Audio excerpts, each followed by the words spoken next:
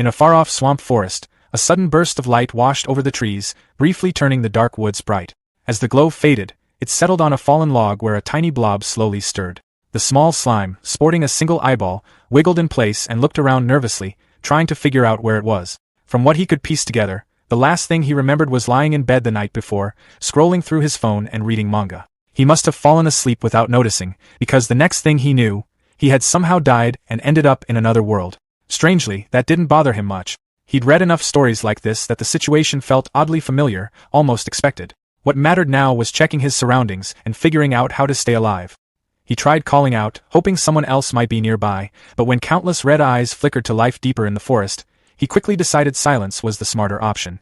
Bugs crawled everywhere, and thick miasma hung in the air, yet for some reason, the place felt oddly comfortable to him. Snapping himself out of that thought, he realized this wasn't the time to relax. He needed to understand exactly what he had reincarnated into. That's when a notification window appeared in front of him, announcing that he was a level 1 slime mold. The system even labeled him as a weak creature. The realization hit hard. Of all things, he had become a slime mold. To make matters worse, his health was actively dropping, and if he didn't eat something fast, he'd die again. He scanned the area, wondering what counted as food for something like him. Then he remembered seeing a decomposer trait listed in the system window. That rang a bell. Slime molds were decomposers, which meant they could eat wood. Figuring that was his best bet, he spread his body across the log beneath him. The moment he focused on the command, his body automatically wrapped around the wood and began breaking it down. The sensation surprised him. The taste wasn't bad, kind of like a soggy biscuit. 15 minutes later, a large chunk of the log was gone. He let out a satisfied burp as he leveled up, his HP snapping back to full. The system informed him that he'd gained 1 skill enhancement point. Checking his status window, he recognized the decompose skill, but another one, pulsation, caught his eye. Unsure what it did, he decided to put the point into it just to find out. As the skill leveled up, his body spread outward in thin, web-like strands, each one pulsing like a blood vessel. He quickly understood that pulsation allowed the protoplasm inside him to flow back and forth, letting him move and shift position. The knowledge came to him instantly, magically transferred, even though he technically didn't have a brain anymore. Since eating more wood wouldn't give him additional experience, he decided to explore the ground. He was amazed by how freely he could reshape his body. Sliding down from the log, he spotted a mushroom nearby. Part of him remembered how humans usually ended up dead after eating random fungi, but his instincts as a slime mold told him this was food. Good food. He found the shortest route and scooted toward it. Once he reached the mushroom, he spread himself over it, climbing upward with thin tendrils. Reaching the top, he happily announced to himself that it was time to eat. In his mind, he imagined himself dressed in a fancy suit, calling out to the innocent little mushroom like they were meeting after a long online relationship. The mushroom questioned whether it really was him, and he reassured it, trying to appear charming. Then the mushroom turned around, revealing its true nature, practically inviting him to eat her. That's when it hit him, she was toxic. He'd been scammed.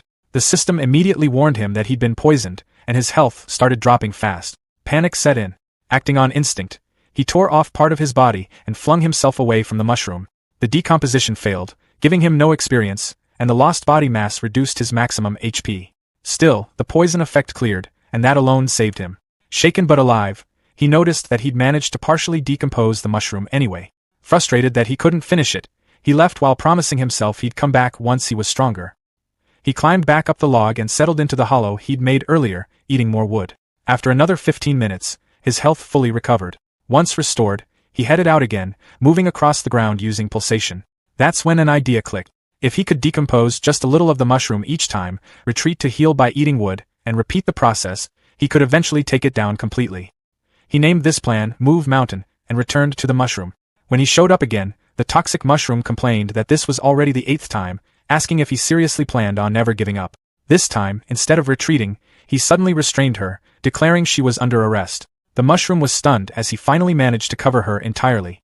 The decomposition succeeded. He gained experience and unlocked poison resistance. Looking at the new skill, he realized why eating the mushroom had felt more tolerable toward the end.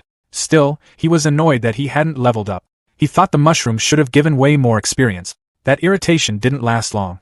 The damp environment was packed with mushrooms, and he eyed his next targets hungrily. He went on to consume many different kinds, leveling up as he gained more experience. Some were safe, like straw mushrooms, while others, like monk's cap, were extremely toxic but granted stronger poison resistance. He happily broke them all down, turning everything into nutrients. Eventually, he hit a point where mushrooms no longer gave him experience.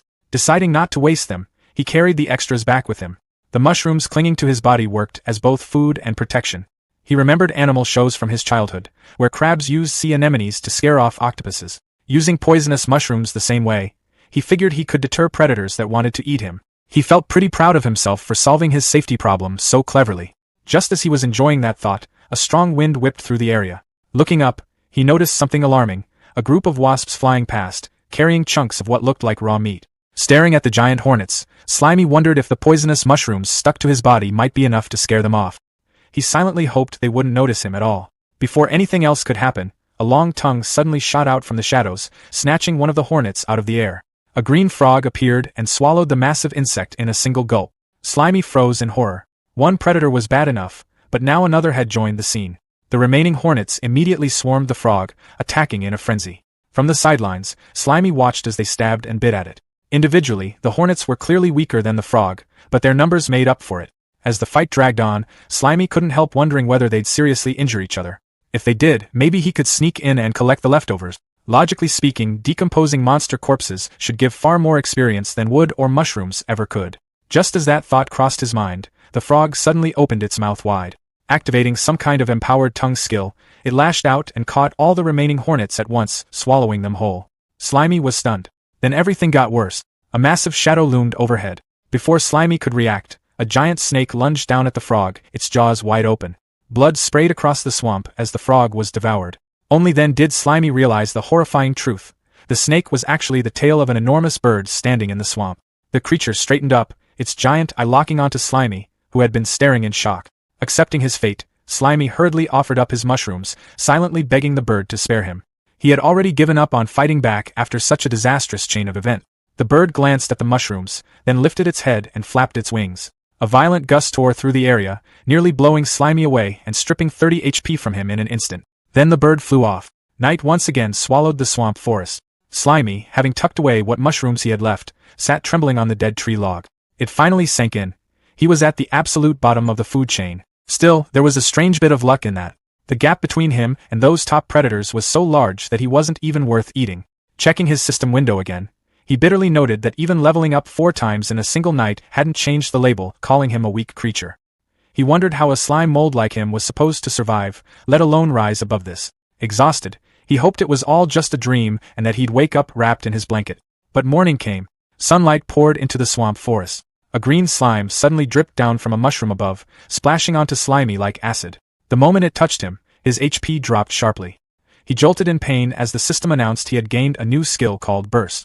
The skill allowed him to force the ectoplasm in his body to flow in a single direction, creating thrust. Confused and still hurting, Slimy fell to the ground and looked around, trying to understand what had just happened. That's when he noticed a snail slowly crawling toward his mushrooms.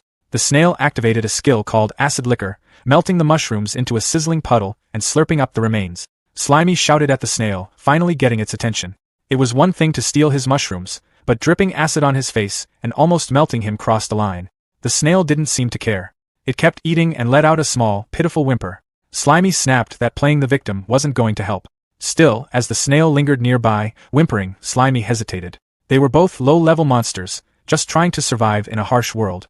Seeing how miserable it looked, he wondered if he was being too harsh. With a sigh, he decided to let it go, telling the snail he wouldn't make things difficult. There were plenty of mushrooms around anyway. The snail made a happy sound and went back to eating. Watching this, Slimy was reminded of those manga scenes where friendships were born from conflict. He started daydreaming about teaming up with the snail, growing stronger together, and increasing their chances of survival. In his imagination, they'd go on adventures, powered by friendship, eventually defeating some great demon king. Companions, he thought, were essential to surviving and growing stronger in this world. Moved by the idea, he crawled closer and suggested they team up, since they were both low-level monsters. He promised to watch each other's backs and make sure the snail always had mushrooms to eat. The snail looked at him happily. Then it suddenly lunged forward and bit off a chunk of Slimy's body. Pain shot through him as his HP dropped. It hurt a lot. In that instant, Slimy realized how naive he'd been. Monsters in this world didn't care about feelings. Nature was simple: eat or be eaten.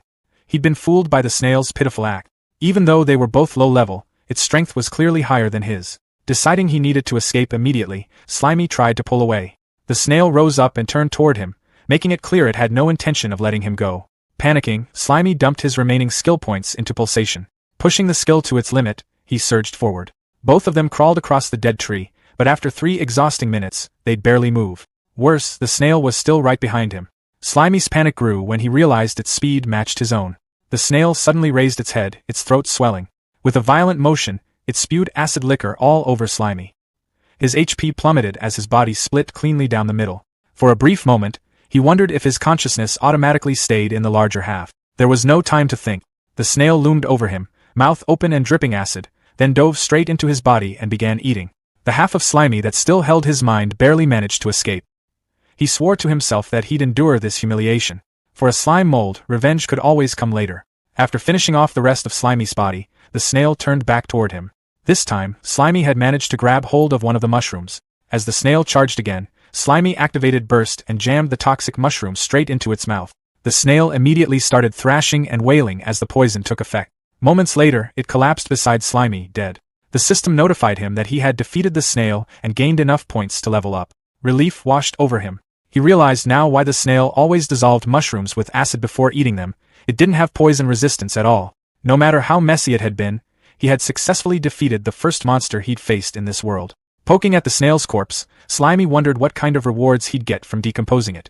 Crawling onto the body, he immediately noticed how sticky and gross the meat was. He tried to ignore the feeling, reminding himself that meat was meat. He even joked to himself about treating it like fancy French cuisine as he began decomposing it. The moment he did, an unbearable taste flooded his senses. It was absolutely vile, salty and sour at the same time, like thick mucus. A system window popped up, informing him that the decomposition had been terminated and that no experience points were gained. Still, he couldn't bring himself to throw it away. After all, this was a victory he'd earned by risking his life. Slimy reminded himself that if he wanted to survive, he had to get strong fast, and that meant he couldn't afford to be a picky eater. Gritting through it, figuratively holding his nose, even though he didn't actually have one, he forced himself to swallow the revolting meal. The forest echoed with wet, miserable retching sounds as his body spasmed and glitched like a broken mass of slime. He kept going anyway, shoving down the snail meat along with a few nearby mushrooms. When he finally finished, the system announced that decomposition was complete. He gained enough experience to level up from 6 to 7, and his body regenerated. Despite what the system claimed, he felt awful. He collapsed into a melted puddle beside the empty red shell, somehow feeling worse than before he'd eaten. Pulling up his status screen, he noted that he had 1.4 skill points available. His skills now read: Decomposition level 6, Pulsation level 3, Poison resistance level 3, and Burst level 1. He thought about what those actually meant in real life. Decomposition was basically just eating. Pulsation felt like running away. Poison resistance translated to getting beaten up and not dying. Burst? Also running away, just faster. Accepting his situation, he told himself that complaining was pointless for a slime mold. In his mind, he pictured powerful forest predators like giant hornets as massive, muscular monsters. With stats as low as his, he knew provoking them would be suicide, even if he somehow had attack skills. Survival came first. With that in mind, he dumped his points into Pulsation again. The skill climbed to level 4. Excited, he immediately tested it, pushing his slime body as hard as he could and measuring how fast he moved across the log. His new top speed turned out to be 20 centimeters per second. At first, that sounded impressive, until he calculated it was only about 0.78 kilometers per hour. The realization crushed him. Even after all that effort, he was still painfully slow. A week later, Slimy lounged inside a hollow log, holding a red mushroom. The log had kept him safe, but he'd completely exhausted the nearby food supply and only gained 2 levels in all that time. It was clear he needed a new base. Before leaving, he decided to do one last big scavenging run to fill both his stomach and his inventory. Activating Search, he flattened his body into a vein-like network, spreading out in multiple directions at once. The range expanded along with his HP, and his yellow slime stretched across the forest floor like a living map. The system notified him that 3 white mushrooms had been stored inside his body. Pushing farther, he collected 6 small grass mushrooms. With his refined body control, he could either store items or decompose them instantly, which made gathering far more efficient. He demonstrated this by consuming a cluster of blue mushrooms on the spot. He kept foraging and broke down a large blue mushroom. The system confirmed the decomposition, rewarding him with experience and raising his poison resistance to level 4. As he continued spreading his search network, one of his tendrils hit something hard and red. The system immediately warned that the target couldn't be decomposed. Before he could react, a sharp pain shot through him, costing him 9 HP. He pulled back instinctively, annoyed as he realized he'd run into that guy again. The attacker sprayed green corrosive liquid using acid liquor. Slimy was grazed, losing another 7 HP, but he was relieved that his improved speed let him dodge most of the attack. This was another acid snail, but this one was noticeably faster. He wondered if individuals of the same species could really vary this much in strength. Moving evasively, he felt confident the snail wouldn't land another hit. That confidence shattered when the snail suddenly unleashed a brutal close-range attack, splattering his body and dealing a massive 33 points of damage. The snail paused, seemingly thinking it was over. That pause was exactly what Slimy needed. He'd taken the hit on purpose to get close. Using Burst, he jammed a poisonous purple mushroom straight into the snail's mouth. In his mind, he mocked how easy it was to beat monsters once their weakness was known, chalking it up to the clear intelligence gap between them. The plan worked instantly. The acid snail convulsed as poison tore through its body. Slimy consumed the defeated enemy, once again forcing himself through the disgusting taste. The system rewarded him by boosting him from level 9 to 10. He sat there afterward in a melted heap, feeling miserable from the meal, but he couldn't deny it. The massive experience gained from monster meat made it worth it. Once he recovered, he left the red shell behind and continued moving through the grassy forest. As he traveled, he heard rustling ahead in the tall grass. Assuming it was just another weak snail, he arrogantly called out, ordering whatever was hiding to come out. What emerged instead made him freeze. It wasn't a snail at all, but a huge, horrifying centipede with blade-like legs. The towering insect cast a terrifying shadow over him, twitching its sharp blue limbs in a steady, threatening rhythm. Panicking, Slimy scrambled behind a rock, trembling as he realized he'd made a serious mistake. The centipede lunged. Desperate, Slimy tried his usual trick. He held up a poisonous mushroom and yelled for the monster to stay back. The attempt failed instantly. The centipede's mandibles sliced the mushroom clean in half before it could even be eaten. Slimy stared in disbelief as the pieces fell uselessly to the ground. The centipede followed up with a skill called Myriad Blade Strangle, wrapping its long body around him and squeezing. It buried its head into his slime, trying to bite and tear him apart. Then something unexpected happened. The centipede struggled. No matter how it attacked, it couldn't deal any damage. That's when Slimy realized the truth. His liquid body was immune to blades and constriction. In an instant, predator and prey swapped roles. Slimy engulfed the trapped centipede, happily accepting the delivered experience points as he consumed it. Riding that momentum, he continued hunting. He spotted a large green beetle resting on a rock. He tried to attack a flying hornet but could only watch it hover out of reach, annoyed that he was still too short. When he noticed a cockroach, he recoiled in pure disgust and decided to let it go, simply because he didn't want to eat it. Some time later, Slimy traveled through the forest in high spirits, humming to himself with a red mushroom held in his body. Opening his status window, he admired his progress. He was now a level 13 slime mold with 157 HP. Pulsation had climbed to level 8, and poison resistance to level 5. Leaning back against a patch of moss, he felt genuinely satisfied with how fast he was leveling now that he'd started eating meat. His confidence returned as he pictured his place in the food chain, above insects but still below frogs, lizards, and the terror bird. That was fine for now. It was time to aim higher. He set his sights on giant frog legs, imagining himself growing unstoppable, standing atop piles of insect corpses and ruling this new world someday. With that dream in mind, he arrived at the edge of a murky pond deep in the swamp forest. He studied the water, wondering what valuable resources might be hiding below and whether he could safely explore it. Deciding the only way to find out was to try, he slowly dipped a yellow tendril into the water. The reaction was instant and agonizing. The moment his tendril touched the water, Slimy felt his body swell like a balloon. Panic hit hard as pressure built from the inside, making him feel like he was seconds away from bursting. Through raw sensation rather than thought, he understood what was happening. As a single-celled organism, fresh water was rushing straight into him through osmotic pressure. If he submerged himself, he'd swell until he popped, just like a red blood cell in pure water. He yanked his limb back as fast as he could, relieved to still be intact but forced to abandon any ideas about underwater exploration. Before he could recover, bubbles started rising from the pond. A massive, dark green shape slowly pushed its way to the surface. As it emerged fully, Slimy stared in confusion before realizing what it was: a crab. The creature stood there blankly, foam bubbling from its mouth. Confusion quickly gave way to hunger as Slimy imagined a plate of steamed crab legs. After non-stop bug meals, this finally felt like real food. Trying to be clever, he called out from the shore in a friendly tone, pretending he just wanted to make friends. The crab ignored him completely and climbed onto a steep rock jutting out of the water, sitting there and blowing bubbles like nothing else existed. Slimy quickly got the message. It wasn't coming to him. Risking his life in the pond wasn't worth it. Instead, he started planning to dissolve poisonous mushrooms and dump the toxins into the water to kill the crab from a safe distance. That plan died instantly. The giant swamp crab activated a skill called Bubble Barrage, firing a high-pressure stream of water straight at him. The blast slammed into Slimy with terrifying force, knocking him backward and ripping 25 HP away. He was stunned that something as simple as water could hurt that badly. The crab fired again. Slimy scrambled to dodge, but still took another 10 damage as he barely escaped. He slid behind a thick tree root just in time, using it as a shield against the incoming water blast. His body trembled as he realized the truth. This thing was on a completely different level from the insects he'd been farming. Running now would only paint a bigger target on him, so he stayed hidden and waited, hoping the crab would lose interest. Then he heard a massive splash. Peeking out carefully, he wondered if the crab had finally given up. Instead, his blood ran cold as he saw the giant swamp crab climb out of the pond and onto land. Its claws snapped aggressively as it activated dash, scuttling sideways with horrifying speed. Slimy watched in disbelief as the predator charged straight toward his hiding spot. Realizing the crab fully intended to eat him, he panicked and scrambled up the tree trunk. Clinging tightly to the bark, he glanced down and felt a brief wave of relief. At least up here, the water attacks wouldn't hit him. That relief vanished instantly. A chittering sound echoed above. Slimy looked up and saw a large, pale spider with glowing red eyes crawling down toward him. Unbothered at first, he waved a tentacle dismissively, telling it to move along since he was busy dealing with the crab.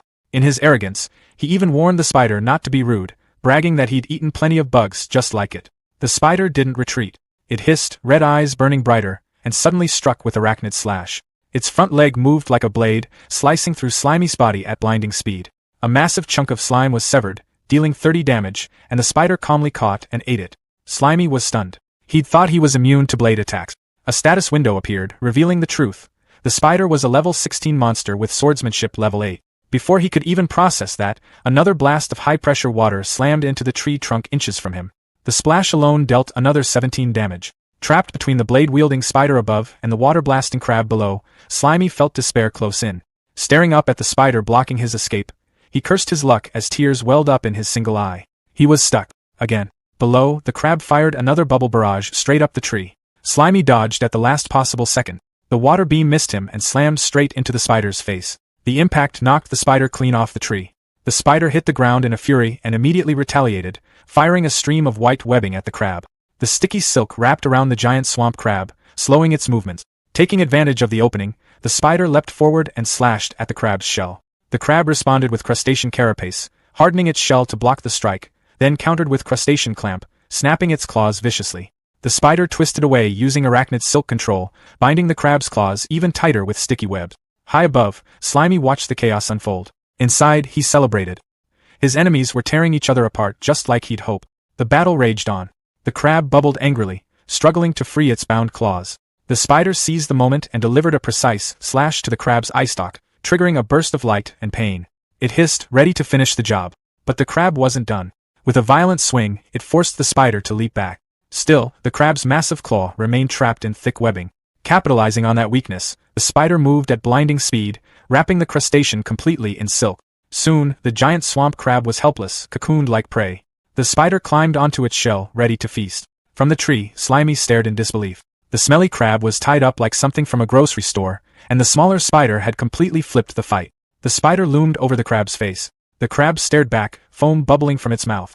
The bubbles gathered rapidly, glowing with intense pressure. Then everything exploded. A massive blade of compressed water erupted from the crab's mouth with a deafening roar. Water cutters spiraled outward, shredding the silk cocoon instantly. The spider was caught midair and sliced apart in an instant, its body torn into pieces. The desperate counterattack sent water blades flying in all directions. One sliced into the tree trunk, missing Slimy by inches. He shuddered, realizing the crab's survival instincts had triggered a terrifying hidden power. Below, the giant swamp crab collapsed, completely drained. It spat out one last weak stream of water before going still. The battlefield fell silent. The spider lay in pieces, and the crab lay motionless, wrapped in torn webbing. Slimy waited behind the tree roots until he was sure the attacks had stopped. When the danger finally passed, he emerged cautiously. Approaching the immobilized crab, he mocked it for wasting all its energy firing wildly and ending up in such a pathetic state.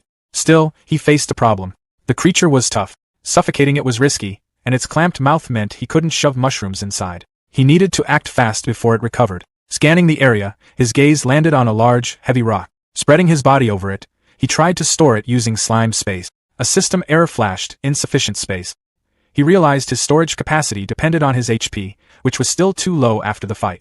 Making a hard choice, he vomited up his entire mushroom collection to free inventory space. With nothing left stored, he successfully absorbed the massive rock. His yellow body bulged under the weight, slamming into the ground with a heavy thud. Complaining internally about how heavy it was, he dragged himself forward and slowly climbed the tree.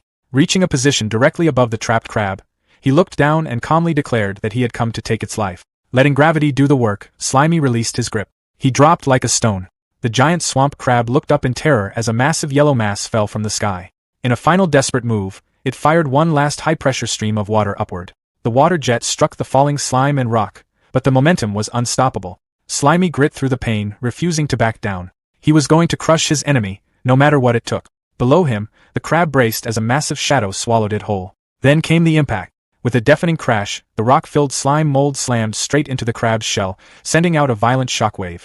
When the dust finally settled, Slimy was perched on top of a completely crushed shell. The system confirmed the kill and rewarded him with enough experience to reach level 14, along with half a skill point. Relief and joy hit him all at once. Still alive. Still standing. He burst into wild laughter, celebrating the fact that he was the last one left alive. Not wasting a second, he settled onto his fresh kill and happily declared it was time to eat. Perched on the overturned shell like a chef, Slimy carefully arranged the crab's organs and roe inside it, turning the shell into a makeshift soup bowl. He ignored the spider remains entirely. Using a piece of crab leg as a utensil, he dipped the white meat into the rich yellow roe and took his first bite. The flavor overwhelmed him. After days of moldy wood, snails, and insects, the taste of fresh seafood exploded across his senses. Tears streamed down his slimy face as he realized something important. Good food really did heal the soul. In that moment, he renewed his determination to survive in this brutal world, if only to keep finding meals like this. He ate everything, leaving nothing behind. Completely stuffed, he sprawled across a log, satisfied and content. A status window popped up, showing he was now level 14 with 168 HP. His body felt refreshed, energized, and whole again. With his hunger gone, Slimy decided to put that energy toward an experiment.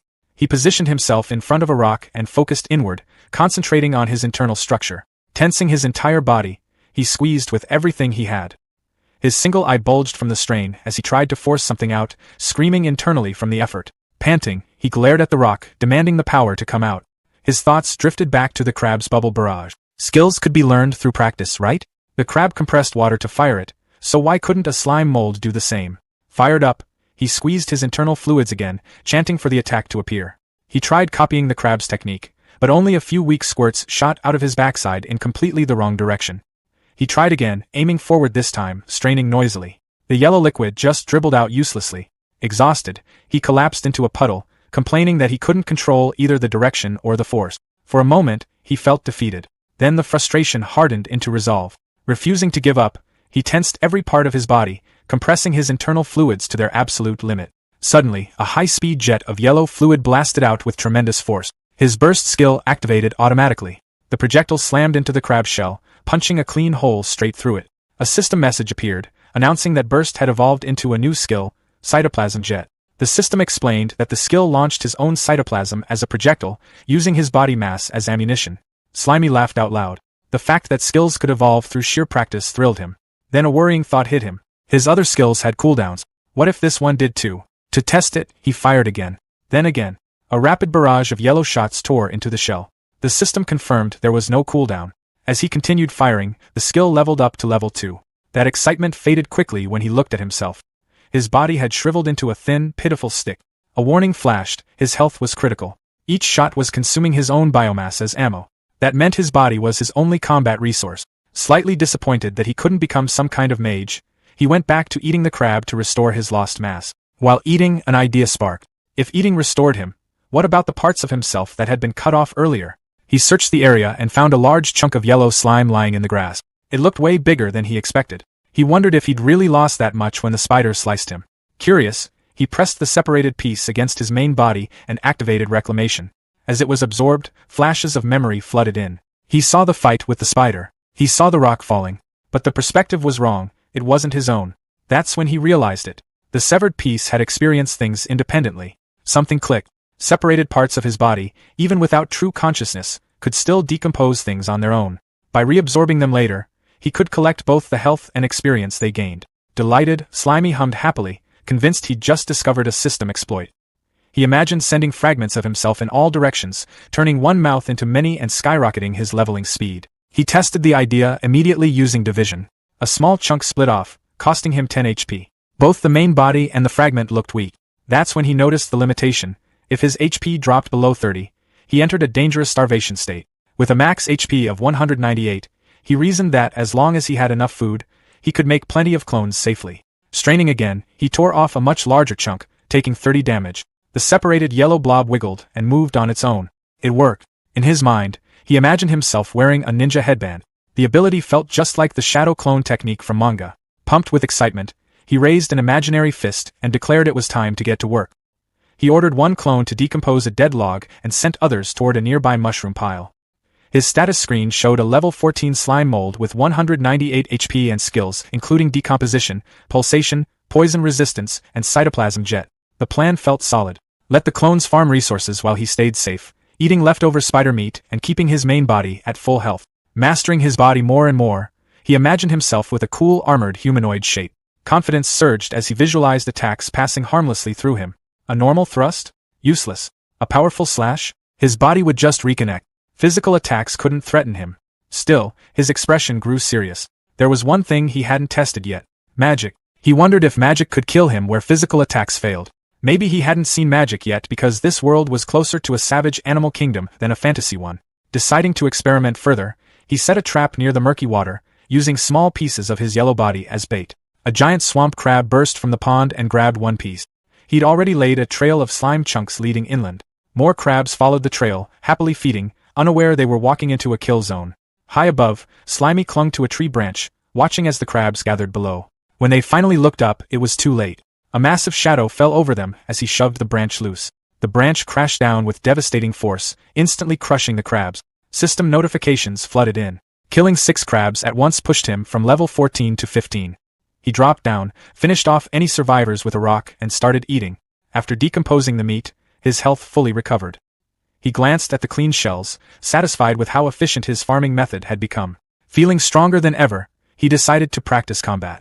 Setting up a crab shell against a rock, he imagined himself as a cool gunslinger, preparing a move he proudly named Plasmodial Barrage. In reality, he unleashed a storm of yellow slime bullets, hammering the target with speed and force. Smoke rose from the shell as the system announced that cytoplasm jet had leveled up from 5 to 6. The intense training, however, began to take its toll. The slime mold was left shriveled and cracked, his body dried out and his health hanging by a thread after using his own mass as ammunition. To pull himself out of the autophagy state, he sluggishly ate a mushroom, feeling his form slowly plump back up. Looking back on the last 2 days, he noted that the non-stop training had paid off. Both the power and accuracy of his attacks were noticeably better. He ran through the numbers in his head and realized he could only fire about 30 cytoplasm jet shots before his health dropped into dangerous territory. That limit bothered him. He started wondering how to make each shot deadlier without burning through more of his own body. As he picked up a poisonous mushroom and then a nearby rock, an idea clicked. If he could add ingredients to his ammo, the shots wouldn't have to rely on raw force alone. Wrapping a poisonous mushroom inside a slime projectile should let him inflict poison damage from a distance. Encasing a rock, on the other hand, would massively boost physical impact. Without hesitation, he tested it. The rock-infused shot slammed into its target with a sharp crack, proving the concept instantly. Pleased with himself, he smugly decided he was a genius for inventing such a flexible attack. His celebration was cut short by a soft cooing sound. He noticed a strange glow coming from a hollow in a nearby tree and wondered if it was just a bird or maybe fireflies. Curiosity won out. He climbed the trunk and peeked straight into the glowing hole. What he saw nearly stopped his core. A spectral, glowing blue owl stared back at him. Its magical aura was unmistakable. Panic exploded through him as his worst fear became reality. This was a monster that used magic. Terrified of being hit by a spell, he dropped from the tree and fled as fast as he could. The owl didn't chase him. It simply remained perched, silently watching him run. What he didn't know was that this wasn't a wild monster at all, but a magical skill called symbiotic scrying. Far away, a human woman held her hand up like a telescope. Her right eye glowed with the same blue light as the owl's, sharing its vision. She rode atop a massive armored boar alongside 2 other adventurers. When a bearded man asked if she'd found anything, she lowered her hand and casually replied that it was nothing important, just a strange little monster. The group continued through the forest. A pink-haired scout commented that it felt odd not encountering any high-level monsters. The bearded warrior told Little Steel to stay sharp and lead, worried that their magical link to the guild master had gone quiet. Meanwhile, the slime mold was in full panic mode. Convinced the owl had marked him, he fled blindly, knowing better than to mess with magic users. He reached a river and hesitated, unsure how to cross. Then he remembered physics, momentum mattered. He launched himself into the air and, mid-flight, activated Plasmodial Barrage. Instead of attacking, he fired backward, using the shots as propulsion. The plan worked, but it cost him 80 HP. He rocketed over the river, crashing hard on the other side, exhausted but alive. Believing he'd escaped, he gnawed on dead wood to recover. Even as his health stabilized, he admitted to himself that while he was strong for his level, a true high-tier enemy would kill him instantly. Then the air changed. A terrifying pressure slammed down on him, wrapped in a dark, fiery red aura.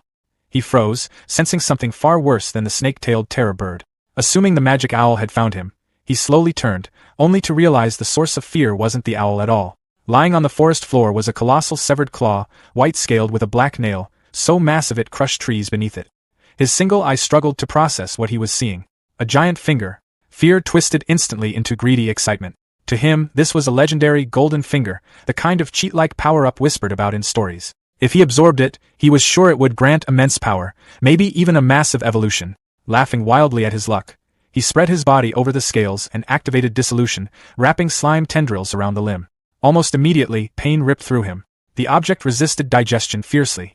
A system alert flashed, decomposition failed. His skill was too low, or the level gap was simply too large. The limb's invulnerability activated, its overwhelming power repelling his cells. Instead of gaining experience, he started taking damage in wave. Realizing he was killing himself, he activated autotomy and severed the connection. A chunk of his body tore away as he recoiled. Staring at the finger again, he felt nothing but regret as tiny +1 experience messages floated up mockingly. He cursed himself for not upgrading decomposition sooner. The treasure was right there, yet completely unusable. He couldn't digest it, and his inventory was far too small to store it. Reluctantly, he decided to leave it behind, grind levels, max out his skill, and come back later. That plan shattered instantly. The ground began to rumble violently. The severed finger suddenly glowed, erupting with energy before blasting straight out of the earth. It tore through soil, rock, and trees, shooting into the sky. Shockwaves and debris exploded outward. He spotted a blast racing toward him, and barely survived as it carved a massive crater nearby. Trembling, he crawled beneath a tree root, shaken to his core. The world suddenly felt terrifyingly vast. The farther he traveled, the smaller he felt. His arrogance drained away, replaced by caution. He chose to return to basics, hiding, decomposing dead wood, and growing stronger safely. Deep underground, the severed finger finally came to rest. In the darkness, it sat still, then erupted with a terrifying red and black aura, revealing it was far more than a dead limb. Checking his mental map, the slime mold confirmed the golden finger was far northeast and the magic owl far southwest. He was safely between them, deep in dense forest. He chose a thick tree and decided to set up a temporary base. Using dissolution, he melted into the trunk, planning a narrow entrance to block large monsters while hollowing out a spacious interior. Imagining himself in a hard hat, he eagerly excavated layer by layer. For light, he planted a glowing mushroom that emitted faint poison with its blue shine. Exhausted but satisfied, he collapsed onto a moss bed he'd gathered. A stone table sat nearby, the entrance plugged with poison mushrooms, a decoy tunnel below, and a hidden passage leading to his true chamber. It was clever, safe, and his. Relaxing at last, he lay back, chewing on a twig like a cigar, enjoying the feeling of security. Then a loud, rhythmic buzzing vibrated through the wood. Annoyed, he poked his head out and shouted at the noise, only to see a massive swarm of wasps filling the canopy. Instead of fear, his eye narrowed with calculation. An idea formed. He fired a cytoplasm jet and smashed a wasp out of the air. Then he openly sat at his entrance, taunting the swarm. Enraged, they dove at him, stingers thrusting. He retreated instantly into the narrow tunnel, causing the wasps to miss or get stuck. Inside, he sighed in relief as the system notified him of effortless experience gains. His sticky body worked like flypaper. Letting 2 wasps escape on purpose, he followed them back to a massive nest high in the trees. From a branch, he studied it, already planning its destruction. When he revealed himself, sentries released pheromones and the sky filled with buzzing. Thousands poured out. Confident that stings were useless, he welcomed the experience, until the wasps formed a tight vibrating ball around him. Heat surged. A system warning screamed as his cells began dying. Horrified, he realized they were cooking him alive. Panicking, he unleashed plasmodial barrage, shredding the formation. Then new enemies appeared, armored wasp guards with beeswax shields that blocked his shots. Worse still, he spotted a white-furred insect wielding a staff. A glowing magic circle formed overhead. A wasp mage. The hierarchy was clear, and his greatest fear, magic, stood right in front of him. As guards charged, he fired non-stop, anchoring himself to the branch and decomposing wood to regenerate health mid-battle. When guards crashed into him, he mocked them as his body trapped and dissolved them alive. With storage full, he improvised, turning a wasp spear into a reinforced projectile. The enhanced shot shattered a shield and skewered its target. Seeing its defenses broken, the wasp mage ordered a retreat. The swarm fled. He remained on the branch, watching them go, scoffing as he decided they'd run because they finally understood how dangerous he was. A thick golden substance started pooling together, twisting and swirling until it formed a smooth, glowing orb. A slimy creature freezes nearby, staring at it like it's the only thing in the world. One thought loops in its mind: that has to be bee honey, and I need to taste it. But the honey isn't unprotected. A large, regal bee mage drifts into view, staff in hand. With a smooth flick of its wand, it gathers mana and forms a small orb of fire. Basic stuff, a beginner spell called Spark Ember. The fireball launches, and slams straight into the slimy, detonating on impact. The slimy jolts back, the hit is brutal, and completely unexpected. The bee mage doesn't slow down. Hovering in place, it fires off 2 more embers in rapid succession. The flames weave cleanly through the trees and smash into the slimy again. Panic sets in. Fire magic is the slimy's worst matchup, and the honey coating its body only makes things worse. Even with its slow regeneration kicking in, it knows the truth. This fight is impossible. It turns to flee, but it's too late. Another fireball slams home, cutting off any chance of escape. Desperate, the slimy fires back, launching a chunk of its own body in a move called Plasmodial Barrage. The attack is fast and sloppy, but it never reaches its target. 2 smaller bee soldiers flash into existence beside the mage, and together they cast twin beeswax barrier. A glowing, hex-shaped shield snaps into place. The slimy's attack splatters uselessly against the barrier. It stares stunned. Offensive magic, defensive buffs. Of course they have both. Completely unfair. That's when more fire rains down from above. The bee mage shifts tactics and casts Swarm Summon. From the hive, a wave of small, glowing bees pours out. They don't hesitate. Each one dives straight at the slimy and explodes. The forest shakes as blast after blast rocks the area, hammering the creature without mercy. Barely holding itself together, the slimy ends up stranded on a high tree branch. Its body quivers, barely clinging on. From a distance, the bee mage watches in silence.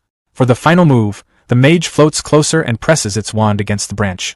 With a clean, sawing motion, it cuts through the wood. The branch cracks and snaps. The slimy falls, straight down toward the same pool of golden honey it wanted so badly.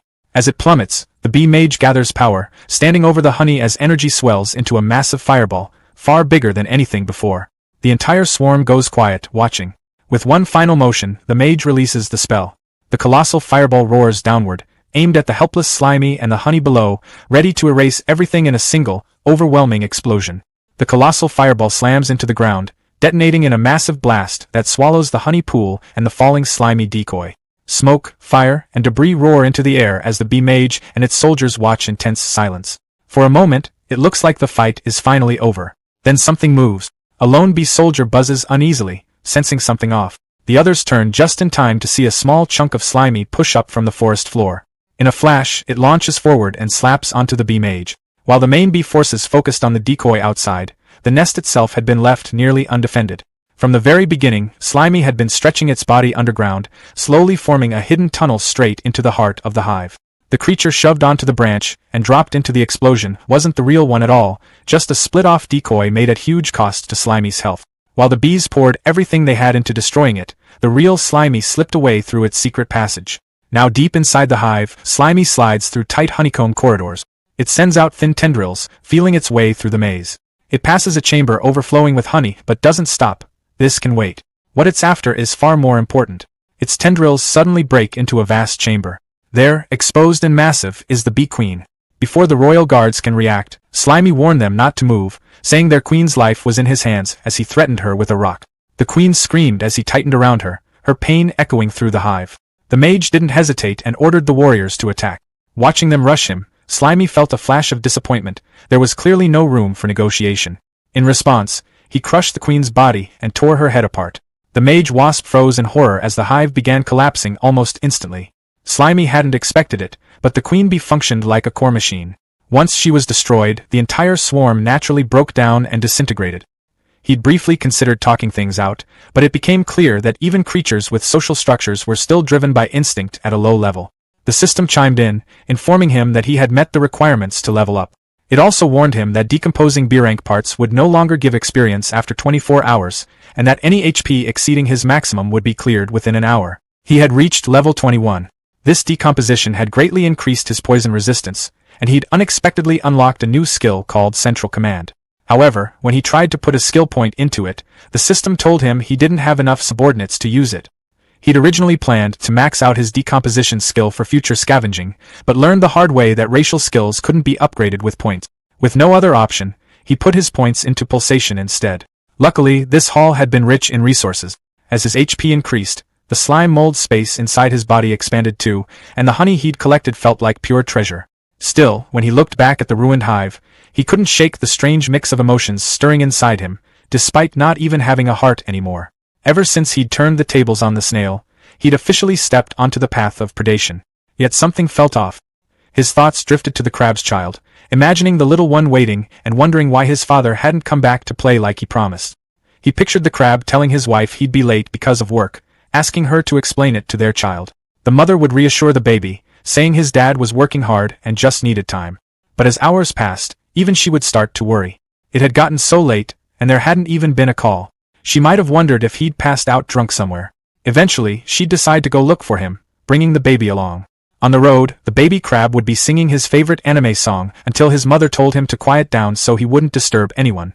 Then they'd spot a man stumbling toward them. The baby would recognize him instantly and call out, confused about why his dad was walking the wrong way. His mother would sigh and say he was obviously drunk, telling her son to go help him. The baby would run over happily, only for everything to fall apart when the crab suddenly turned around, revealing that he'd been turned into a zombie.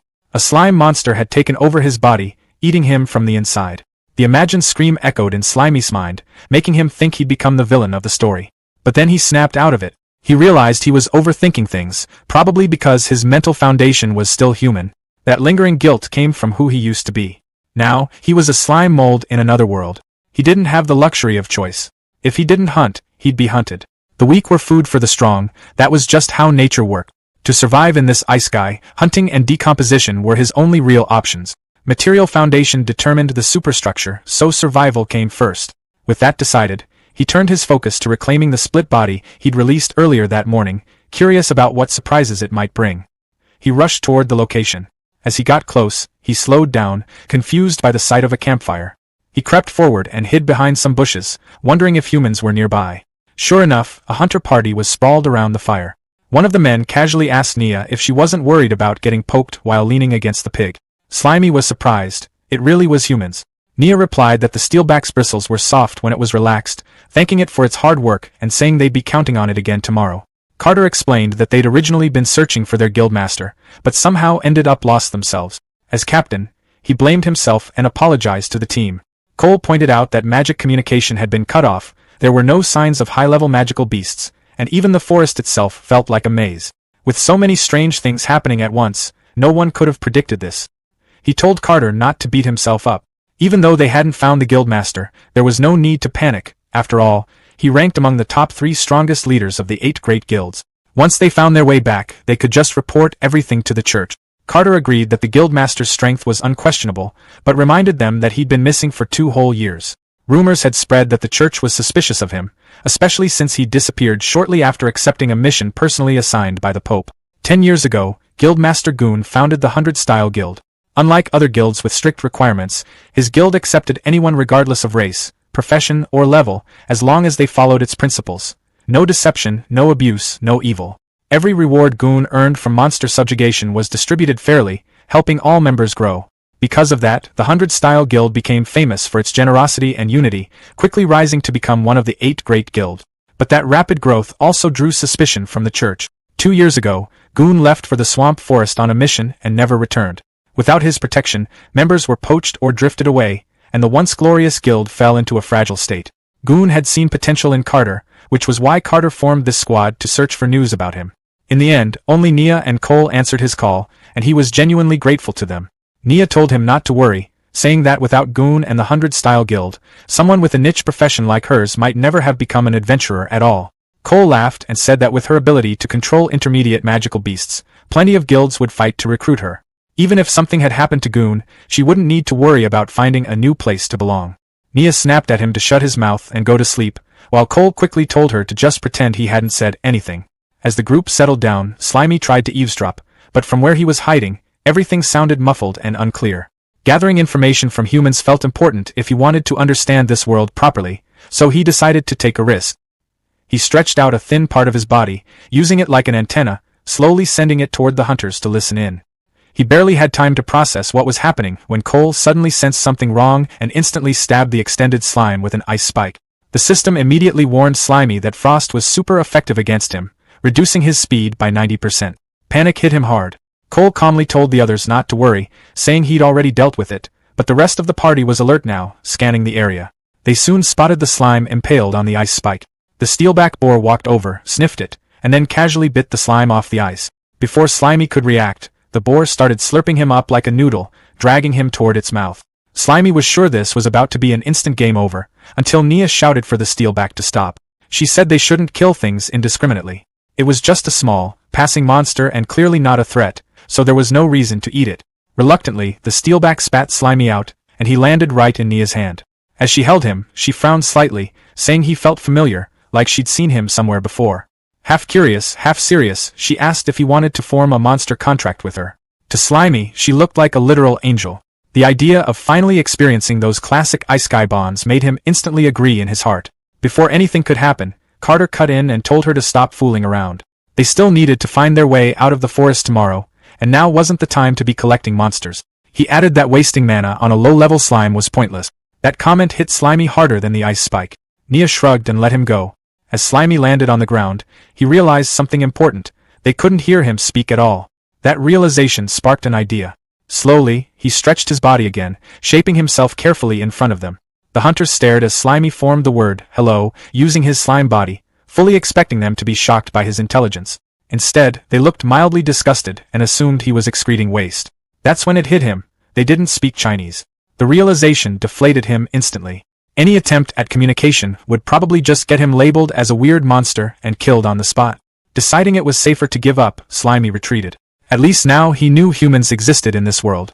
Unfortunately, there was also a very real language barrier standing between them. Under the moonlight, the slime mold bounced across the water, quickly putting distance between himself and the humans he'd just run into. Once he landed safely on the grass, he pulled back the magical threat he'd been holding onto. Magical surveillance was still his biggest weakness, and the last thing he wanted was to run into that spectral owl again. To distract himself, he decided to test out a new skill he'd picked up during the wasp fight. When he activated Nucleus Command, a digital grid spread out around him, scanning the area. His senses sharpened instantly, turning into something like a living radar. Soft beeps echoed in his awareness as the blue grid expanded through the trees, mapping the dark forest around him. He settled onto a rock and waited. The scan locked onto something familiar. He felt it immediately, one of his split bodies. That's when it clicked. Nucleus Command wasn't just scanning the environment. It was tracking pieces of himself. He shot through the forest, following the signal as it grew stronger. Soon, it led him to a fallen log where a huge, glowing yellow mass pulsed softly. He froze in shock. His clone had grown massive on its own. For a moment, he wondered just how much it had decomposed while he was gone. Without hesitation, he activated Reclamation and merged back with the oversized clone, pulling in all its nutrients. The system instantly announced a massive boost in experience and HP. Energized, he leapt away, chasing the next signal and continuing his harvest. Another clone was found and absorbed, pushing his poison resistance up to level 8. With the combined experience, he leveled up again, reaching level 22. Landing back on the grass, he felt eager to keep going. He activated Nucleus Command once more, but this time, the signal was weak, barely beeping. Confused, he scanned the area frantically, trying to figure out what happened. Then he noticed movement near a patch of mushrooms. His focus snapped into place just in time to see the problem. An acid snail was chewing on his clone. Furious, he shouted at the creature and fired a jet of cytoplasm straight at it. The blast knocked the snail away, leaving the clone shaking where it lay. For a split second, he treated it like a bullied kid, mentally promising to protect it this time. He moved in to reclaim what was left. Then everything went wrong. A fast red blur slammed down from above, smashing the mushrooms apart. A long, sticky tongue shot out and scooped up the clone right in front of him. Before he could react, a fat green frog swallowed it whole and let out a satisfied croak. The slime mold stared in disbelief as the frog burped. Just like that, his experience was gone. Shock turned into pure rage. Staring the frog down, he silently swore the disgusting thing would pay for stealing his clone. He fired a plasmodial barrage, launching a hardened projectile straight at it. The frog noticed too late. The shot slammed into its face and sent it tumbling backward. Seeing it fall, the slime mold scoffed, thinking he'd gotten strong enough to take on even bigger threats now. But that confidence didn't last long. To his disbelief, the frog wasn't finished. It opened its mouth and casually caught the projectile, completely unharmed. Before he could fire again, the frog leapt high into the air and splashed into the river, disappearing beneath the surface. The slime mold rushed to the edge of the rock, shouting that it couldn't escape. The frog's head popped back up, croaking mockingly from the safety of the water. Refusing to let it go, he fired a volley into the river. Every shot splashed uselessly across the surface, losing momentum instantly. Frustrated, he stopped. It finally hit him. He couldn't touch it while it stayed underwater. Suddenly, the frog burst out of the river. Watching closely, the slime mold assumed it needed air and confidently declared that weakness meant it was dead. But he was wrong. The frog pushed off the water itself, releasing power and launching toward shore like a living missile, its mouth wide open. He barely dodged as it crashed into the rock where he'd been standing. While the frog recovered, he fired a stone-hardened barrage that struck its eye with perfect accuracy. As soon as the hit landed, he retreated up a tree. Perched on a branch, he realized what had happened. The frog had baited him toward the water. After so many easy wins, he'd gotten careless. He reminded himself that a hunter could turn into prey in an instant. Below, the frog clutched its bleeding eye, furious. It glared up and croaked angrily, then ignored the pain and leapt straight for the tree. Panic hit when the slime mold realized he was out of stone ammo. He fired liquid slime shots instead. It didn't help. The frog opened its mouth and caught every projectile, swallowing them midair. The slime mold froze in horror as he realized his attacks were literally feeding it. Even injured, the frog climbed the tree, closing in fast. By the time he understood the danger, it was too late. The frog's tongue shot out and wrapped tightly around him. A brutal tug-of-war followed, the slime mold clinging to a branch while the heavy frog yanked downward. The strain became unbearable. The branch cracked, then snapped. As he fell, clutching the broken wood in terror, he saw the frog waiting below with its mouth wide open. In that split second, he used reverse momentum. Wrapping himself around the broken branch, he angled the sharp end downward and thrust it forward, screaming for it to eat this instead. The jagged wood pierced straight through the frog's mouth and into its brain. The impact sent the frog crashing back, blood spraying as the slime mold remained safe above. The lifeless body fell into the river with a heavy splash, ending the fight. Clinging to the tree trunk, he finally relaxed, relieved it was over. Below, the frog's corpse sank into the dark water, blood spreading before disappearing into the depths. Looking down, he felt a twinge of regret. It was a waste, he couldn't decompose it down there. Then the water started bubbling. Two glowing, menacing eyes opened in the depths, staring straight up at him. A beam of light exploded from the water, slicing through the air beside him. The blast struck the tree trunk and cut through it effortlessly. The next moment, the tree and the screaming slime mold were launched into the night sky. From the water below, the enemy revealed its new form, a pale, glowing entity with burning red eyes, activating sanctified fall. The slime mold was completely thrown off by the enemy's sudden transformation. He shouted in disbelief, wondering how a frog that was clearly dead could come back with this kind of power. The sanctified frog dragged itself free from the shattered tree, its glowing red eyes locked onto him with pure hatred as it prepared to finish the job. Without warning, swollen growths on the frog's eyes burst open, firing high-pressure streams of blood like laser beams. The slime mold barely dodged in time. The corrosive blood sliced into the tree where he'd just been, and in that instant he knew he was outmatched. He shot a strand of slime upward, snagged a higher branch, and swung away, leaping rapidly from tree to create distance. As he fled, his mind raced. A smart mold knew when to retreat. Still, it didn't make sense. This was supposed to be a low-level monster. Why did it have a third form when others barely lasted a second? Something about it felt wrong, and that only reinforced his decision to run. The sanctified frog refused to let him go. It roared and gave chase, moving with an unnatural speed. Using its tongue like a grappling hook, it swung through the air, matching the slime mold's movements almost perfectly and closing the gap fast. The frog unleashed sanguine lash. A whip of solidified blood tore through the air and sliced clean through one of the slime mold's tendrils, dealing 199 damage. He lost his grip and fell as a system alert screamed that a foreign substance had invaded his body. He realized the frog's blood was so toxic that even his level 8 poison resistance couldn't block it. The frog didn't stop. Diving down, it activated tongue lash. Its long, blood-red tongue shot out like a harpoon, wrapping tightly around the slime mold and yanking him downward. Even then, he scoffed, noticing the damage was only 1 point.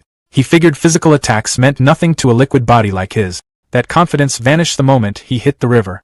Fresh water, his worst possible weakness. A red warning flashed as his cell osmotic pressure spiked dangerously, telling him to escape immediately or die.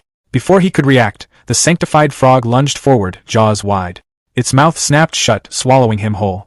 The frog floated on the water, looking satisfied. But then its mouth bulged and twitched.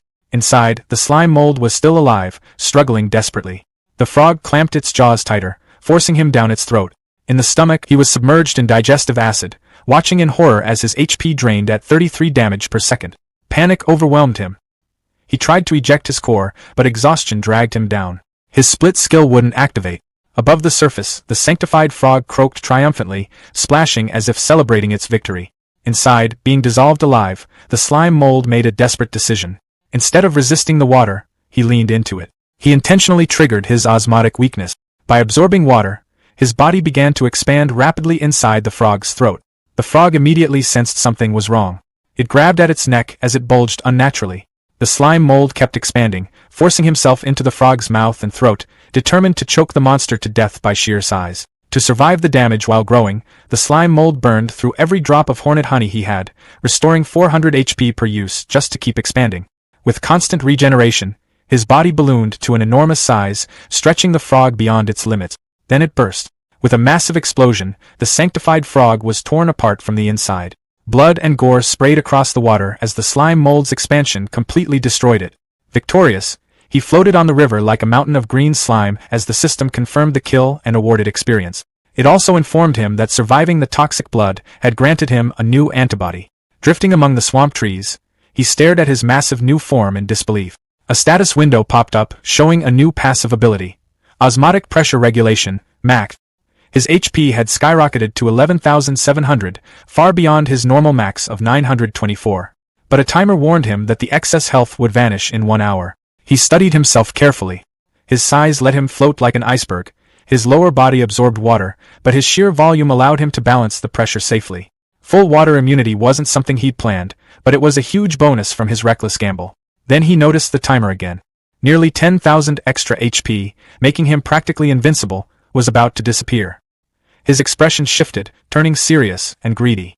He'd burned all his precious honey to reach this form, so he needed to squeeze every possible benefit out of it. He laughed wildly, imagining himself as an unstoppable kaiju. That's when an idea hit him, something like that rolling sticky ball game. He decided to roll through the forest and collect everything in his path. In his massive form, he barreled through the flooded forest like a natural disaster. Vegetation vanished beneath him as system notifications popped up non-stop, confirming decomposition and awarding experience. He plowed through trees and brush, efficiently farming resources before the time limit ran out. Underwater, fish swam peacefully among the roots, until he crashed in. The fish scattered instantly. He tried hunting them, but it was pointless. Even immune to pressure, the water slowed him too much, and the agile fish weren't worth the effort. Annoyed, he hauled his massive body back onto dry land. Nearby, a cluster of mushrooms sat at the base of a tree. He flowed over them, absorbing them instantly and leaving a hollow trail behind. Moving deeper inland, he spotted 2 small otter-like creatures standing proudly with a freshly caught fish. The enormous slime mold loomed over them, loudly greeting them and casting a massive shadow. Before they could react, he lunged and slammed down with his sticky body. He didn't eat them. Instead, he rolled away, casually announcing that he was taking their fish. The otters were left sitting in the dirt, drenched in green slime, staring in traumatized silence as their dinner disappeared. As he rolled on, he justified it to himself. Sparing the cute otters and only stealing their food clearly meant he still had some kind of human mercy left. That thought ended abruptly when he spotted a squirrel clutching a nut, its ears and tail tipped with magical flames. The squirrel flared up in rage, its entire body igniting. It flipped into a handstand and launched a fireball from its tail, sending a column of flames straight at him. Fire magic was still a serious weakness, no matter how big he was. Still, the size gap was ridiculous. He loomed over the squirrel, warning it not to blame him since it attacked first. Then he slammed his massive body down, joking that playing with fire in the forest was forbidden. When he lifted himself back up, only a clean skeleton remained. The system confirmed the kill and decomposition, granting more experience. Deeper in the forest, violent crashes echoed. A large, muscular lizard was hurled through the air and slammed into the ground. Standing opposite it was a towering tree monster, a glowing crystal embedded in its chest, branch arms waving aggressively. The lizard pushed itself up, its throat swelling as it prepared a counterattack. It unleashed a powerful stream of liquid from its mouth. Acid sprayed over the tree monster, sizzling violently. The bark and flesh began to melt as the creature writhed in agony. Even as its body melted away, the tree monster wasn't finished. A glowing seed shot out from its collapsing form and landed neatly inside a hollow stump nearby. Drawing power straight from the earth, the stump pulsed with energy and regenerated almost instantly, restoring the tree monster as if nothing had happened. The lizard snarled in frustration when it saw its enemy return. Deciding to end things fast, It activated Wild Rush and charged forward at incredible speed. In response, the tree monster thrust out its branches like spears, trying to stop the assault.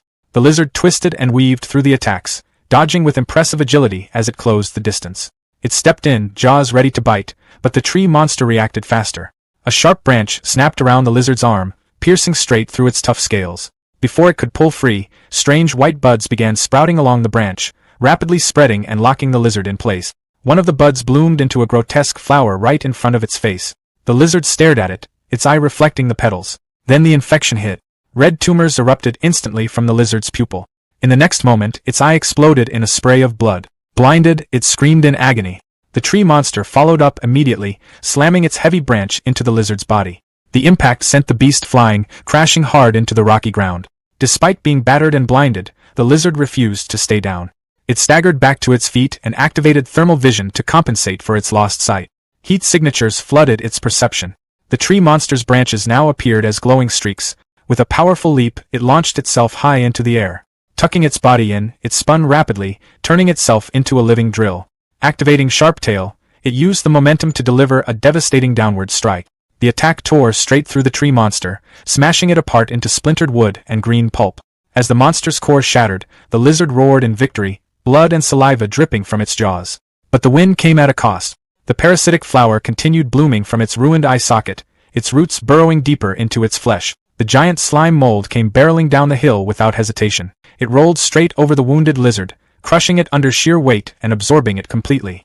A system alert briefly warned of a foreign object, but his antibodies neutralized it instantly, awarding him experience for the decomposition. He paused for a second, mildly confused by the warning, then shrugged it off. There was no time to think. He needed to eat as much as possible before his time ran out. As he continued flattening everything in his path, something started to feel off. He had rolled across what should have been hundreds of acres, yet the forest around him still looked impossibly dense, like he hadn't reduced it at all. Then the ground shook. Far in the distance, a massive pillar of dark energy erupted from a mountain, shooting straight into the night sky. Huge geometric magical patterns spread across the heavens as the energy pierced the clouds. The slime mold watched in stunned silence. Despite the overwhelming spectacle, there was no sound at all. It felt unreal, like a hallucination. Before he could make sense of it, his time limit hit 0. The system cleared his excess HP. His enormous body dissolved into smoke, shrinking instantly. In seconds, he was back to his original small, spiky form, resting on the grass. He checked his status, level 49. He'd gained the Weak Creature Lord achievement, and his HP had jumped to nearly 3,000. Then another notification popped up and ruined the mood. Nutritional overload was complete. The next requirement was 5 times higher, and he wouldn't gain any experience for the next hour. Lying in the crater his giant body had left behind, he muttered cynically, wondering if his fancy new title just meant he was king of kindergarten monsters. His body churned unpleasantly. Overeating had left him nauseous. Opening his inventory, he found it packed with junk. Rocks, wood, bones, all kinds of useless trash. Knowing he had to clear it out, his body convulsed as he vomited a massive pile of items onto the forest floor. When it was over, he lay there, deflated beside the debris. He felt lighter, but also bored. With XP locked, there wasn't much to do. Then another notification appeared. At level 60, he would be able to choose between a class change or evolution.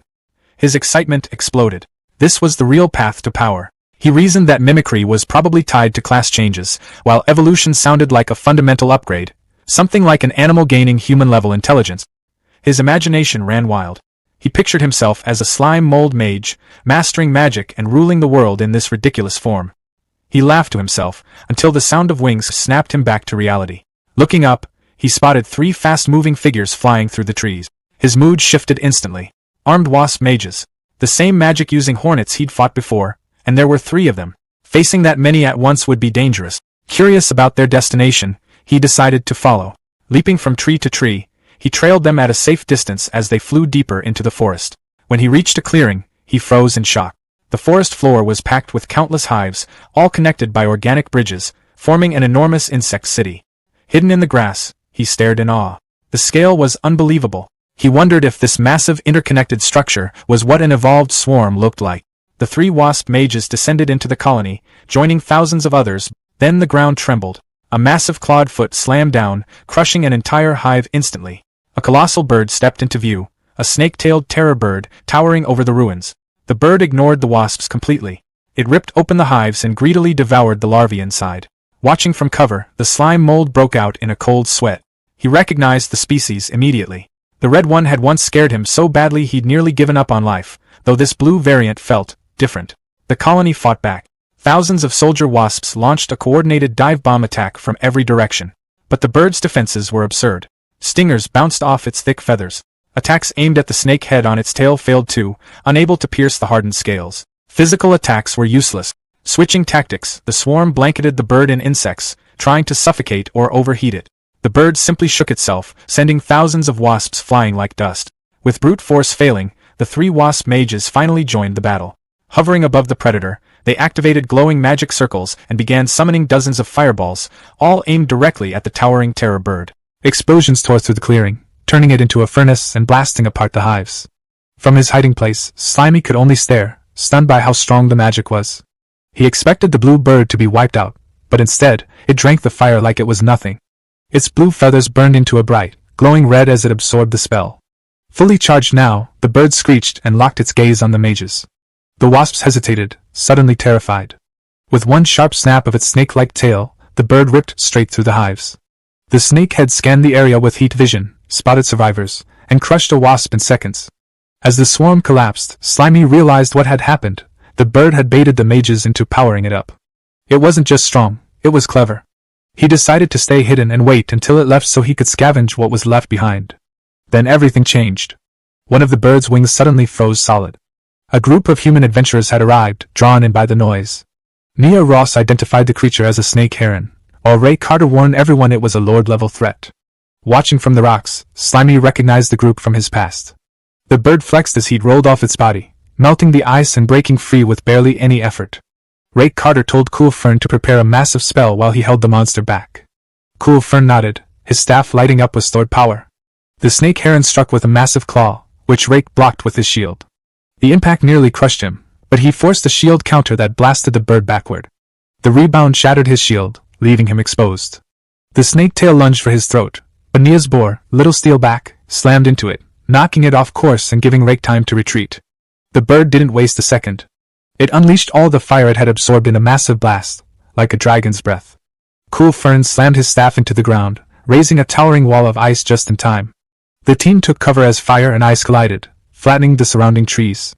From his hiding spot, Slimy watched in pure terror, realizing just how far out of his league this fight was. The ice barrier started to melt. Cool Fern shouted as he poured in everything he had left, but the wall finally shattered. When the smoke cleared, the ground was scorched, but the humans were still standing. Slimy could only feel miserable about how weak he was compared to them. Exhausted, Cool Fern admitted he was completely out of magic. Rake immediately took control, telling Nia to cover him while he went for the final blow. Little Steelback fired a spread of quills at the bird, distracting it long enough for Rake to release his full power. He launched himself into the air and came crashing down, his mace glowing like a falling meteor. The strike smashed the bird's head into the dirt, crushing its skull in one clean hit. The monster dropped. Rake stood over the body and declared the battle finished. Cool Fern let out a breath, commenting on just how dangerous the creature had been. From the shadows, Slimy decided that sticking close to humans might be his safest option. Rake told Nia to search the bird's memories for clues about their missing boss. But as he stepped near the tail, the red snake had suddenly bit into his shoulder. At the same time, the main head, everyone thought it was destroyed, snapped its eyes open for one last move.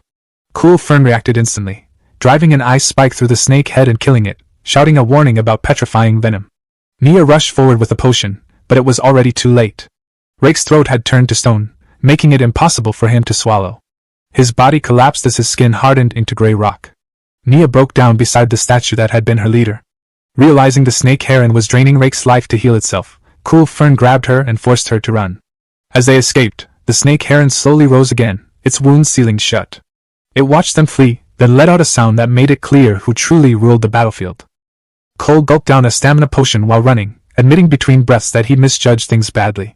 He said the snake bird wasn't just lord level, it was already on par with a high-tier monster lord. Still, he believed there was hope. If they could make it out of the forest within a week and get the church to send a royal priest, Carter might still be saved. That hope shattered when the snake bird caught up. It slammed down in front of them, cracking the ground on impact. Cole stared in disbelief, muttering that it had regenerated far faster than he expected. He told Nia he'd take command from here. The bird lunged, claws flashing. Nia froze, panic taking over as she asked him what they were supposed to do. Cole told her not to be afraid. He said he'd already thought this through. He ordered her to conserve her magic for now. They needed to escape this cursed forest later. Then he began casting, unleashing an ice-gatling barrage. Frozen bullets hammered the snake bird, locking its legs in place as ice piled up around them. But the monster broke free. Heat built in its throat. It was about to cast high-tier flame magic again, and Cole knew immediately what was coming. He shouted at Nia to ignore everything else and just run. Seeing him walk straight toward the bird, Nia demanded to know what he was doing. Cole answered calmly that he had no choice. If he didn't pin it down here, either of them would escape, and immediately cast high-tier magic, summoning a glacial barrier, a massive wall of ice that rose between them. Nia screamed his name, but the other side of the wall was instantly swallowed by flames. The heat and light tore through the forest, leaving her devastated. Nia clenched her teeth and swung herself back onto Little Steelback's back, urging it forward as she rode away. She knew she had to leave this place immediately, and report everything about this twisted forest to the church. Staying any longer felt dangerous. Just then, her owl caught up to her. Nia felt a rush of relief. She had thought she'd lost it earlier when their magical connection was cut. Seeing it again was a huge comfort. With her owl's vision guiding her, finding a way out of the forest should have been much easier. But that hope shattered almost instantly. The owl didn't respond to her call. Instead, it flew past her and landed silently on a nearby branch. Confused, Nia looked up and froze. When the owl turned around, she saw its eyes bulging unnaturally, filled with something alien. The sanctified fall parasite had infected it. At the same time, far away in a sealed space, another scene was unfolding. Mountains of dead monster bodies were scattered everywhere, weapons still embedded in their flesh. Guild Master Goon stood among them, staring at a system window warning him that his energy and mana had reached their time limit. He already understood what that meant. Suddenly, the dead flesh around him began to move. The corpses flowed together, merging into a single massive body. The entity that formed commented calmly that Goon was panting, clearly struggling to breathe. Over the past 2 years, Goon had exterminated every high-level magic beast in the swamp forest. This entity had died by his hands countless times already. It wondered aloud if Goon had finally used up all his assets. This being was Ko Yalwa, the king of the swamp forest. Ko Yalwa asked what Goon had been muttering to himself about earlier, guessing it was the thing he called the system, the same thing that helped him turn his guild into one of the 8 great guilds. It claimed to know the secret of Goon's body as well, having gathered similar information through transmigration across other universes. It explained that forcing Goon to give everything he had, sparing nothing, was the only way to truly strangle and kill him. That was why Goon had been lured into this trap. Even so, Ko Yalwa admitted it hadn't expected Goon to grow this strong, or to still be hiding so many trump cards. With a cold tone, the entity offered him one last choice. After destroying everything Goon had built, would he prefer to be turned into a corpse puppet? Or would he join them and take part in the grand plan of dimensional ascension? Goon said he'd already made his decision. Picking up his weapon, he answered by slashing forward, declaring he would kill them all. Ko Yalwa laughed, calling it pointless. Inside this eternal barrier, it was immortal and undying. It asked if Goon really understood that. Another mass of flesh surged up from behind to attack, mocking him for still being nothing more than mortal flesh. His heavy breathing proved he was nearing his limit. If he refused to cooperate, he would die. Goon didn't argue. He calmly took another item from his inventory and threw a vial at Ko Yalwa. It shattered on impact, spraying true holy water everywhere. The entity recoiled in shock as the holy water spread, burning through its body. Goon explained that true holy water scorched the soul itself. Even physical immortality was meaningless in front of that power. He admitted it was unfortunate. He'd been saving it for the true mastermind behind everything, but it had to be used here. Ko Yalwa cursed him, ranting that even angels had fallen and demanding to know where he'd obtained true holy water. Before an answer could come, Ko Yalwa was no more. The holy fire kept raging, swallowing the battlefield in blinding light. Goon stood inside the flames when a system warning suddenly flashed in front of him, alerting him to a massive energy spike. The message made his chest tighten. The target was regenerating. A surge of golden power exploded outward. Instead of the monster burning away, its flesh knitted itself back together, rising higher and more imposing as the chaos settled. Goon stared in disbelief. He knew true holy water didn't just burn the body, it scorched the soul itself. A soul that was completely erased shouldn't be able to come back, even in a sanctified environment.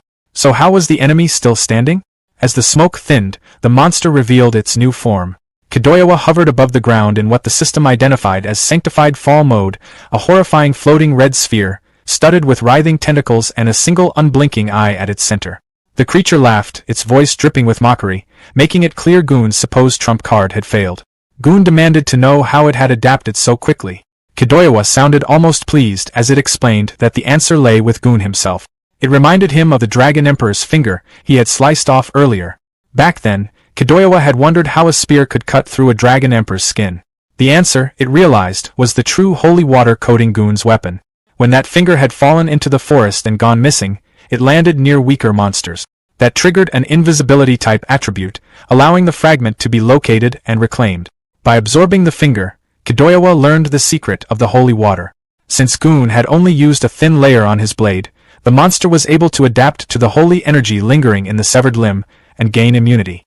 Declaring that Goon had exhausted all his options, Kidoyawa calmly ordered him to die. The ground responded instantly. It rumbled and split apart as enormous stone hands erupted from the earth, towering over Goon. One slammed down, aiming to crush him flat. Then another. And another. The attack turned into a brutal barrage as countless hands smashed the ground over and over again, burying him under sheer force. The assault ended with a spell, abyss magic, earth burial, leaving a massive crater beneath the floating monster. Buried deep under the earth, Goon felt crushing pressure from all sides. His spear reacted on its own. The tip glowed as a green magic circle appeared, activating 20 layers of elemental runestone effects. Earth attribute absorption kicked in, neutralizing the weight and magic pressing down on him. The moment the pressure vanished, Goon exploded out of the rubble, launching himself skyward with his weapon blazing. He charged straight at the floating red sphere, activating his spear art, the technique meant to pierce all things. Kidoyawa sneered, pointing out that Goon's equipment had limit. It asked how long he thought he could keep struggling before unleashing necrotic shriek. The air screamed as thousands of red energy beams poured down like a storm. Goon met the attack head-on, his blue aura colliding violently with the flood of necrotic magic. System warnings stacked rapidly in his vision. His weapon's durability was nearly depleted. His magic resistance had dropped below 20%. His body was exhausted. Blood dripped from his mouth, but Goon ignored every warning. He pushed himself further, preparing a high-tier martial art, the 1-inch punch, spiral force. The system urgently warned that using it in his condition would cause irreversible damage. Goon dismissed the risk. To him, the cost no longer mattered. He poured every last bit of energy into the spiral attack. The strain was too much for his gear. The spear's tip shattered mid-strike. Even so, the spiraling force surged forward on its own, slamming into Kidoyawa's center. Red and black energy collided in a massive explosion that shook the battlefield. Without the spear to anchor him, Goon lost momentum and crashed hard into the rocky ground. Blood splattered across the stone as he knelt there, clutching his arm. His body shook uncontrollably. The backlash had completely ruined his left arm. When the smoke cleared, Kidoyawa reformed without a scratch. It mocked him openly, asking why he kept choosing pain instead of simply dying. It guessed Goon was still desperately searching for a way out even now. Goon stayed silent, his head lowered. Regret weighed heavily on him. Saving his skills had been a fatal mistake. He realized too late that he should have used all the true holy water at the very beginning and ended the fight instantly. Then a massive shadow swallowed the battlefield. From the sky, the Dragon Emperor's finger descended like a meteor. As it fell, Kidoyawa declared that Goon never stood a chance. He wasn't fighting a single monster, but the power of the entire holy sea itself. The colossal fragment hurtled straight toward the injured knight. Even then, Goon refused to give up. With what little strength he had left, he opened his system inventory. As darkness closed in, he pulled out a tattered ancient scroll glowing with sickly green light. The scroll unfurled on its own, revealing pulsing red runes. It was a forbidden item, the Demon King's favor, and it radiated ominous power. Kettle Yellowa froze as a demon contract materialized before his eyes. He pointed at Goon, his voice shaking as he accused him of hypocrisy, openly opposing their plans while secretly making a deal with a demon long ago. Enormous hands emerged from the darkness, belonging to the Demon King himself. Without hesitation or mercy, the skill Oblivion's grasp activated. Kettle Yellowa was crushed instantly, his body collapsing into fine dust that scattered into the air like ash. From within the shadows, a demon stepped forward and greeted Goon casually, remarking that it had been a long time. He looked Goon over and burst out laughing, calling his current state pathetic, just like back when the Demon King had first failed to descend into this universe. The demon sounded almost nostalgic, saying the moment brought back fond memories, and that he'd never forget Goon's so-called kindness. As a reward, he offered to lend Goon his power, claiming it would be more than enough to wipe out those so-called righteous scoundrels. He even directly called Goon a transmigrator, confident that the temptation would be impossible to resist. To his surprise, Goon didn't hesitate. He calmly tore the demon contract into pieces and said they were even now. The Demon King frowned, clearly disappointed. He called Goon heartless, annoyed that he hadn't fallen for the trap. Before vanishing back into the void, he left Goon with one final warning, that he had already seen the face of his death. Once the demon disappeared, the swamp fell silent again. Goon opened his system interface and winced. His HP was nearly gone, and his mana was completely empty. The system warned him that the monolone skill was still draining HP to repay its debt and urged him to replenish immediately. He didn't have the strength to respond. Goon sank down onto the ground, exhausted. He wondered if the summoning of the Hope coordinate had worked and asked the system to establish a connection. The answer came back quickly: connection failed. At the same time, a yellow system message appeared from Slimy. Decomposition had failed because the target wasn't organic matter. Slimy stared at Carter's body, now fully turned to stone. He shrugged it off, hopped down from the statue, and picked up Carter's mace. Since Carter clearly didn't need it anymore, Slimy figured it was fair game. Getting no response, he took the silence as permission and happily bounced away with his new equipment. As he moved through the forest, Slimy thought that if he helped the humans when they were in trouble, maybe they'd let him tag along back to their towns. But then he ran straight into a massive ice wall, one Cole had created earlier. Slimy immediately recognized it as magic. A mage had made this, no doubt about it, which meant the group had to be close. He wondered if they'd already taken down the snake bird. Maybe there was loot left behind. Still, he wasn't stupid. His own survival came first. Instead of rushing in, he decided to scout things out. Activating his search skill, Slimy carefully stretched his tendrils upward. The moment they peeked over the ice wall, his whole body went rigid. The snake bird was still alive. Worse, it was holding Cole. Cole's body was burned beyond recognition, his skin completely gone as if it had been peeled away by fire. Slimy didn't even have time to react before the snake bird casually opened its beak and swallowed Cole whole, like it was nothing more than another meal. That was enough. Slimy didn't hesitate. He turned and bolted. As Slimy ran, one terrifying thought kept repeating in his mind. If Cole was dead, then what about the last girl? Had she already been killed too? Elsewhere in the forest, Sanctified Fall, now fully possessing the owl Myo, dove from above with lethal speed, targeting Nia. Nia reacted instantly, warning little Steelback that Myo was no longer an ally. Her voice was calm but firm as she ordered a counterattack. Steelback responded at once, activating Spinyback. Its fur stiffened and extended outward like rows of sharp nails, bracing for impact. But Myo was ready. As the owl charged, its beak began to glow. Iron Beak Gale activated, its neck stretching unnaturally as slicing force exploded outward in every direction. Trees were shredded in an instant.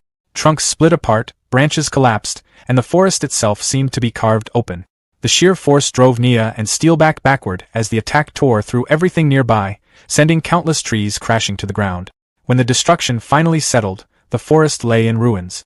And yet, Nia was untouched. She sat calmly among the fallen trees. She sat on the ground amid the ruins, her body trembling. Panic crept into her voice as she cried out for help, her eyes darting across the devastation. She couldn't understand how Myo had ended up like this, how things had spiraled so badly. A harsh, strained grunting sound broke through the silence. Nia turned her head and spotted a spiky-haired boar pinned beneath a massive fallen log. It was Steelback. Forcing herself to stay calm, she called out to him, telling him not to be afraid. She explained that she would try to send her magic power into him and fix this somehow. The boar could only answer with weak, pained grunts. Above them, perched on a tree branch, Myo watched. 3 ghostly heads shaking, glowing faintly as its wings remained half-spread. Without warning, the owl creature launched itself forward, wings fully spread as it attacked. Nia barely had time to react. She shrank back against the ground, raising her arms over her face, bracing herself for the impact she was sure was coming. At that exact moment, a skill activated. Mind control. The owl froze mid-motion. Its body stiffened, its expression twisting as its eyes flared with an unnatural glow. Suddenly, the world around Nia dissolved. She found herself floating in a dark, dreamlike space. Almost immediately, she understood where she was. This was Myo's mental world, just as the pet contract allowed. A faint sensation tugged at her awareness. She turned and noticed a distant light ahead. As she focused on it, the shape sharpened. A radiant, angel-like figure hovered in the distance, shining brilliantly, with the owl creature lingering nearby. When Nia finally faced the figure directly, its overwhelming glow flooded her vision, leaving her unable to look away. Nia stood in the strange, glowing mental world, staring up at the radiant figure hovering above her. She quickly realized who it was and wondered why Lord Angel was inside Myo's mind at all. Lord Angel looked down at her calmly and told her to come closer, the voice steady and commanding. Then, without warning, the left side of that serene face twisted, shifting into something red and monstrous. The gentle presence vanished in an instant. Back in her physical body, Nia screamed, panic taking over as she begged desperately for someone, anyone, to save her. Nearby, Steelback trembled under the log, letting out a weak, pained sound as if sensing her terror. At the same moment, the owl creature, its eyes glowing wildly, lunged straight toward Nia. Before it could reach her, a spiked club crashed down onto the owl's head midair. The impact was brutal, sending the creature flying backward and clearing it from the fight in an instant. Nia remained collapsed on the ground, eyes squeezed shut, completely unaware of what had just saved her. When Nia finally opened her eyes, she froze. Right in front of her, it was Captain Hawk's slime meteor hammer. Slimy swung the massive flail with growing confidence, convinced its control over its own body had finally reached perfection. In its mind, a stone was no different from a bullet, and the flail itself was basically a cannon. That confidence lasted exactly one swing too long. The weapon came down with a loud crack, straight onto Steelback's head. Slimy froze. A bead of cold sweat formed as it realized what it had just done. Awkwardly, it pulled the flail back, its body squirming as the weapon dissolved and melted back into its form. Steelback shook his head and let out a low grunt, looking more annoyed than injured. Nia slowly pushed herself upright and turned toward Slimy. Relief flooded her face as she thanked it for saving them. She gently lifted Slimy into her hands and held it close. Tears welled up in her eyes as she spoke softly, saying it felt strangely familiar. Like, deep down, she already knew exactly who it was. The slime went completely still, its round body stiffening in pure shock. Inside its head, it instantly rejected the idea. That couldn't be true. It was just a slime. Nothing more, nothing special. Nia didn't see it that way at all. Tears poured down her face as she hugged the slime tightly and pressed it to her cheek. Between sobs, she insisted she knew the truth. To her, this wasn't just a slime. It was Captain Hawk, reborn and returned at the exact moment she needed saving. Behind her, Steelback stood frozen, staring at the scene in disbelief. The boar let out a quiet, breathy huff, clearly struggling to wrap his head around what he was witnessing. From the nearby shadows, a pair of bird-like legs slowly emerged. A moment later, the wounded owl creature dragged itself out from behind a fallen log. Even in its battered state, it let out a sharp, furious screech. Nia stiffened, still clutching the slime, and quickly looked back at Steelback. She asked if he could still fight after receiving her magic. He answered immediately, making it clear he was ready. The slime didn't hesitate. Its body softened and spread, thin tendrils flowing across the ground as it activated its search skill. The owl creature dove down, pecking wildly at the slime's tendrils and tearing into the sensory net. But before it could do real damage, the slime suddenly reformed behind it. A solid club slammed straight into the owl's rear. The owl shrieked in pain and fury, twisting around and lunging at the slime in retaliation. That was when Steelback charged. Perfectly seizing the opening, the boar drove his tusks into the owl's side with brutal force. He didn't slow down. The momentum carried him straight through, his tusks piercing clean through the owl creature's body. At the same time, the slime swung its club with everything it had. The name of the attack rang out clearly, plasmatic cannon. The impact was violent. The club, hurled by the force of the blast, shot past the remains and buried itself deep into a nearby tree. The slime's arm trembled as it reached out and tried to pull the weapon free. As it struggled, a single thought crossed its mind. It had definitely used way too much force this time. Nia stood quietly, watching as the slime finally pulled its weapon free from the tree. As the moment lingered, her thoughts drifted back to Myo, the worry she had carried bubbling up again. She crouched down, studying the slime more closely. Then it clicked. This was the same tiny creature she had met by the campfire earlier that night. The more she thought about it, the more certain she became. It was also the same presence she had sensed earlier through Myo's reconnaissance. Slowly, Nia reached out and lifted the slime gently. Half joking, half serious, she asked if it had been following her all this time out of some special fondness. Cradled in her hands, the slime stiffened in surprise.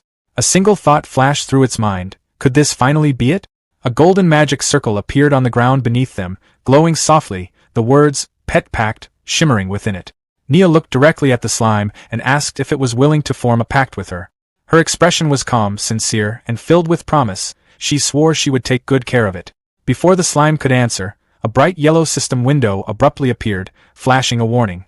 It stated clearly that if the host entered a servant pact with a human, access to the system would be lost forever.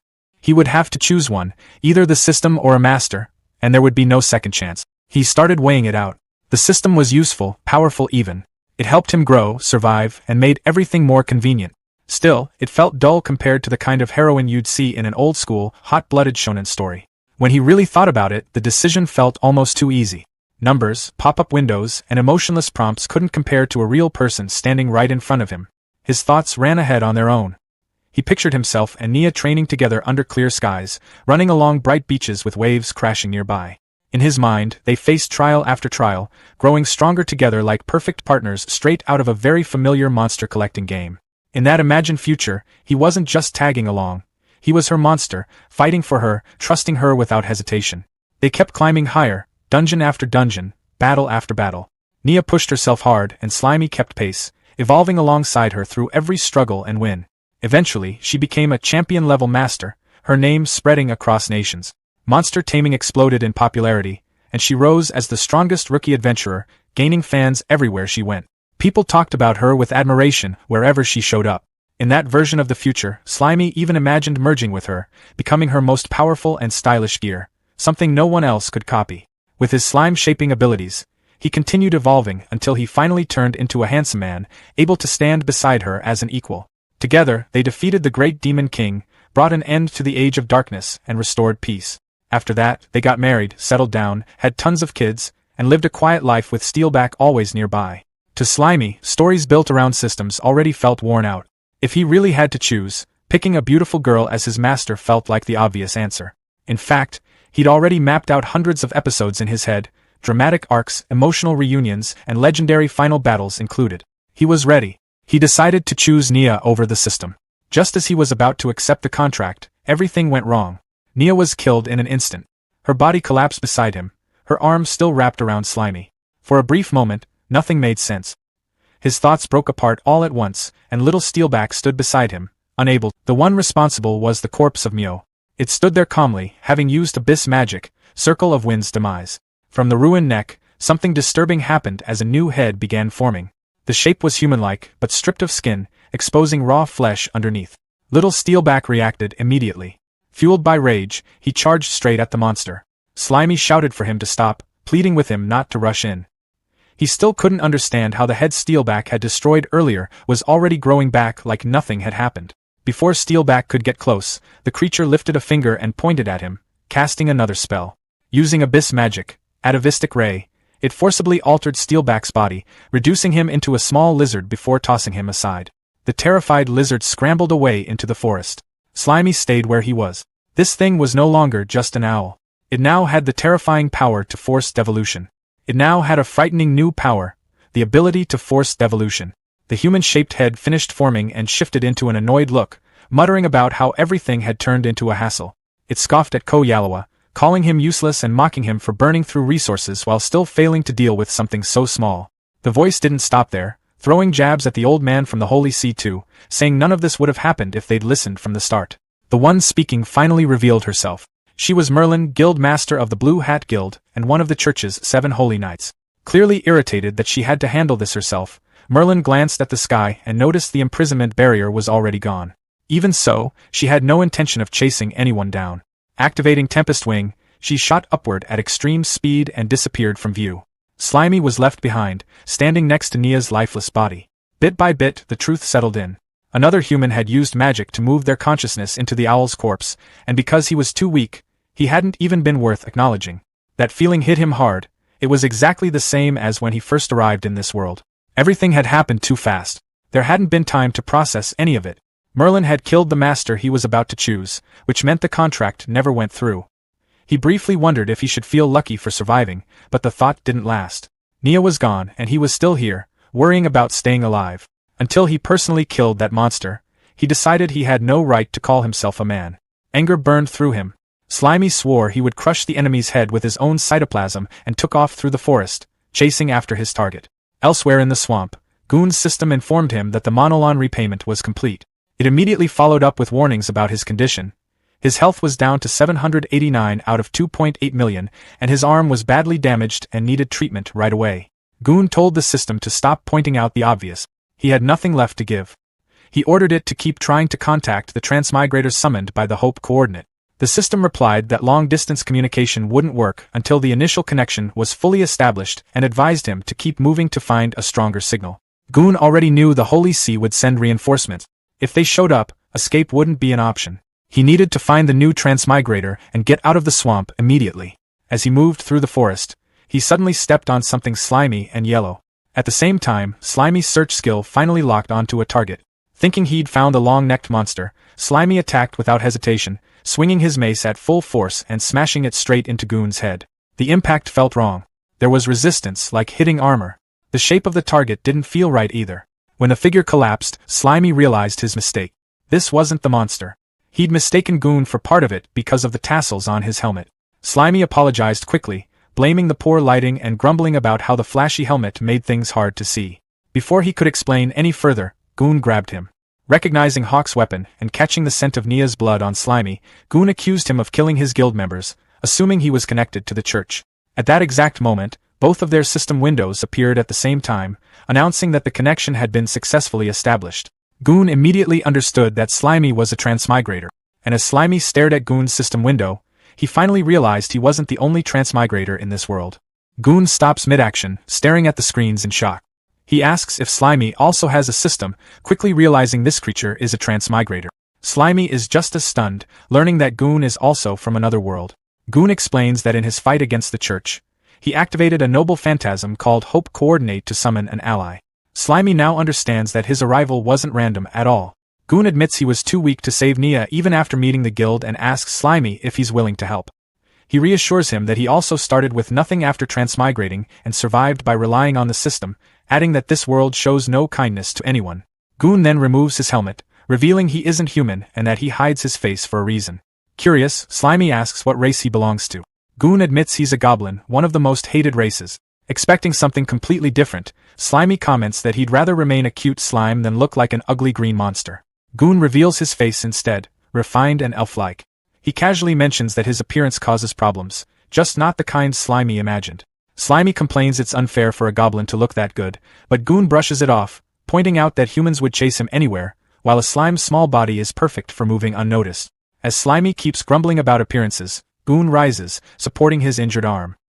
He mentions that he founded the guild to unite different races, then warns that the church has sent a ruthless knight named Merlin, the guild master of the Blue Hat Guild. When Slimy asks what they should do next, Goon reaches out his hand. A system interface appears as he prepares to transfer all his magic and combat abilities. The system confirms the link, and Slimy excitedly asks if this will instantly make him overwhelmingly powerful. Goon explains that he walked straight into a trap set by the Pope, with the old man from the Holy See pulling the strings, and has already exhausted his strength. He needs Slimy to be the one who continues the fight. When Slimy jokes that this sounds like a typical hatred of the church, Goon corrects him. He explains that the church already controls the world, and their true goal is to sacrifice all life here to fuel beings who want to ascend to a higher universe. Stunned by the scale of it all, Slimy asks how something like that is even possible. Goon begins recounting his past. He explains that he was born a goblin cub at the very bottom of society, raised in mines where survival meant eating scraps and whatever was left behind. At 5 years old, his system awakened, giving him the power to kill the goblins who tormented him. In his memories, a blood-covered young Goon questions who he really is, yet knows his soul was always human. He goes on to explain that he rescued imprisoned female heroes and helped them recover using a skill called dual cultivation. Slimy agrees that even with a monster body, Goon's heart is human. Then it clicks what that skill really means, and Slimy awkwardly points out that it involves sex, comparing it to his own useless decomposition ability. Goon confirms it without hesitation, admitting the skill is exhausting and even saying he envies Slimy. He explains that partnering with different classes boosted different stats, warriors strengthened his vitality, mages increased his magic output, and the experience gain was massive. He used that power to protect them and start families. Wanting a safer future, he moved them all to the royal capital.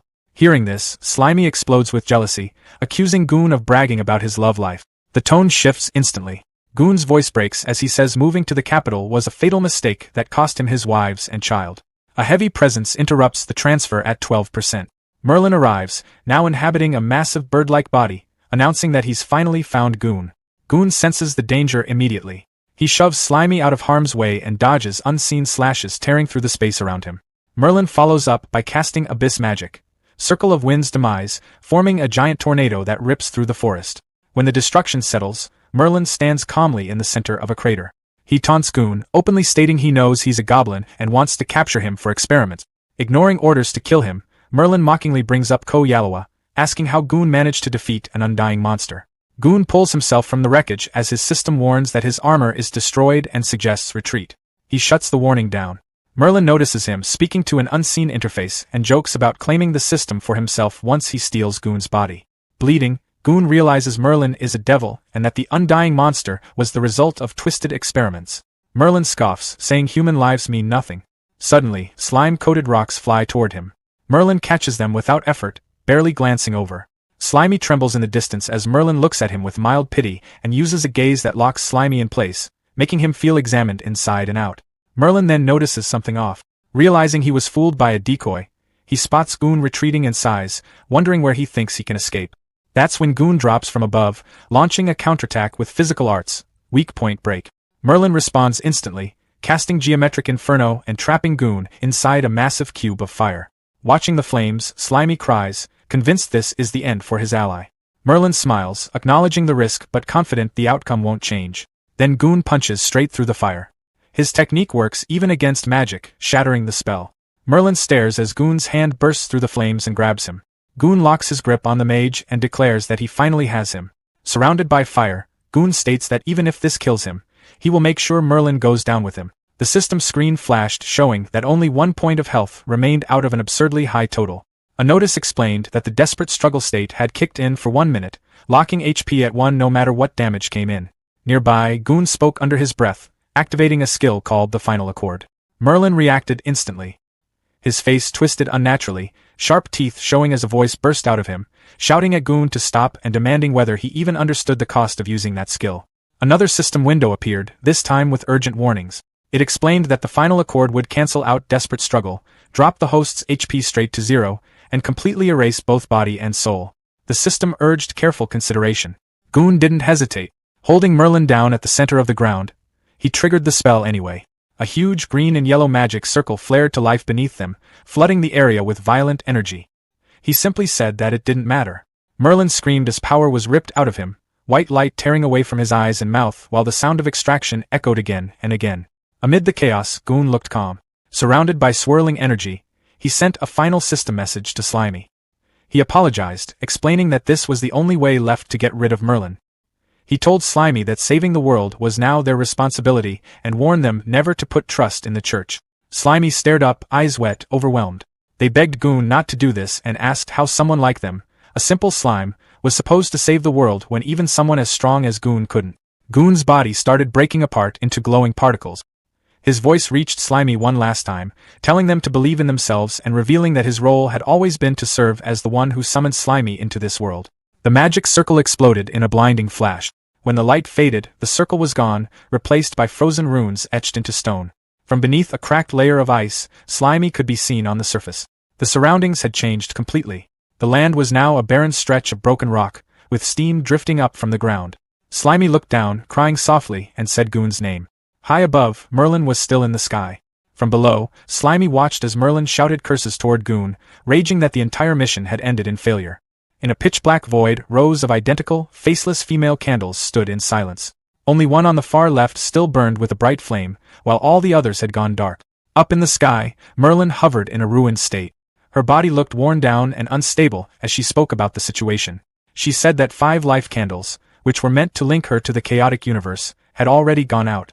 She added bitterly that the only vessel left for her descent had been the remains of a weak, fallen holy monster. Before she could go on, a massive jet of yellow slime shot upward and smacked straight into her face. Slimy pulled back, spitting and staring her down. A system notice popped up showing HP -50. Slimy told her to stop talking nonsense, saying he was going to carry on Goon's will and settle an old score tied to a girl from earlier. As part of Slimy's body sank into the ground, he made a quick decision. He left a clone behind as insurance, planning to shift his awareness to it if things turned bad. In the next moment, Slimy launched himself onto Merlin's face, spreading over one of her eyes. Merlin reacted in confusion, questioning whether this slime was some leftover contract monster Goon had prepared. Anger quickly took over her expression. She declared that Slimy would replace Goon and receive all of her fury instead. Colored rings of light swept through Slimy as an attack activated. The system identified it as abyssal magic, devolution ray. When nothing happened, a large question mark appeared above Slimy. Merlin stared at the result and demanded to know why there was no effect. Internally, she considered that her heavily damaged soul might have weakened her magic far more than expected. Energy whipped violently around her as she shouted that this couldn't be forgiven. She claimed that as the kingdom's strongest magician, there was no way she should struggle against a single low-level monster. In her outburst, a small chunk of Slimy was thrown aside. Slimy spread countless slimy tendrils outward, quietly searching for the right skill. He judged that Goon had already left Merlin barely holding on, and more importantly, she had no idea about his hidden option. Slimy decided to take advantage of that gap and strike without warning. Out of nowhere, a snake-like bird slammed into Merlin, sending her flying backward. She crashed hard against an unseen surface, her body bursting apart on impact as blood scattered through the air. Merlin's damaged body, followed by her battered and bleeding face. She spat out curses, muttering about what kind of thing she was dealing with now. She swore that if she ever made it back to the church and had time to recover, she would turn the entire swamp forest into nothing but ruins. Nearby, the snake bird began to glow with a strong light. The snake bird leaned forward, gathering power as the system announced Pseudo-Dragon's Breath. The snake bird followed up by sweeping a broad stream of fire across the stone ground. From a distance, Slimy watched with its tendrils spread wide. The snake bird tilted its head, staring down at the pool of lava it had just formed. Merlin's cries echoed from within the molten heat. Then, without hesitation, the snake bird began absorbing the lava, drawing it back into its body. Slimy stared on, unable to look away. Along the snake bird's furry side, its body started swelling and pulsing, as if something inside was forcing its way out. A pink, serpent-like head pushed through the snake bird's back, a forked tongue flicking into the air. A bright white glow wrapped around the snake bird, outlining its form as the change completed. Slimy watched as the shadow of the transformed snake bird stretched larger and heavier, realizing mid-thought that it was evolving. The full result came into view, a two-headed snake bird chimera. The original head looked longer and sharper now, while a pink serpent head with a long neck rose from its back, paired with an extended tail. With a powerful beat of its wings, the newly evolved snake bird lifted off, flying high into the sky and leaving the lava field and Slimy behind. Slimy looked up, completely at a loss, struggling to form words as the snake bird disappeared above. System screens kept popping up one after another, and Slimy was basically catching L's non-stop. Skill transfer stalled at 37% before the connection just dipped. Super magic? Didn't stick. Elemental resistance? Nope. Divine arts, unions, dimensional boosts, each one bounced back with the same excuse. No magic power or the body just wasn't built for it.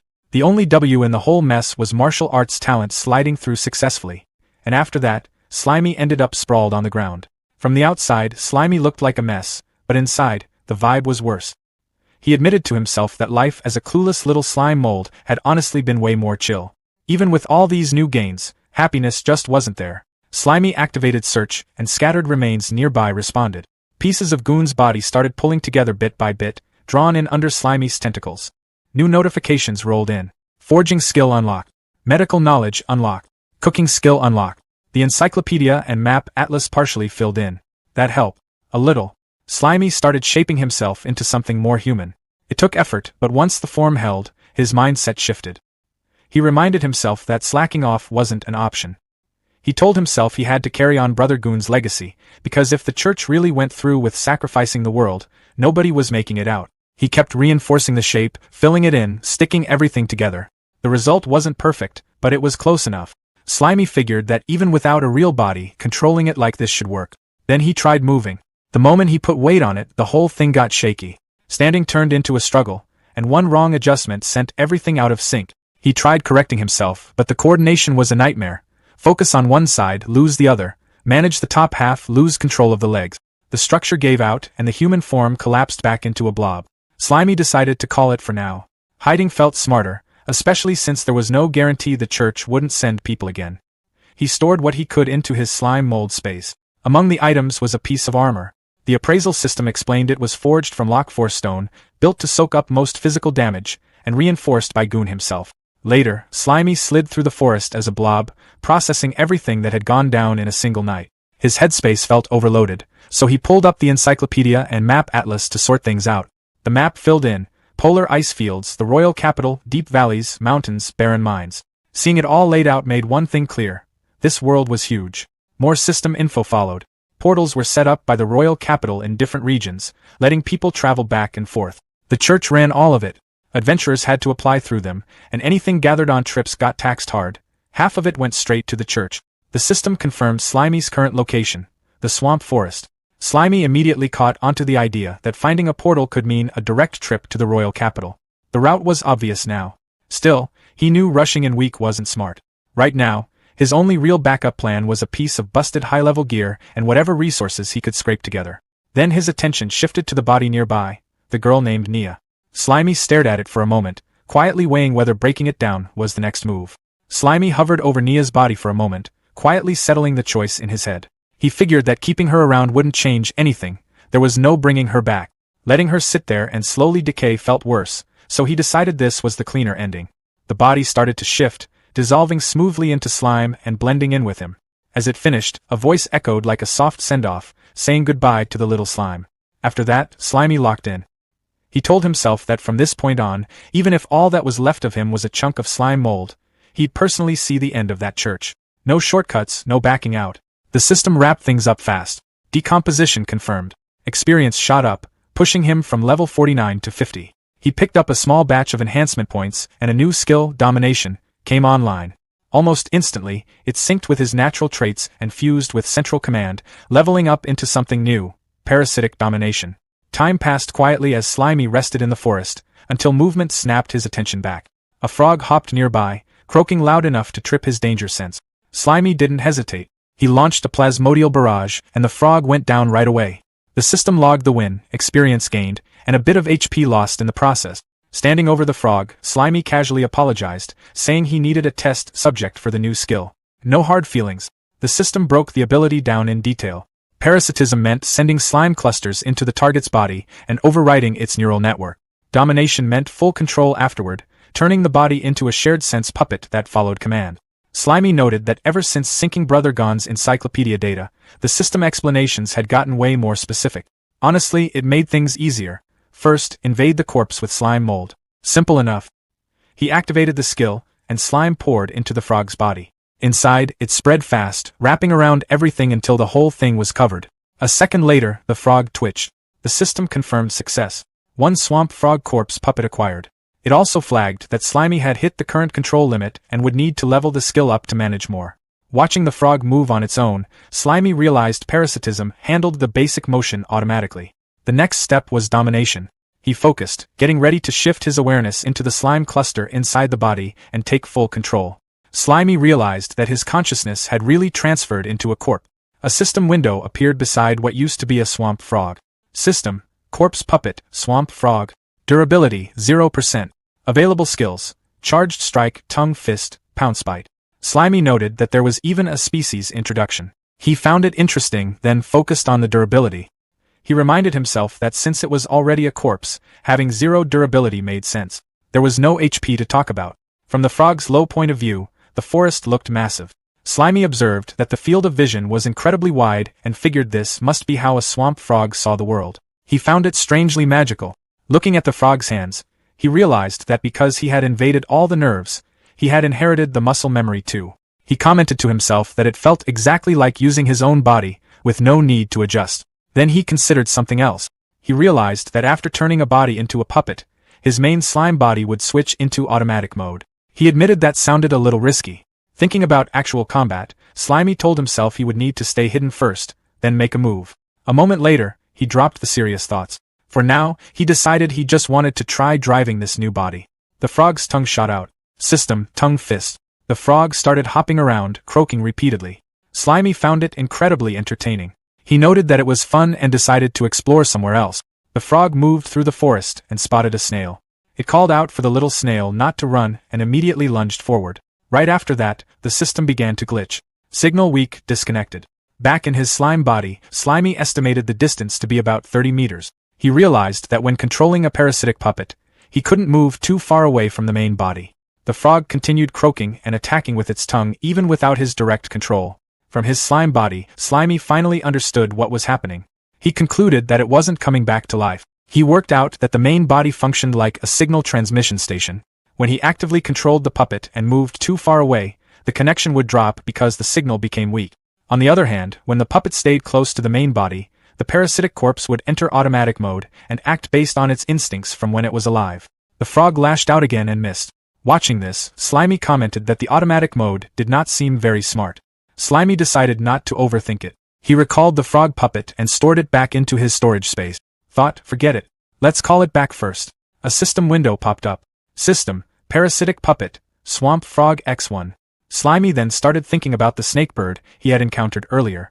Following that logic, he figured that as long as he defeated that creature, he should be able to parasitize its corpse too. His imagination ran wild. He pictured himself riding a powerful snakebird through the skies. If he could parasitize a high-level magic beast, that would be amazing. He reasoned that he could build a strong parasitic army and use it to fight against the so-called evil Holy See. The idea amused him. For now, he decided to keep searching for better targets. Slimy hopped across the swamp, moving smoothly over the surface. Without warning, a jet of water shot up from below and slammed into him. System, HP-70. Slimy landed back down, annoyed. He demanded to know who dared to launch a sneak attack on him. A strange creature surfaced nearby. It looked like a mix between a pufferfish and a crab. Slimy ordered it to state its name. The creature only responded with strange noises, repeating dulu dulu as it faced him. Slimy sized it up. He identified it as some kind of pufferfish that could spit water, mixed with a smelly crab. To him, it looked like perfect material delivering itself right to his door, saving him the trouble of hunting. The creature attacked again. System, water gun. Slimy complained that everything and everyone seemed to treat him like easy prey. Then he declared that he would show it the strength of a level 50 low-ranking monster lord. Slimy launched his counterattack. System, plasmodial barrage. The barrage struck the puffer crab directly. The creature quickly turned and tried to swim away. Slimy refused to let it escape. He pointed out that attacking and running away would not be that simple. He activated another skill, Morph Net. A shifting net spread out and trapped the fleeing puffer crab in place. Slimy tightened the morph net, and more pufferfish got caught in the struggle. System, defeated target gained experience points. Slimy was impressed. He noted that there were way more of them than he expected. When he checked his interface, a new icon appeared. System, parasitic puppet, pufferfish X1. Another window opened. System, corpse puppet, pufferfish. Durability, 99%. Available skills, water gun, steel tooth cut, inflate. Slimy observed that this one was in much better condition than the frog. 99% durability looked promising. Not far away, a large swamp crab moved beneath a tree. Slimy climbed up, positioning himself above it. Without hesitation, he dropped down and launched plasmodial barrage from above, striking the crab directly. He landed on top of the creature as it struggled beneath him, its legs thrashing.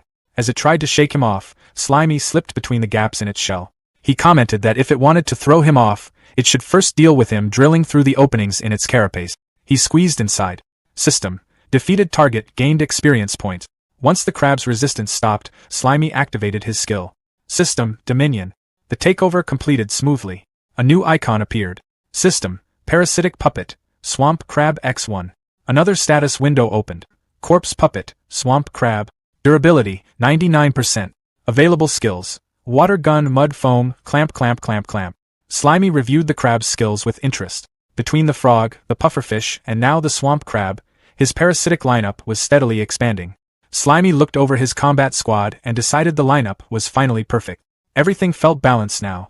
There was Xieju, the heavily armored crab who handled the front line as the team's tank. Xiaoduan, the sharp-eyed pufferfish, stayed back with a bow and arrows, acting as the marksman. Master B, a multi-armed humanoid bee, covered magic attacks as the mage. And Waji, the hooded frog, kept to the shadows as their assassin. Slimy introduced himself as the commander-in-chief and the strongest support, making it clear he was the one holding everything together. The squad loaded into a pixel-style battle interface, facing the level boss, the feathered serpent dragon. The fight kicked off fast. The dragon rushed forward and aimed a trample attack straight at Master B. Slimy immediately called out for Xieju to activate carapace defense. He told him to block it. A massive clawed foot dropped from above, but Xieju jumped in front and raised a glowing shield just in time to take the hit. The stomp came down hard. Cracks spread across Xieju's shell. A system alert popped up, reporting that carapace defense had been used up and his HP was now dropping. Slimy told Xieju not to worry because he had him covered. Then he activated cytoplasmic injection. A stream of glowing fluid sprayed onto the cracked shell. Green healing symbols flashed, and the broken carapace repaired itself almost instantly. Spotting a chance to push back, Slimy pointed at the dragon and told the mage and marksman to go all out. Master B and Xiaoduan responded together. Magic blasts and arrows poured down in a steady wave. Damage numbers: 187, 199, 167, 231, 127, 233. kept popping up as the feathered serpent dragon took hit after hit. Even so, Slimy observed that the dragon's hide was incredibly tough. He noted that the pinning attacks from Master B and Xiaoduan would only slow it down for so long. So he called Waji in to finish the setup. Waji moved fast and used assassination art, landing a precise slash across the dragon's face. Another system alert confirmed that the feathered serpent dragon had taken massive damage and entered a weakened state. Its HP bar dropped to nearly nothing. The squad gathered around Slimy, buzzing and cheering after the successful combo. But Slimy told them this wasn't the time to hype him up. He reminded them they still had a boss to finish and urged everyone to wrap it up quickly. Slimy let out one last roar and told his squad to end it right now. He ordered everyone to throw everything they had at the boss. The feathered serpent dragon cried out as the team's combined final strike hit all at once. The impact triggered a huge explosion. Smoke and debris shot into the air. When everything cleared, the dragon was sprawled on the ground, eyes rolled back, tongue hanging out. A system message appeared, confirming the feathered serpent dragon had been fully defeated. Its HP bar was completely empty. A bright victory screen took over the interface. The squad gathered in a tight huddle, claws and hands stacked together in celebration. Slimy laughed, clearly pleased with how the fight went. He told them that playtime was over and their real training started now. Without wasting a second, he hopped toward the glowing cave exit. Xieju, Waji, Master B, and Xiaoduan followed close behind as they stepped out into the open world. The scene shifted to a bright forest filled with sunlight. A river ran smoothly between thick trees.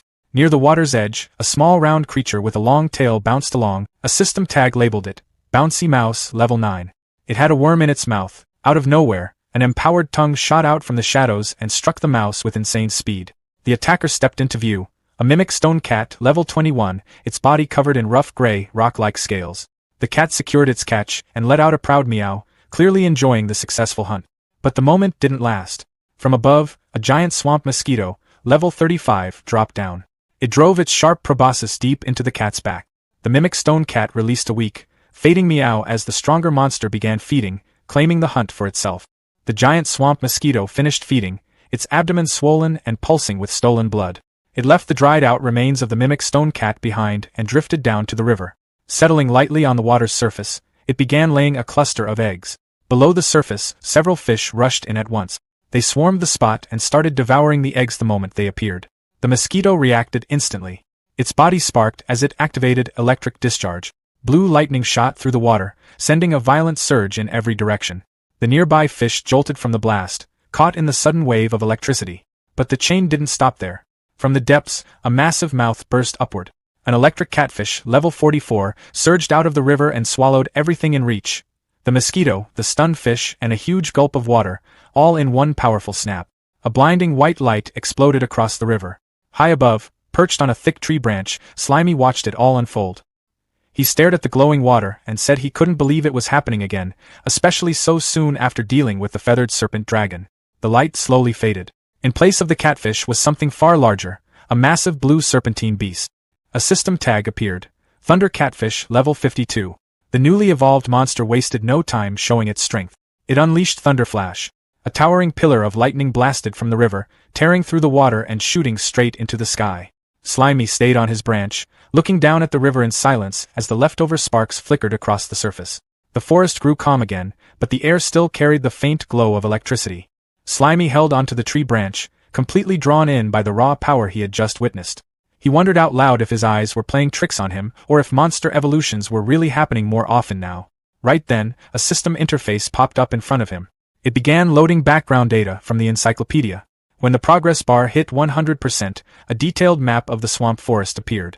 The area was labeled as an S-rank danger zone, a place packed with high-level magic beasts where frequent evolution was considered normal.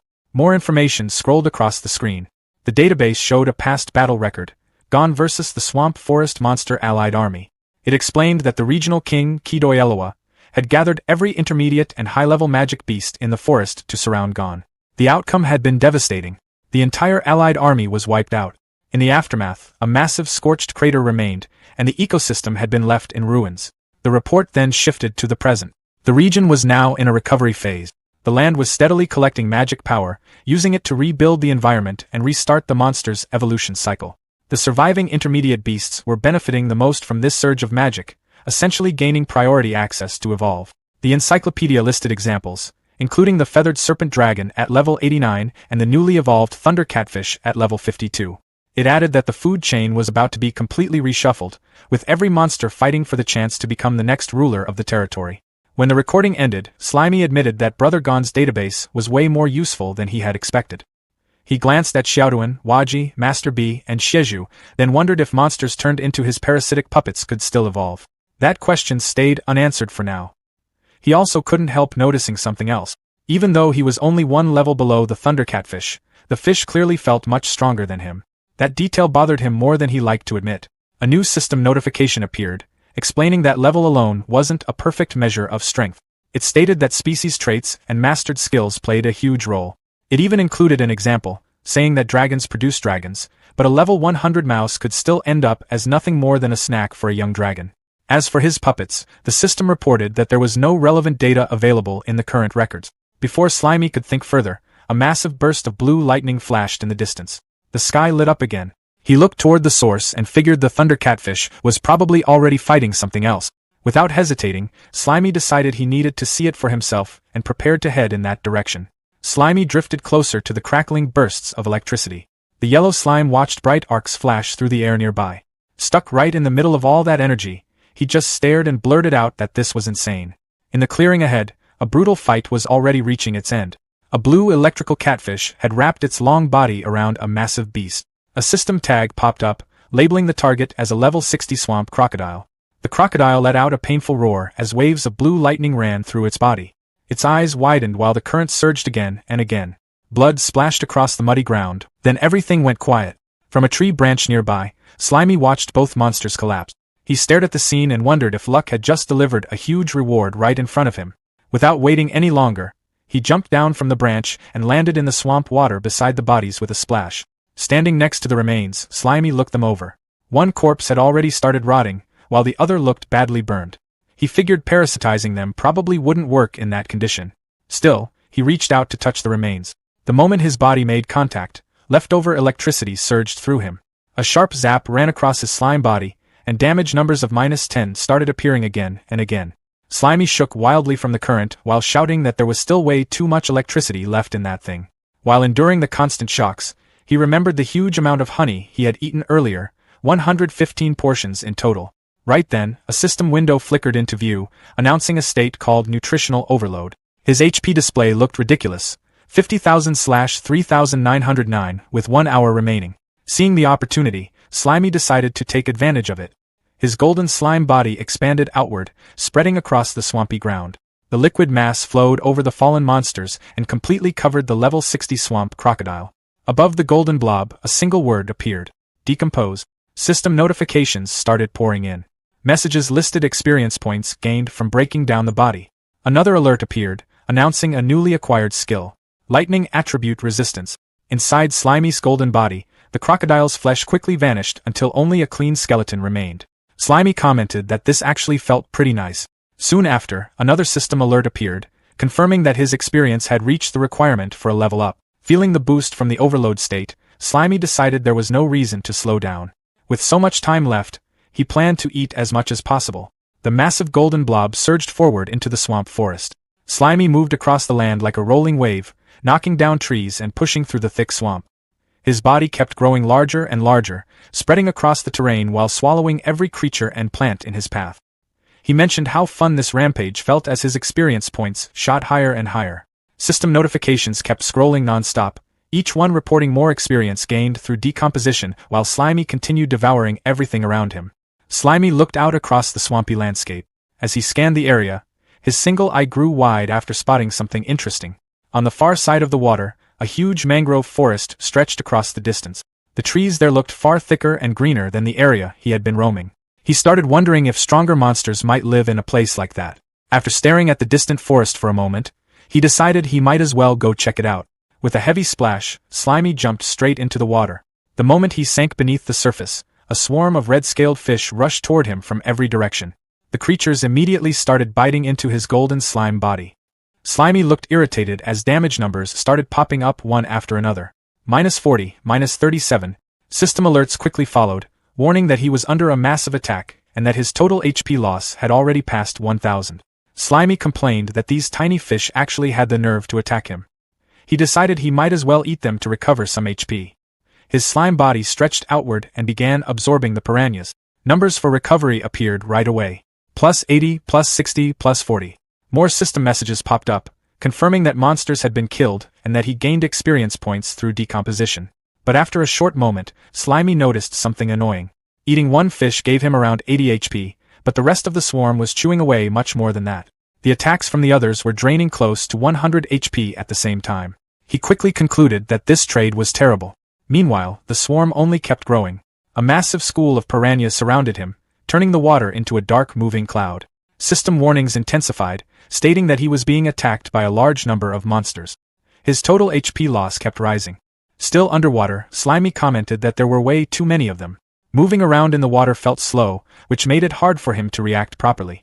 Even though the fish were all below level 20, they were still chewing away far more HP than he could recover. Right then, another system interface appeared to explain the situation. It stated that level was mainly a vertical reference for strength and couldn't always show the real gap between different species. The system also explained that monsters acting as a group could become far more dangerous. Finally, it added that the Devourer's benefit, which made his body gigantic, also made him an easy target in situations like this. Slimy complained that this was not the right time for system explanations. At this rate, he figured he might actually get wiped out. As the piranhas closed in again, Slimy quickly activated one of his skills. Plasmodial Barrage. A huge chunk of his golden slime mass shot upward with explosive force. The move cost him a massive 20,000 HP, but the recoil launched his body out of the water like a cannon blast. Moments later, Slimy crashed onto the grassy shore of the mangrove forest. He stayed there for a while, letting his body recover after that chaotic escape. Slimy sat on the grassy bank and looked back toward the water. Out there, a huge whirlpool of piranhas was still spinning around like a living storm. Watching the swarm, he started thinking about his honey supply. He wondered if eating more honey would let him turn giant again. The system answered right away with a short confirmation. It explained that he could, but the timer wouldn't reset. A digital countdown appeared in front of him. Current remaining time, 19 minutes and 29 seconds. Slimy accepted the condition without hesitation. Soon after, the rampage started again. His golden body expanded back into a massive sphere and began rolling through the mangrove forest. Trees snapped, bushes vanished, and rocks were pushed aside as the giant slime carved a wide path through the greenery. System notifications kept scrolling non-stop, reporting experience points gained from decomposition while Slimy flattened everything in his way. After a long stretch of destruction, the giant slime finally stopped. His huge body was now covered with uprooted trees, mud, and chunks of rock. Looking around, Slimy noticed something interesting. Even though the land he rolled over was cleared out, the plants nearby were already growing back at an incredible speed. He figured the Earth's magical energy must be feeding the land and helping everything grow that fast. Then his thoughts drifted toward a bigger idea. Slimy started thinking that overthrowing the church might not actually be that difficult. He knew his slime mold body didn't have dragon breath like a giant dragon, and he didn't have sharp claws or fangs like magical beasts.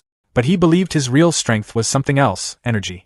According to him, he had already passed the hardest stage, going from 0 to 1, the beginning step where everything starts. A vision of the future formed in his imagination. His massive slime body appeared on the horizon beneath a glowing infinity symbol. The idea was simple: infinite decomposition, infinite absorption, infinite evolution. Slimy imagined himself devouring non-stop, day and night. If he kept doing that for about a month, he figured the church would eventually face something terrifying, a massive mold army gathering outside their gate. Slimy laughed proudly at the thought. Then a system box suddenly appeared. That won't work. Slimy immediately asked why. The system began loading data before presenting its explanation. It stated that as his level increased, the experience gained from decomposing low-level targets would decrease more and more. A formula appeared on the screen. A equals 0.95 carat delta. Then a table followed. 1 level difference 95% experience. 5 levels difference 77%. 10 levels difference 60%.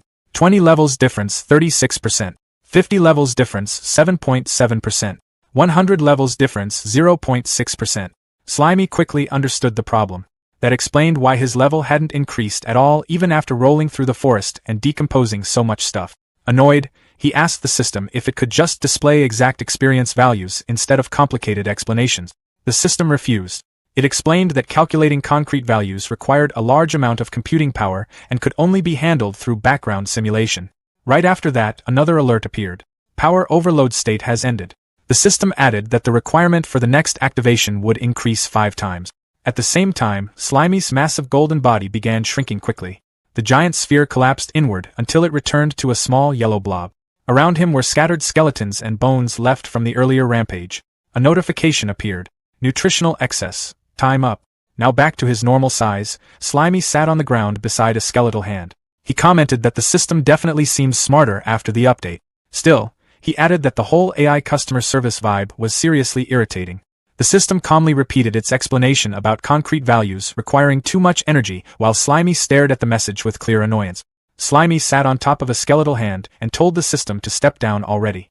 The system interface responded right away with a casual alrighty. Then the window faded away. Almost immediately, Slimy's body started swelling and shaking. His golden slime form puffed out as if something inside was pushing hard to get out. Through the strain, he muttered that he was full again. A moment later, everything burst out at once. A huge stream of waste shot out of his body.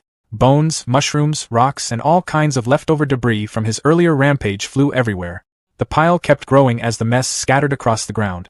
When it finally stopped, Slimy, looking around at the destruction, he realized something important. If he wanted to keep leveling up, he would have to find enemies that were actually powerful. The view of the swamp stretched far into the distance under a golden sunset. The long path Slimy had cleared earlier was easy to see, cutting across the forest like a giant scar. It led all the way toward a distant body of water. Before long, Slimy arrived at the muddy edge of that area. The water had pulled back, leaving behind a thick bank of wet soil. He noticed that the tide had finally gone out, which revealed a new path forward. Slimy started sliding through the thick brown sludge toward the dense mangrove trees ahead. While moving forward, he wondered what kind of jungle monsters might be hiding deeper inside. The journey quickly turned messy. Mud stuck all over his body as he moved through the swampy ground. Slimy complained about how disgusting it felt, mentioning that he was already sticky enough without being covered in mud too. Slimy stood in the middle of a wide mudflat, looking around at all the holes scattered across the ground. There were way too many to count, and he couldn't help getting curious. He leaned over one of the dark openings and casually called out, telling whatever was inside to come out because he wanted to try eating it. Before anything else could happen, a tail suddenly shot out of the hole and smacked him directly.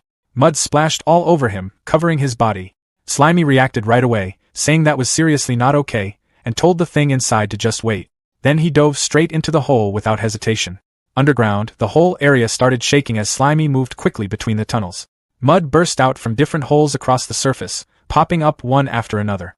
A fish-like creature suddenly got launched out of one of the holes and landed hard on the ground nearby. Slimy popped out after it, looking pretty unimpressed. He commented that now that they were on land, there was no reason for him to worry about a fish anymore. Right then, a system interface appeared and identified the creature as a level 17 mudskipper. The mudskipper pushed itself up using its fins, opened its mouth wide, and let out a loud, "Oh-ho!" Slimy stared at it, clearly surprised, wondering how a fish could even make a sound like that. Before he could think more about it, more mudskippers started crawling out of the holes, one after another, until there were dozens of them surrounding him.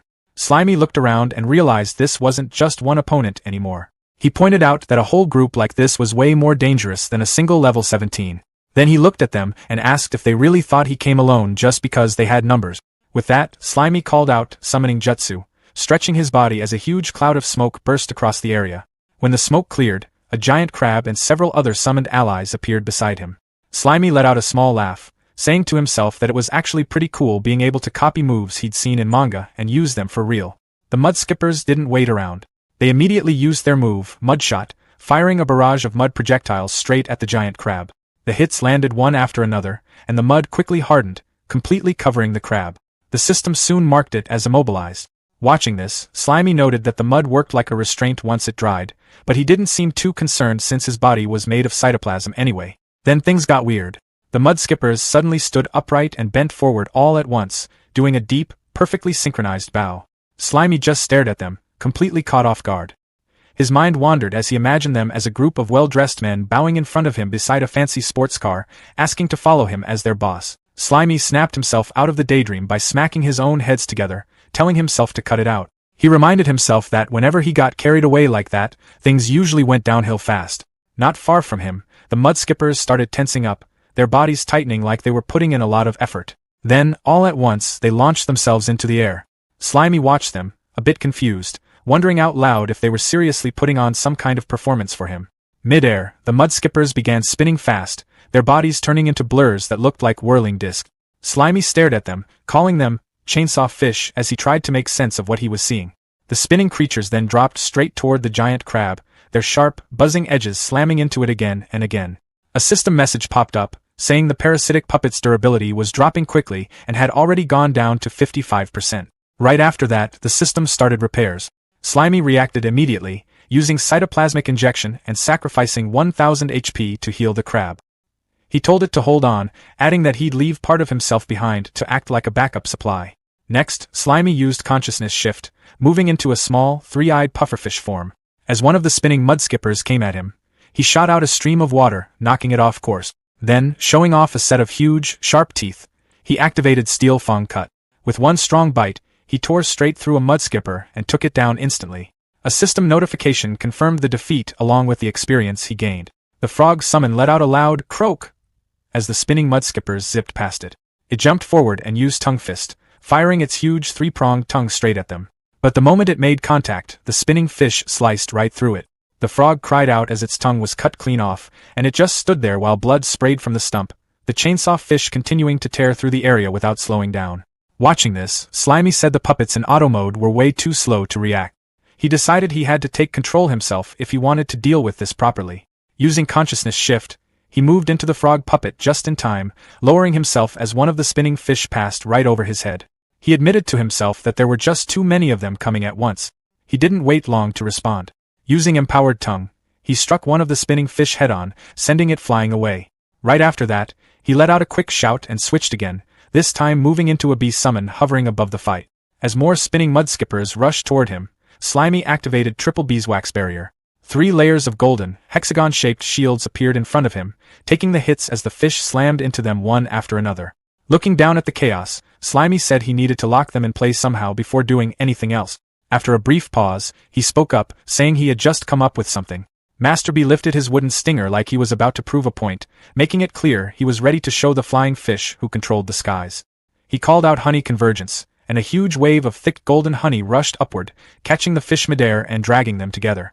It turned into a giant sticky sphere, trapping them completely as his rap skill locked everything in place. The honey mass didn't stay whole for long. It started splitting into smaller chunks, dropping the trapped fish straight down. Right then, a small pufferfish jumped in like he didn't want to miss out. He let out a determined cry and activated Inflate, puffing himself up into a giant spiked ball before crashing into the remaining fish with a heavy hit. Master Bee stayed above it all, telling the team to keep going. He used honey convergence again, spreading smaller sticky bubbles across the battlefield. Each one wrapped around fish that were still struggling on the ground, shutting down any chance of escape. When it was all over, Master Bee landed confidently and crossed his arms, acting like he'd planned everything perfectly. He pointed out that the honey's thickness worked exactly how he wanted, slowing down their slippery enemies just right. But Master Bee wasn't finished. He aimed his stinger forward and activated Spark Ember. What started as a small spark quickly turned into a huge column of fire that covered the honey-coated fish in a blazing explosion. The system instantly flooded the scene with notifications, stacking up EXP, confirmed kills, and successful breakdowns one after another. When the smoke faded, the squad stood among what was left of the defeated swarm, while the system bluntly labeled the enemies as trash and kept handing out rewards. A KDA screen popped up, showing Master Bee far ahead with 12 kills and 8 assists. Waji the frog followed behind with a simple 1-1-1 score. Slimy watched as Waji showed off near a fallen fish, and realized these parasite-controlled creatures still acted like themselves. Slimy figured Master Bee had carried the whole fight, but unlike Waji, he didn't try to show off. Even the pufferfish looked proud, shooting a stream of water into the air like he was celebrating. Then a rich, mouth-watering smell spread through the area, catching Slimy's attention. He started wondering where it was coming from as his senses reacted immediately. Looking around, he noticed the roasted fish covered in honey and realized the fire and honey had accidentally made something that smelled amazing. A system message confirmed it, saying he had discovered a new dish called honey roast fish, which was added to his cooking skill. Master Bee buzzed excitedly, while the crab and pufferfish started acting hungry. Slimy questioned if these parasite-controlled creatures actually wanted to eat too. Waji responded by sticking his tongue out in a playful way. Seeing how eager everyone was, Slimy decided there was no reason to hold back and told the group to go ahead and enjoy a well-earned feast together. Slimy was busy enjoying the results of the fight, taking his time with the honey-roasted fish. He noticed how the sweetness had soaked deep into the meat, bringing out a fresh flavor, while the high heat had crisped the skin perfectly and kept the inside soft. A system notification popped up, pointing out that breaking down cooked food actually gave even more EXP, almost like it was rewarding him for having good taste. The calm didn't last long. Slimy suddenly reacted, warning everyone that more enemies were still nearby and telling them to get ready. A loud thud shook the ground as a huge creature jumped into view. The system quickly identified it as a mud skipper boss at level 49. Extra details followed, explaining that it could remember its enemies and use sound waves to control its swarm. It usually depended on weaker creatures to gather food for it, and while its overall threat level was listed as average, it still had enough awareness to cause problems. Slimy didn't seem too concerned. He compared it to the queen bee and figured average didn't mean much compared to his own strength. He told himself there was no need to rush. If he just repeated the same strategy as before, winning should be simple. He turned to his team and asked if they were ready. Instead, he found the crab, Master Bee, the pufferfish, and Waji completely ignoring him, all focused on eating more roasted fish like nothing else mattered. Slimy called out in frustration, asking why they were still eating when the enemy was right there. The mud skipper boss didn't wait. It attacked immediately, slamming into the ground and sending mud everywhere. Then it used gulp down, lunging forward and swallowing the remaining fish in one huge bite. Slimy looked at his team, clearly disappointed, muttering that they were unbelievable. Seeing how messy things were getting, Slimy decided the current control method wasn't reliable enough. He switched to a more direct approach, extending strands of his cytoplasm and connecting them to each puppet. A system display showed the new setup, explaining that while it wasn't as precise as a full control link, it allowed much better coordination and faster reactions. Slimy got excited as he realized what he had just pulled off, saying it felt like he was controlling puppets directly and calling it a pretty cool upgrade.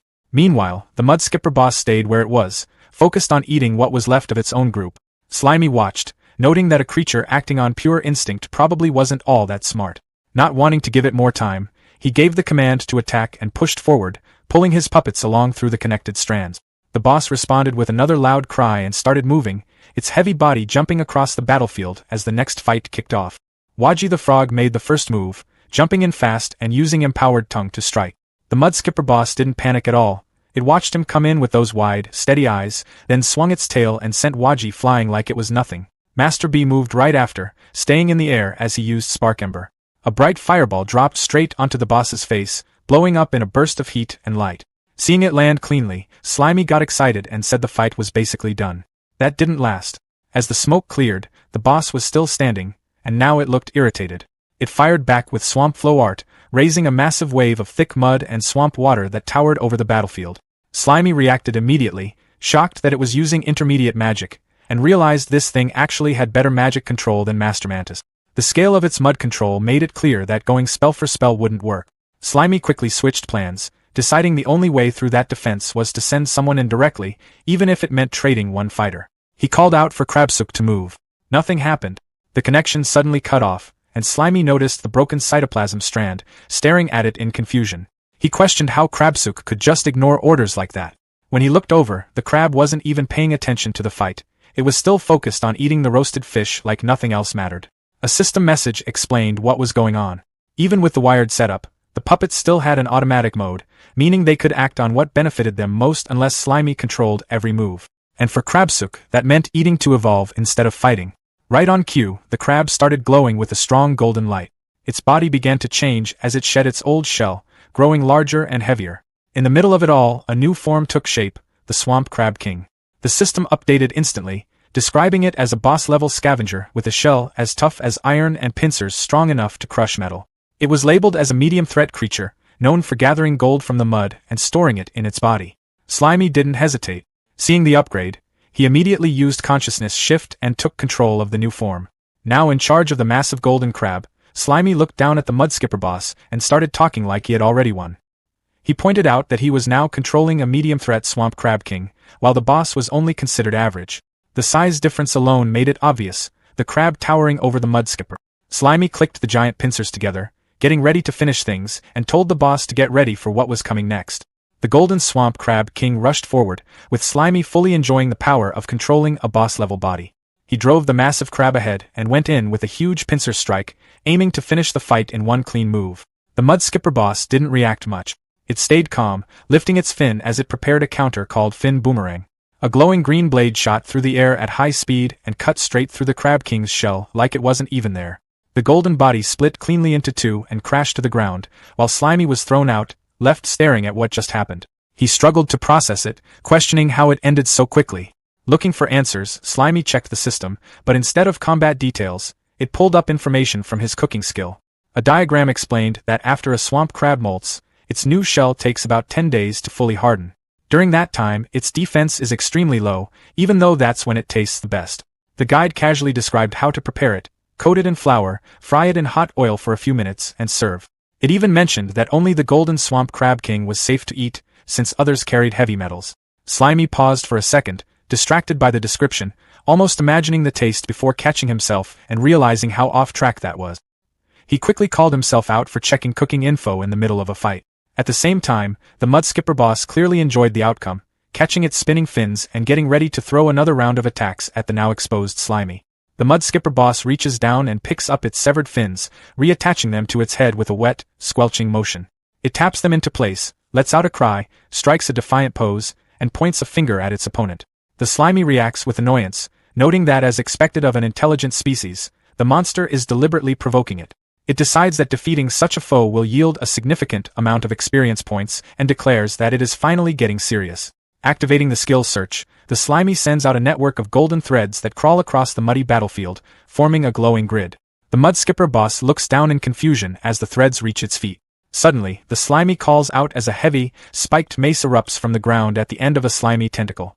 The weapon slams into the mud skipper boss's side with force. However, a system window reveals the boss's slippery skin skill at maximum level, which allows it to dissipate impact force. This reduces physical damage by 50% to 70% and fire attribute damage by 20%. Despite the reduced impact, the Slimy remains undeterred, observing that while the skin deflects its attacks, it will simply grind the boss down over time. The mud skipper boss responds by unleashing its intermediate magic, Swamp Flow Art. A massive, churning wave of mud rises from the ground, towering over the battlefield. As the mud crashes down, it tears through the Slimy's golden grid, severing the connections. The Slimy reacts in frustration as its formation is broken. In the chaos, a series of explosions rip through the mud wave while a bee puppet circles above. The mud skipper boss watches as sharp mud spikes erupt from the ground, shooting toward the bee puppet. At the same time, a frog puppet leaps into the air, extending its long tongue in a desperate attempt to remain in the fight. The Slimy navigates the chaotic battlefield, observing that the entire mud pit is being utilized by the enemy, who possesses a clear home field advantage.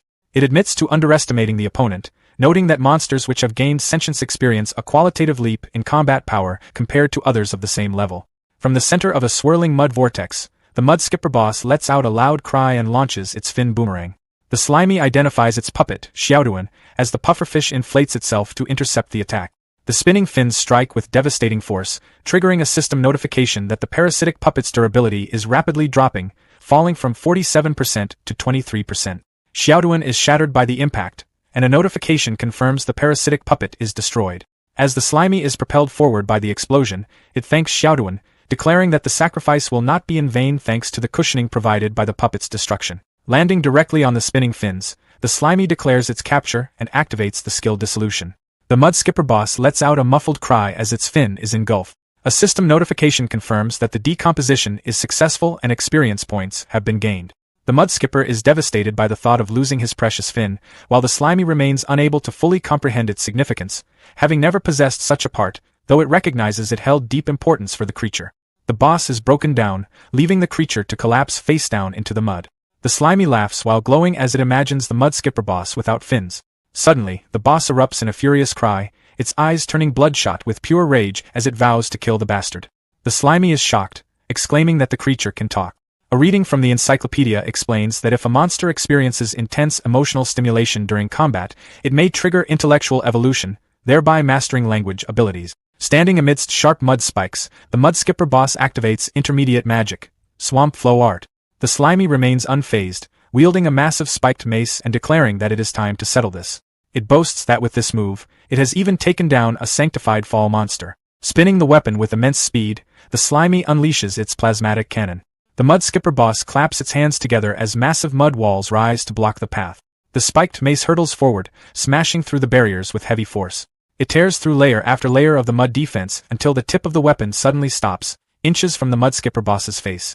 The boss stares in stunned silence as the attack halts just before impact. The slimy reels in shock as its attack is completely blocked, fearing that at this rate, even its weapon will be confiscated by the enemy. Suddenly, a system notification appears, stating that conditions have been matched for martial arts talent. The notification explains that this talent allows for the natural creation of suitable martial arts moves based on one's own conditions and identifies a currently releasable move. Confused by the sudden development, the slimy questions what it means to create moves using martial arts talent. However, it quickly pushes the thought aside, deciding that it does not matter and it must simply unleash the power first. Lunging forward, the slimy activates the newly acquired skill, Water Hammer. A massive shockwave ripples through the mud as the attack connects. The mud skipper boss is driven backward by the overwhelming force, pinned against a wall of mud by the golden staff. The creature's eyes widen in terror as it is crushed by the weight of the blow. The mud wall collapses in a violent spray of earth and debris, burying the boss beneath it. The mud skipper boss is left defeated, slumped headfirst in the mud with its legs twitching as the dust settles. At the royal capital's holy see, a huge cathedral towered under an orange sky, its presence impossible to ignore. Inside, a grand hall stretched out, lined with rows of golden statues, each one posed with hands pressed against their chest. High above it all, Pope Vikros stood on a balcony, looking down at the vast space below. He calmly said it had already been 3 days. All of Merlin's candles of fate had gone out, and none of them had lit back up. From his point of view, that could only mean one thing: Merlin had given up her life in the end. He added that his world magic couldn't pick up any trace of Gone anymore either, so as far as he was concerned, the threat was dealt with. After that, he looked over the gathered group and asked what they thought. Up in the darker part of the upper level, Far, Guild Master of the Red Eye Guild and one of the 7 Holy Knights, spoke up. He said Merlin had always been the type to plan ahead, so there was no way she hadn't set up backups. Still, he admitted it didn't sit right with him that Gone, who had been stuck and worn down in the swamp forest for over 2 years, could actually take her down with him. Far said there was a chance that Transmigrator was still hiding something, and suggested they just head over there and wipe the entire swamp forest out to avoid any future problems. Pope Vikros gave a small nod, saying Far was as careful as ever, but he didn't agree.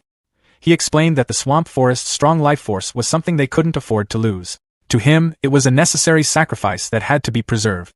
He reassured Far that his world magic didn't get things wrong, Gone was already gone. Then he shifted the topic, saying the bigger issue now was restoring the strength of the 7 Holy Knights. Merlin's death, he said, couldn't be allowed to slow down the Grand Ascension plan. Right after that, he mentioned that a fitting candidate had just arrived and told them to come forward. From the far end of the hall, a single figure walked down the long central aisle toward the council. The young woman stopped at the front and politely greeted the Pope and the Holy Knights. Looking down at her, Dear, the Guild Master of the Holy Anthem Guild, commented that Merlin's disciple did seem like a good choice, though her personality was completely different from her teacher's. Nearby, Louisa, an S-rank adventurer from the Blue Hat Guild and Merlin's oldest disciple, was already breaking down.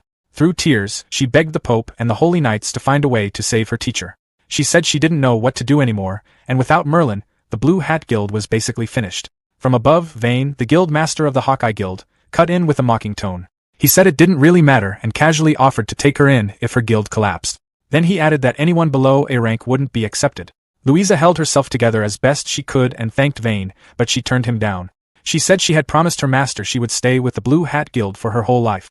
Then she looked back up at the Pope and begged again, saying she was willing to give everything if it meant saving Merlin, even offering herself in exchange for the angel's grace. Pope Vikros smiled slightly as he listened, saying the bond between master and disciple was quite something.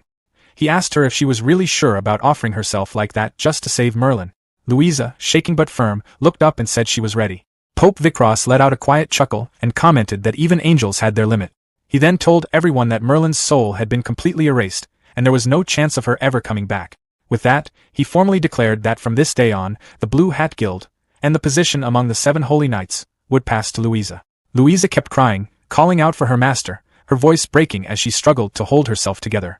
Vane cut in from above, telling her to get a grip and stop crying. He reminded her that plenty of people far stronger than her had never even been considered for a spot among the 7 Holy Knights. Hearing that, Louisa slowly wiped her tears and lowered her head. She admitted he was right to call her out. Then she said she would carry on her master's will, take responsibility for the Blue Hat Guild, and serve the Holy See with everything she had. The scene shifted to a few days earlier. In a dim, blue-lit chamber, Louisa stepped inside, asking if her master was okay after her tracking magic suddenly reacted. On the ground nearby, a dried, skeletal hand lay beside a glowing magic circle. Not far from it, Merlin's shriveled body rested against a stone structure, barely holding together. Without warning, Merlin's eyes opened with a sharp flash. Her body moved forward as her thoughts rushed all at once.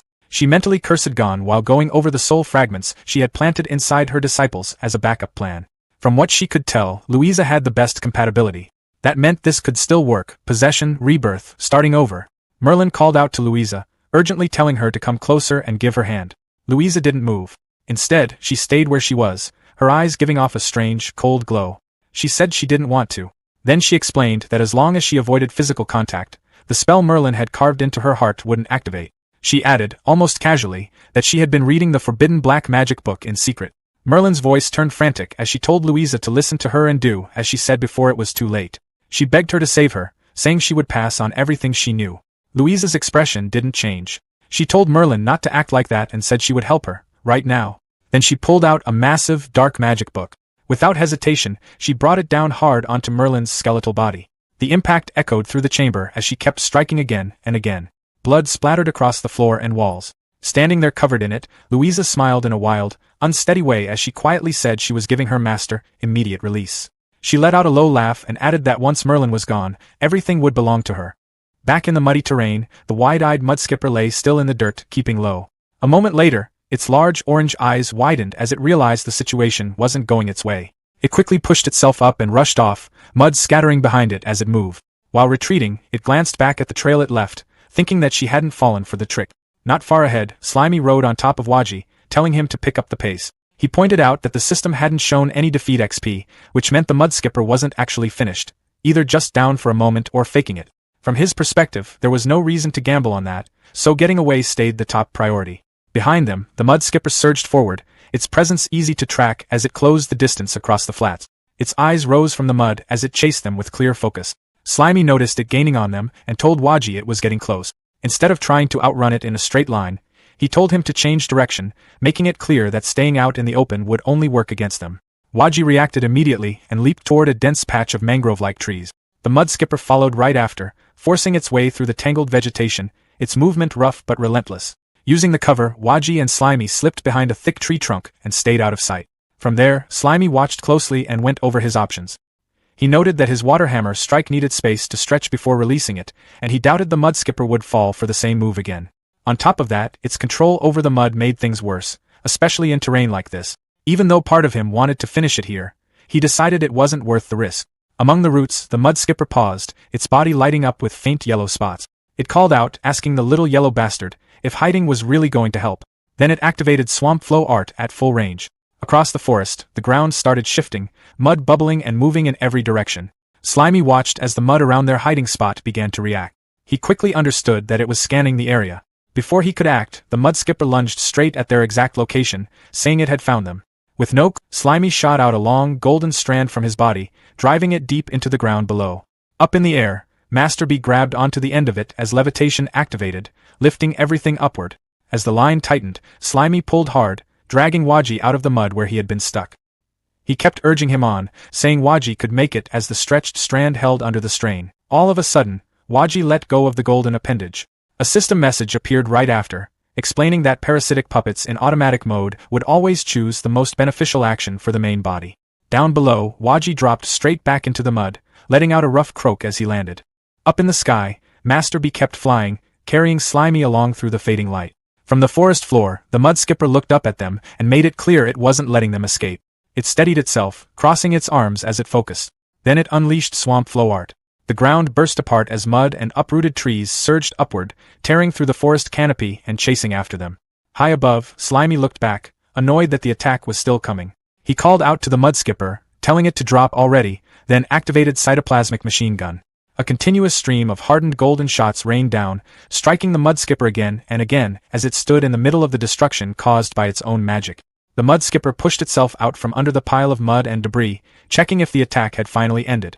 It didn't wait long before calling out toward Master B and using its magic again, stirring up another violent swirl of mud and rock.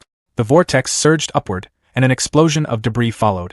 Heavy chunks of stone shot through the air and slammed into Master B mid-flight. Even after the hit, Master B kept flying through the fading light, still carrying Slimy along. But now blood streamed from a large, jagged wound along his side. His movement slowed, then his body tightened as if making a decision. In the next moment, he pushed forward with a sudden burst, sending Slimy flying ahead like a launched projectile. As Slimy was thrown forward, he turned back and called out to Master B. Despite the damage, Master B looked back one last time and gave a steady thumbs up. In the next moment, the mud skipper surged forward and swallowed Master B whole. As Master B disappeared from sight, Slimy drifted forward in silence. He reflected on their time together, saying that even if puppets could be replaced anytime, they still ended up forming bonds during the fight. He added that he would remember him. Pushing forward, Slimy reshaped his body, flattening it into a wide, square form to glide through the air. Below him, the dense forest slowly gave way to a cracked, barren wasteland. As he moved over it, he noted that the terrain ahead was no longer a mudflat. He descended toward the dry ground, preparing to land. The moment he touched down, he wondered if this place might finally be safe. It wasn't. Right away, multiple HP-200 indicators appeared as his health dropped fast. His body stretched upward as the damage hit, forcing him to quickly jump onto a nearby patch of dry grass. Catching a moment to recover, he pointed out that his HP was falling way too quickly just from touching the ground. The system encyclopedia finished scanning and confirmed the area was a high salinity zone known as saline alkali land, explaining that it caused an osmotic pressure imbalance. Slimy questioned it, saying he had already adapted to something like that before. The system clarified that his earlier adaptation only worked in high moisture conditions, while this land constantly drained water without limit, reducing anything caught in it to nothing over time. Looking out across the wasteland, Slimy wondered how he was supposed to get through. Slimy looked ahead and admitted he had no clear way out. The grass patches were too far apart, making it hard to move safely between them. Then something crashed down behind him. He turned and saw the mudskipper boss again. He couldn't believe it was still chasing him.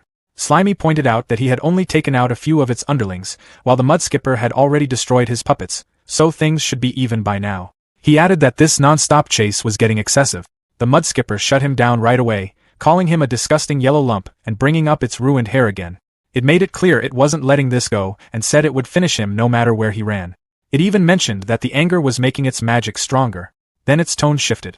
It started reacting to something else, confused as pain hit it just from standing there.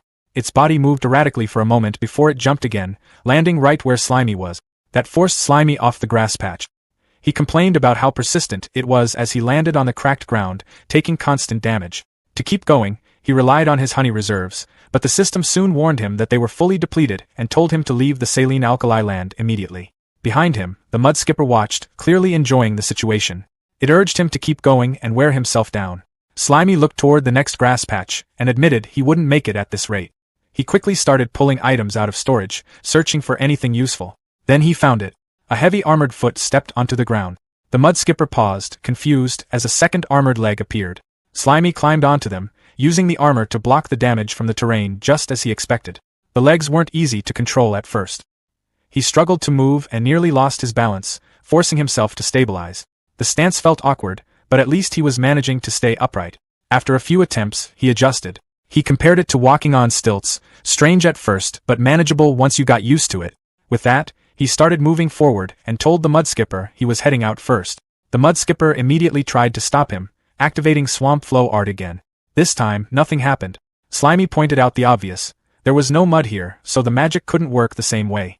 The mudskipper only got more frustrated, making it clear it still wasn't letting him escape. A few minutes later, Slimy kept moving across the barren ground on his armored legs. Something in the distance caught his eye, a faint glow standing out against the dull landscape. He focused on it as he moved closer, curiosity building. Before long, he figured it out. It was a portal. Looking out across the horizon, Slimy stood on his stone-armored legs and stared at the glowing portal in the distance. The sight caught his attention right away, but a massive salt lake stretched between him and it. The surface shimmered, and he understood that stepping into it would drain him dry almost instantly, then turned away, saying he wasn't strong enough yet and that it wasn't time to head into the human world. Night settled over the forest as rain poured down. At the base of a huge, twisted tree, small gravestones rested among scattered flowers. A system screen appeared, showing Slimy's current status. He was a slime mold, level 5, with the battle title Weak Creature Lord and the Decomposer trait. Slimy went over everything. He noted that parasitic domination was a merged skill, so upgrading it cost double, and at his current level he could control up to 7 puppets. He reflected that he had just started getting stronger, only to lose everything to the mudskipper, meaning he had to build it all up again. Looking around, he pointed out that as the environment recovered, stronger monsters would appear. That meant more experience, but also more danger. He decided the safest option was to stay hidden and slowly build up strength. A flash of lightning lit up the storm outside. Seeing the rain pouring down, Slimy realized he had forgotten to close the entrance. He moved over and stretched out a thin, long appendage, pulling the wooden cover into place. Right then, his eye widened. Standing in the puddles outside was the mud skipper, its eyes glowing red as it stared straight at him. It said it had finally found the little yellow target. Then everything shifted. Slimy jolted awake as pain hit him, and he was thrown upward, letting out a terrified scream. Back inside the hollow, Slimy pressed himself against the wooden support and told whatever was there to stay away. After a second, he realized nothing was actually there. He let out a breath, saying it was just a nightmare and admitting the encounter had stuck with him. By morning, sunlight filtered through the forest canopy. Slimy stood on the grass facing 3 smaller yellow slime minions. He gave them a clear order to head out, gather nearby materials, and bring them back so he could decompose them. Slimy gave the order, telling them to go, and his 3 minions shot off into the forest with sudden energy. Once they were gone, he focused on his next goal. He decided to aim for level 60 first, recalling that the system had mentioned he could evolve or change class once he reached that point. Before he could think further, something dropped onto his head with a dull hit. He stayed still as a small droplet splashed from the impact. Up on a thick tree trunk, a blue swamp chameleon with orange eyes looked down at him. Its long tongue stretched all the way to the ground, holding Slimy in place. Slimy's expression turned cold as he commented that low-level monsters still couldn't tell who was the hunter and who was the prey. As the chameleon pulled its tongue back, a sharp red fragment stayed lodged in the tip. Blood splattered as the creature jerked back in pain. It reacted quickly, activating its camouflage and climbing up the tree, its body blending into the surroundings. Slimy didn't move. He activated a search, and a glowing grid swept across the tree bark. He noted that invisibility was useful, but not against him. The scan locked onto the target. In the next instant, Slimy moved in and declared he had found it. A system message confirmed it. Parasitic puppet a swamp chameleon X1. The details showed the puppet had 87% durability and skills like tongue fist, tongue whip, and camouflage. The scene shifted through the dense forest. Before long, the 3 minions returned, dragging back a massive pile of materials, including crabs and other shelled creatures. Slimy looked it over and said they had done well. He thought about what to do next, noting that because of the level gap, breaking things down directly didn't give enough experience. He needed a more efficient method. A golden interface labeled cooking appeared with a spatula icon. The system explained that processing ingredients this way could boost EXP and sometimes add extra effect. Standing in front of the pile, Slimy told Atong to check what dishes were available. A scan started right away. A list of options appeared. Charcoal grilled platter could restore a large amount of HP and give extra buffs along with 1500 XP. Fresh fish roasted restored a small amount of HP and boosted energy. Greasy mushroom soup provided steady recovery over time. Dry fried bugs offered minimal recovery but were simple. At the bottom of each option, though, the same message showed up. He didn't meet the conditions to make any of them yet. Slimy went through the recipe list again and quickly noticed a problem. Every decent dish needed fire.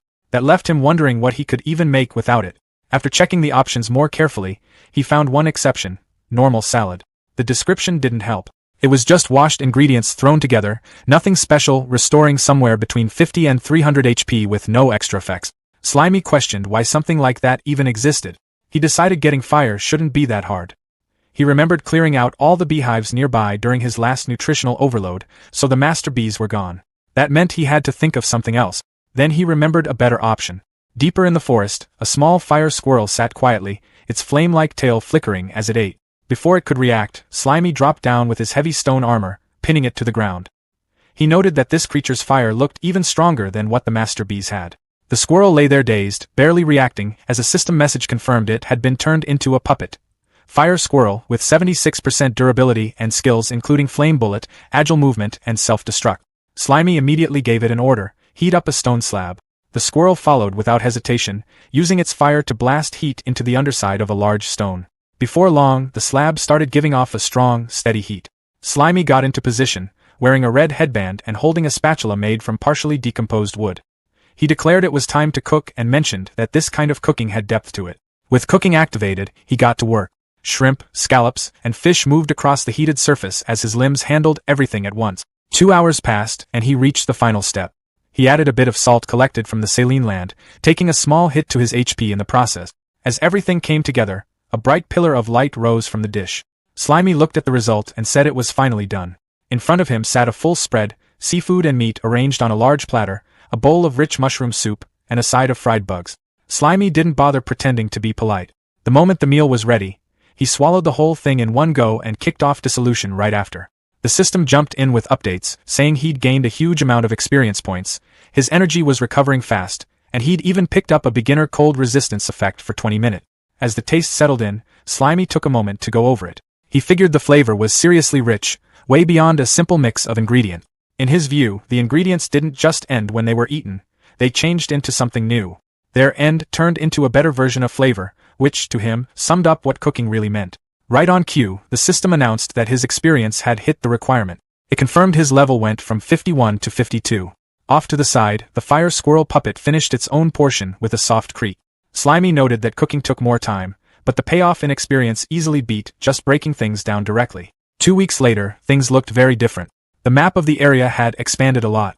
The saline alkali land, the high-tide mangrove forest, and the low-tide mudflats were now all marked as part of the explored slime mold territory. After covering everything, Slimy had spread his hyphae across the entire region. Hitting another milestone, Slimy checked his current status. Species: Slime Mold LV54. Achievement: Weak Creature Lord. About a kilometer away, a yellow frog puppet, Waji 3.0, moved through the forest. Slimy explained his newest setup, the slime signal relay. By leaving split bodies around as signal base stations, he could control his parasitic puppets from far away. Those split bodies kept themselves going by feeding off the trees they latched onto, so they could stay active for a long time. With enough of them in place, Slimy could instantly take control of any puppet within his territory. Then, out of nowhere, a massive black foot came down and crushed Waji 3.0. Slimy picked up on the loss right away and wondered what just happened. He quickly switched over using consciousness shift, taking control of a nearby yellow bird puppet to check things out. It didn't take long to spot the intruder. The encyclopedia kicked in, explaining that the creature was a berserk swamp bull, low intelligence but extremely dangerous. It was covered in scales, immune to anything below high-tier magic, and packed with raw strength. It rampaged without restraint and could release intimidation. The warning was clear: high danger, not something to face head-on. Slimy shifted again, moving his awareness to a base station right in the bull's path. He recognized the creature's heavy aura and treated it as a serious threat, but made it clear he wasn't backing down.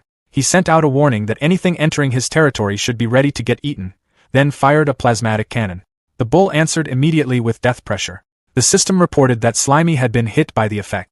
The encyclopedia added that death pressure worked through eye contact, applying mental force depending on the gap in strength. If the difference was too big, it could end things instantly. A system alert popped up showing HP -850, followed by a message confirming the split body had been destroyed.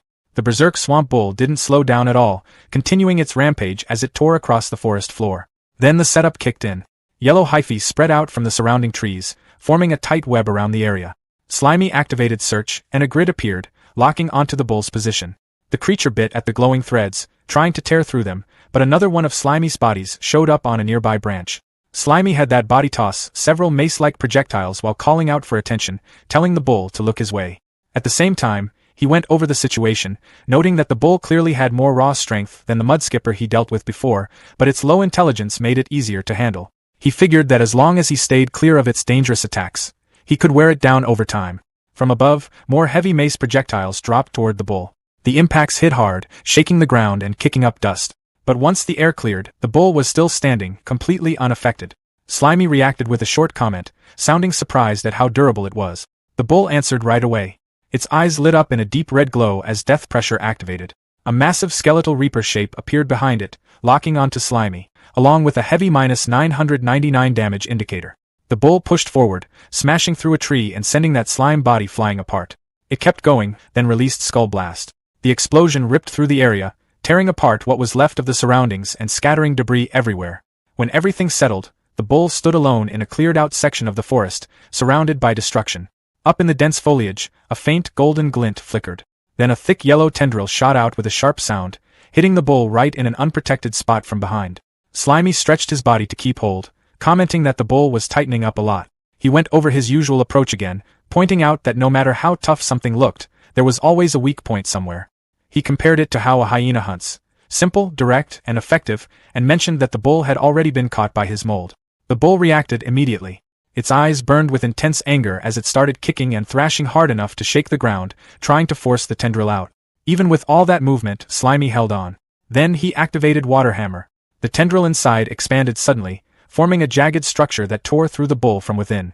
The creature let out one last cry as its head jerked back, its body giving out under the internal damage. Inside, Slimy's yellow mold spread through the muscle, pushing further as it took over. In Slimy's imagination, he pictured himself dressed in a sharp suit, wearing a surgical mask and gloves, adjusting his glasses with a calm, clinical vibe. He remarked that it was now his turn, getting ready to begin his work. A thick stream of yellow fluid moved through a narrow, ribbed tunnel inside the bull's body. As Slimy traveled deeper, he noted that, luckily for him, the bull must have emptied itself before going on its rampage since he hadn't run into any annoying obstacles on the way. Further in, he reached a chamber packed with half-digested grass and realized he'd made it to the stomach. A moment later, pressure launched him upward like a geyser shooting through an opening inside the massive body. At the same time, Slimy's yellow mold kept spreading through the bull's muscles. The berserk swamp bull roared in pain, blood spraying from its mouth as the infection spread further inside it. Slimy decided it was time to leave. He started crawling toward a fresh wound, mentioning that he'd just used that as his exit. Activating search, he scanned the bull's insides as a digital grid spread over the creature's organs. Then he found what he was looking for. Slimy aimed a plasmatic cannon directly at the bull's heart. The mechanical structure charged up and fired a high-speed shot straight through the organ. That ended it. The berserk swamp bull collapsed onto the forest floor, motionless as blood poured from its body. Right after, the system announced that Slimy had killed a high-level monster above his own level and gained a massive amount of EXP. Another message followed, saying decomposition was continuing and more EXP was being gained. While processing the corpse, Slimy noticed one of the bull's horns was broken. He wondered whether it happened during a fight with another bull or if something even more dangerous had attacked it before. Looking around the swamp forest, he commented that the monsters in the area were way beyond what he expected and guessed there might be a huge mana source nearby. Still, he pushed those thoughts aside for later and focused on the bull itself. Since the hide was too durable to handle from the outside, he continued decomposing it from within. The system soon confirmed decomposition success. Slimy obtained high-level swamp bull meat along with swamp bull hide, which counted as a high-level forging material. Seeing the amount of EXP he gained, he started wondering if cooking the remaining meat would give even better result. After letting out a satisfied burp, he sat beside the bull's skull and thanked it for the meal. Elsewhere, a massive teleportation gate crackled back to life. Blue energy surged into the sky as the sealed gate reopened after 2 years. B-rank adventurer Jim Cook from the Silverleaf Guild stepped through first, celebrating the gate finally reopening. Beside him, B-rank Shadowstalker Lena Short from the Grey Rock Guild looked far less excited, complaining that the whole place was packed with bugs and saying she only came because Jim kept asking. Above them, mages from the Blue Hat Guild flew across the area using intermediate magic, lights or wings. Jim muttered that they were playing unfair, while Lena pointed out that flight magic was basically the Blue Hat Guild's specialty anyway. The adventurers eventually reached the edge of Death Salt Lake. Lena warned everyone to think carefully before crossing since falling into the lake would dry them out instantly like jerky. Jim then introduced what he called their great helper, a rookie B-rank adventurer named Xiaoxi Green. Xiaoxi politely greeted the group and asked everyone to look after her before activating Flash Freeze. In seconds, the lake surface froze solid, forming a huge ice bridge stretching across the water. The adventurers were impressed, commenting that her magic looked just as strong as what the Blue Hat Guild could do. The group quickly started running across the frozen bridge, eager to gather enough life energy to claim the bounty. Jim and Xiaoxi followed behind while Jim warned that most rookies didn't understand how dangerous the swamp forest really was. A second later, his warning proved correct. The water exploded upward as a massive creature burst out, biting into one of the adventurers while smashing apart the ice bridge. The entire group stopped in fear. A man wearing sunglasses explained that the creature had evolved into a three-headed form by absorbing the overflowing magic leaking from the portal over time. Towering above them was the three-headed swamp snake. He identified it as a Lord-class high-level monster and ordered everyone to pay attention to his commands during the fight. Back in the forest, Slimy was busy roasting a swamp snake hatchling over a campfire. A description window explained that the food restored 400 HP and boosted movement speed in swamp areas by 15% for 30 minutes. The heat from the fire was intense though. Slimy fanned himself while complaining about how hot it was, just as an HP-40 indicator popped up. While eating, he started thinking about his next move. He decided it was finally time to improve his silkworm armor for better defense since he couldn't rely on the same weak point strategy against every high-level monster. After announcing that eating time was over and business time was starting, Slimy prepared to enter a deep state. The system immediately warned him that folding his consciousness into the slime mold space could expose his main body to danger. Slimy brushed the concern aside, pointing out that he already had mycelium warning systems and parasitic puppets nearby to keep watch. With a smug grin, he entered the slime mold space, a massive digital-like grid filled with stored items and floating icons. Inside the slime mold space, an interface appeared with 2 empty slots labeled primary materials and secondary materials. A system message told Slimy to place in the forging materials he wanted to use. By combining the forging skill he got from Gon with his own decomposition trait, he could handle the entire forging process directly inside the digital space without needing actual tools. With a quick command telling it to come out, the broken knight armor appeared on the grid floor, surrounded by a glowing circular aura. Slimy selected the swamp bull horn and swamp bull hide as the materials. Another window popped up, warning him that a failed attempt would destroy every material involved. Slimy looked at the screen calmly and reasoned that the armor's durability was already at 0 anyway, so there wasn't much point worrying about failure. He pressed the forge button, his focus sharpening as the process started. A massive pillar of light burst upward, swallowing the armor and materials whole. Inside the flash, everything fused together and reformed into something new. Back in the real world, Slimy watched with anticipation as a metal gauntlet burst upward from a pile of yellow mold. Right after that, a heavy metal boot slammed down onto the grass. The system confirmed the result. Forging successful. Obtained. Shield Force Armor Trash. According to the appraisal atlas, the armor could absorb most physical attacks and reduce damage or effects from intermediate and lower tier magic by 35%. Sitting behind the completed armor in the forest, Slimy celebrated the success right away. He immediately jumped into the suit and activated Dominion to control it. His yellow slime spread throughout the metal frame, filling the helmet, chest, arms, and legs. Inside his mind, a special control interface appeared under the name Slime Mold Squadron.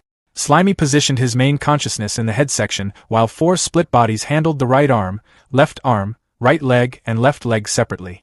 The armor stood tall, though Slimy quickly noticed it looked a little different now. A comparison display showed that because of material loss during repairs, its height had dropped from 1.9 meters to 1.7 meters. Slimy brushed that off immediately, figuring size didn't matter much when there wasn't even a real human body inside it.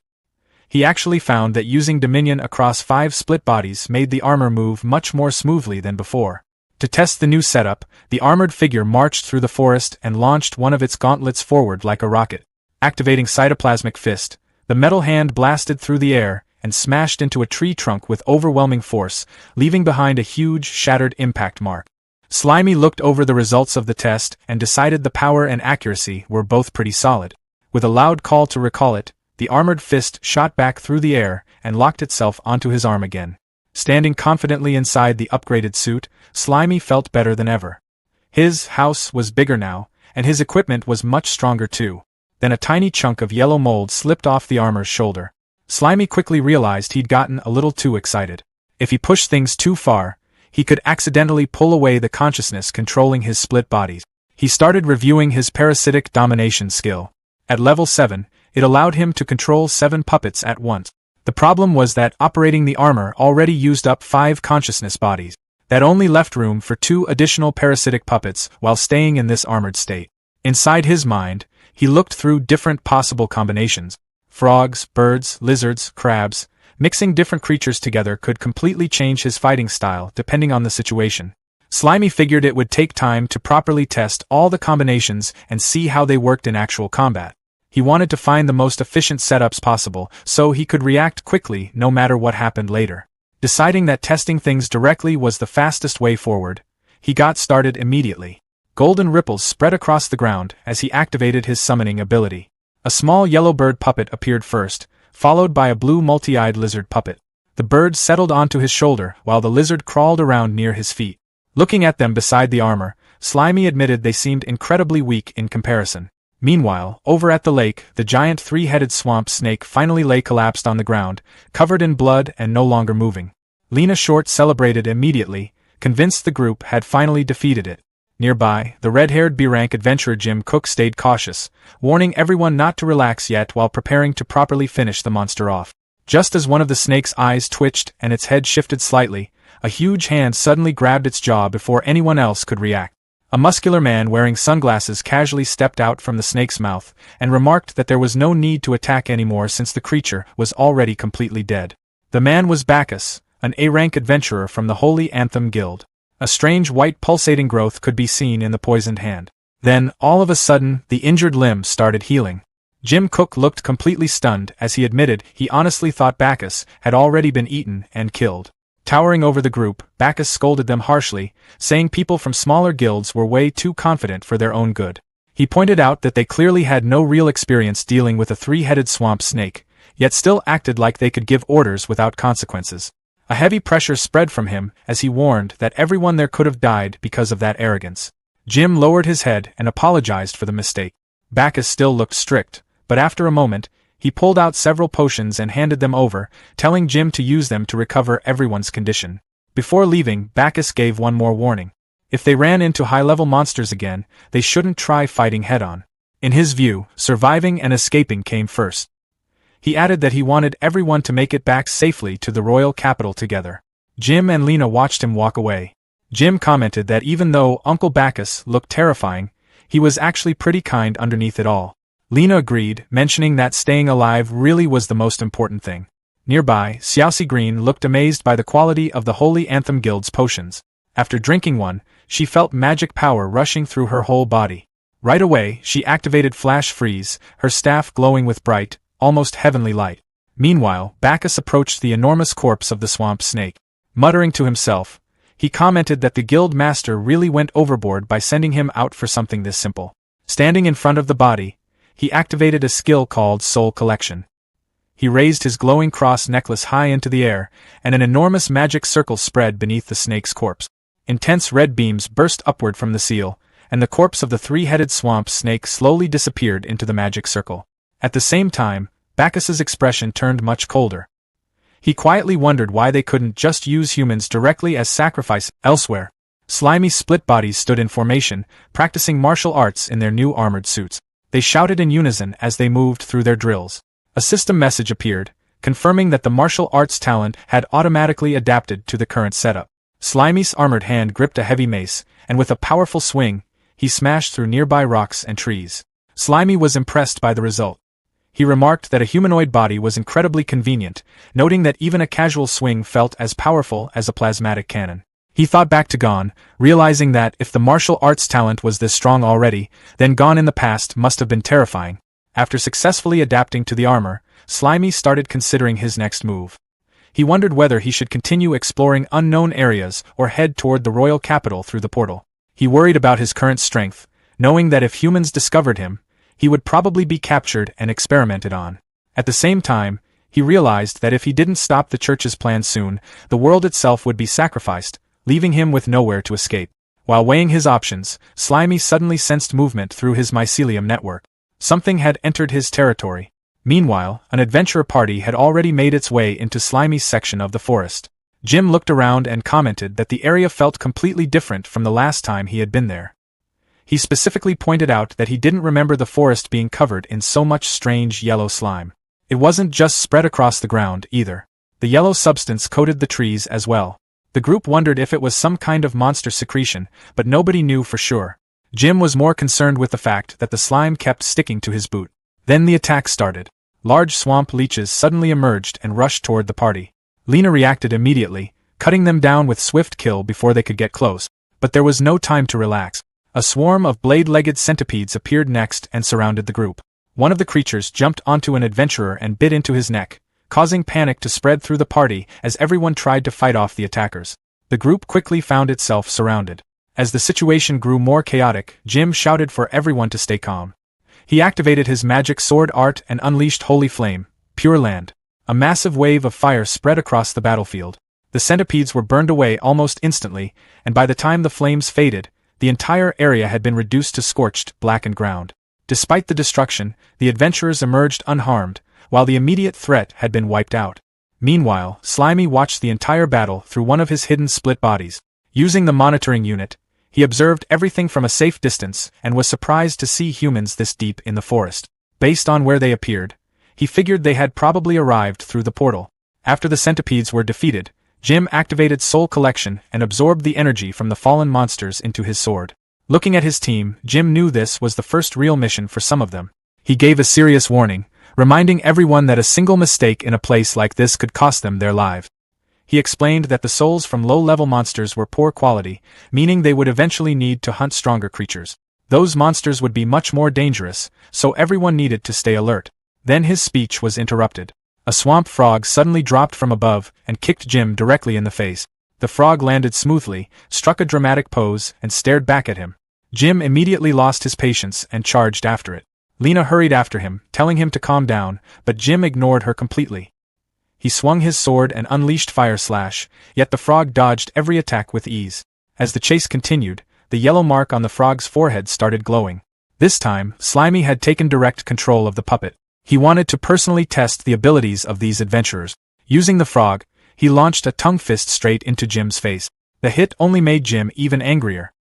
He swore he was going to kill the frog, while Lena continued trying to stop him. Back with the rest of the group, Shi-Ai Green could only watch as her two strongest teammates disappeared deeper into the forest. With Jim and Lena distracted, a jungle demon spider puppet quietly moved into position behind the remaining adventurers.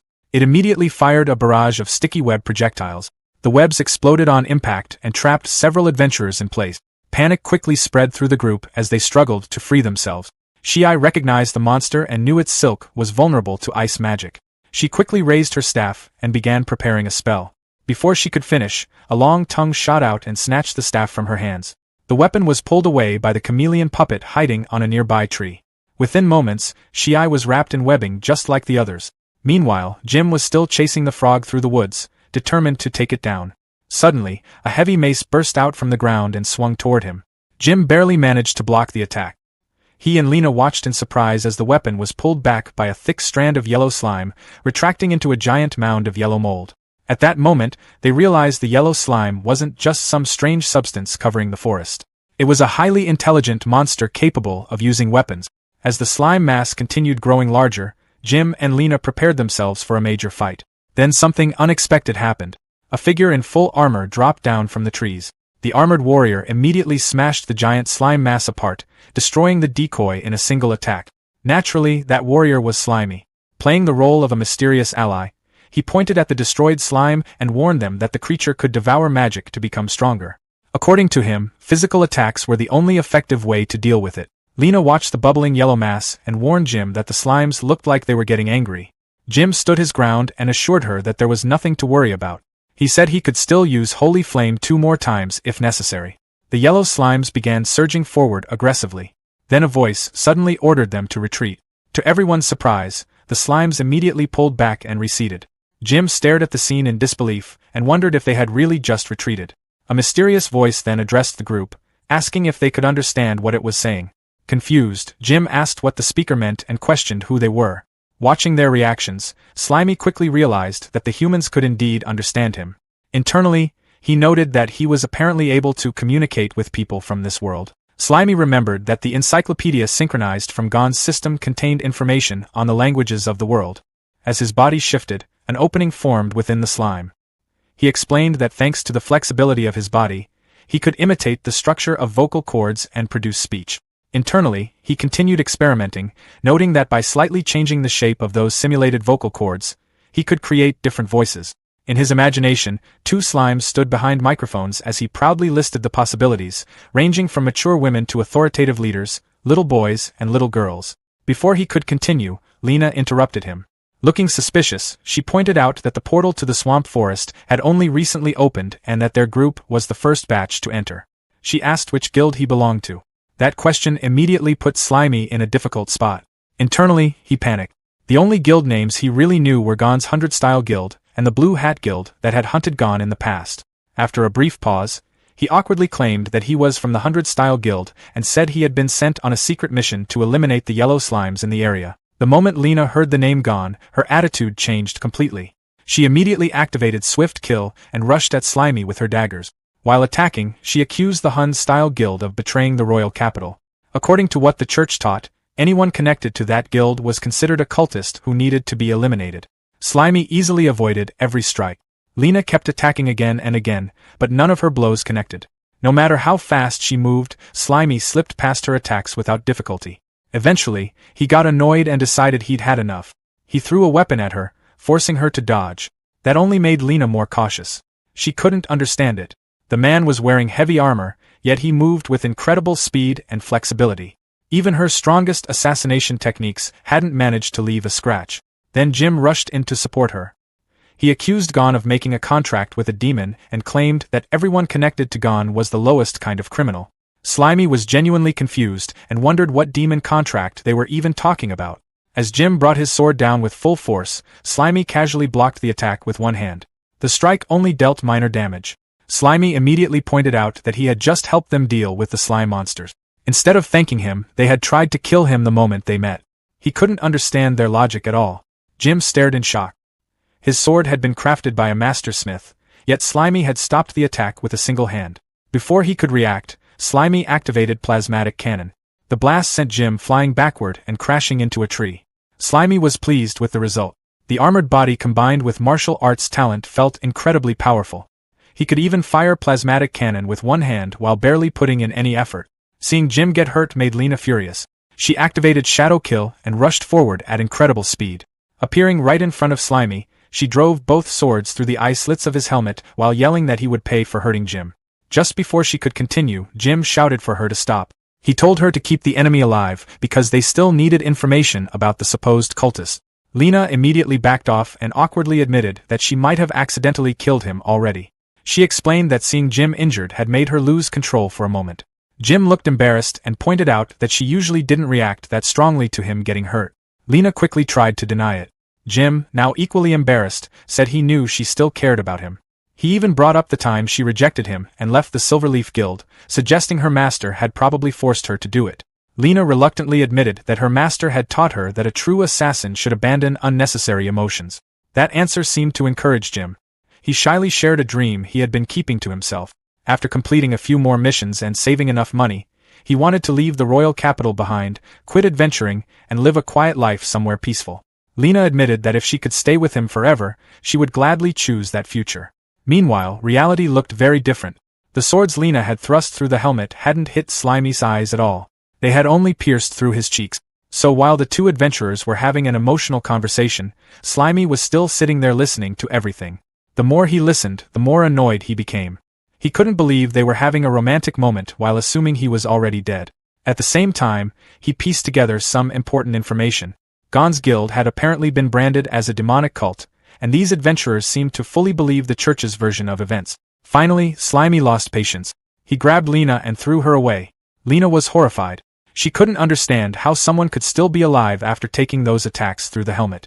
Slimy told them that since peaceful conversation clearly wasn't an option, he would just tie them up first and ask questions afterward. Jim hurried over to check on Lena. She assured him she was fine but insisted that Slimy had to be using some kind of demonic power. Slimy immediately rejected that idea and told them they had been lied to by the church. Internally, he was also evaluating the situation. Based on their performance, ordinary human adventurers no longer posed much of a threat to him. Jim, however, refused to listen. He declared that this time he would finish the battle properly. Activating Holy Flame, he surrounded himself with brilliant holy energy and proclaimed that evil would be destroyed. Slimy sighed. He really hadn't wanted to kill them, but they kept forcing the situation in that direction. With that, he activated martial arts talent, Raider. Just as the battle was about to begin again, the scene shifted elsewhere in the swamp forest. Not far away, another group was busy hunting fish-type monsters and collecting their souls. After clearing out large numbers of weaker creatures, they continued deeper into the forest. One of the members suddenly sensed something unusual and informed Sister Faye that a powerful magical signature was coming from the left. Faye, a B-rank adventurer from the Blue Hat Guild, remained calm. She commented that after defeating so many weaker monsters, it seemed they had finally attracted the area boss. A moment later, the ground shook violently. Then a mud skipper burst up from beneath the earth. Standing nearby was Anita, Merlin's youngest disciple and a C-rank adventurer from the Blue Hat Guild. Without hesitation, Anita gathered mana and prepared to face the massive creature head-on as she immediately began casting wind magic. A sudden rush of air swept through the battlefield as Anita focused her mana. High-tier wind magic gathered around her, forming a massive vortex that spun violently at her side. Before she could release the spell, a mud skipper beast burst from the shadows behind her and raked its claws across the back of her neck. Anita cried out and collapsed into the mud as blood spilled from the wound. Seeing her teammate fall, Sister Feifei swung her weapon forward and shouted for their remaining ally to stay focused and fight back. She immediately activated intermediate lightning magic, and the spell Crimson Lightning erupted across the battlefield. Jagged bolts of red electricity crashed down repeatedly while the mud skipper beasts darted across the wet ground, leaping into the air to avoid the strike. One of the creatures screeched as the lightning scorched the mud around it. Sister Feifei kept her weapon raised and realized the fight was more difficult than expected. The enemy could sense mana and move quickly through the swampy terrain. Nearby, Luoluo stood inside a glowing magic circle and said she could not understand how two mudskipper leaders had appeared together when the tribe's leaders were known to avoid sharing territory. Feifei angrily dismissed the concern, saying it did not matter how many leaders there were because they were still low-level monsters. She ordered Luoluo to keep one occupied while she prepared a stronger spell. Red electricity surged around her hand as she channeled high-tier lightning magic into Scarlet Bolt. One mudskipper beast crossed its arms in front of its face, bracing for the impact. The crimson lightning exploded against it in a violent discharge. When the smoke cleared, the creature was still standing, electricity crackling across its body as it screamed. Feifei smirked and said that even if it had blocked the main blast, the lingering current would still paralyze it. Her confidence vanished when a huge wall of mud erupted between her and Luoluo, completely blocking her view.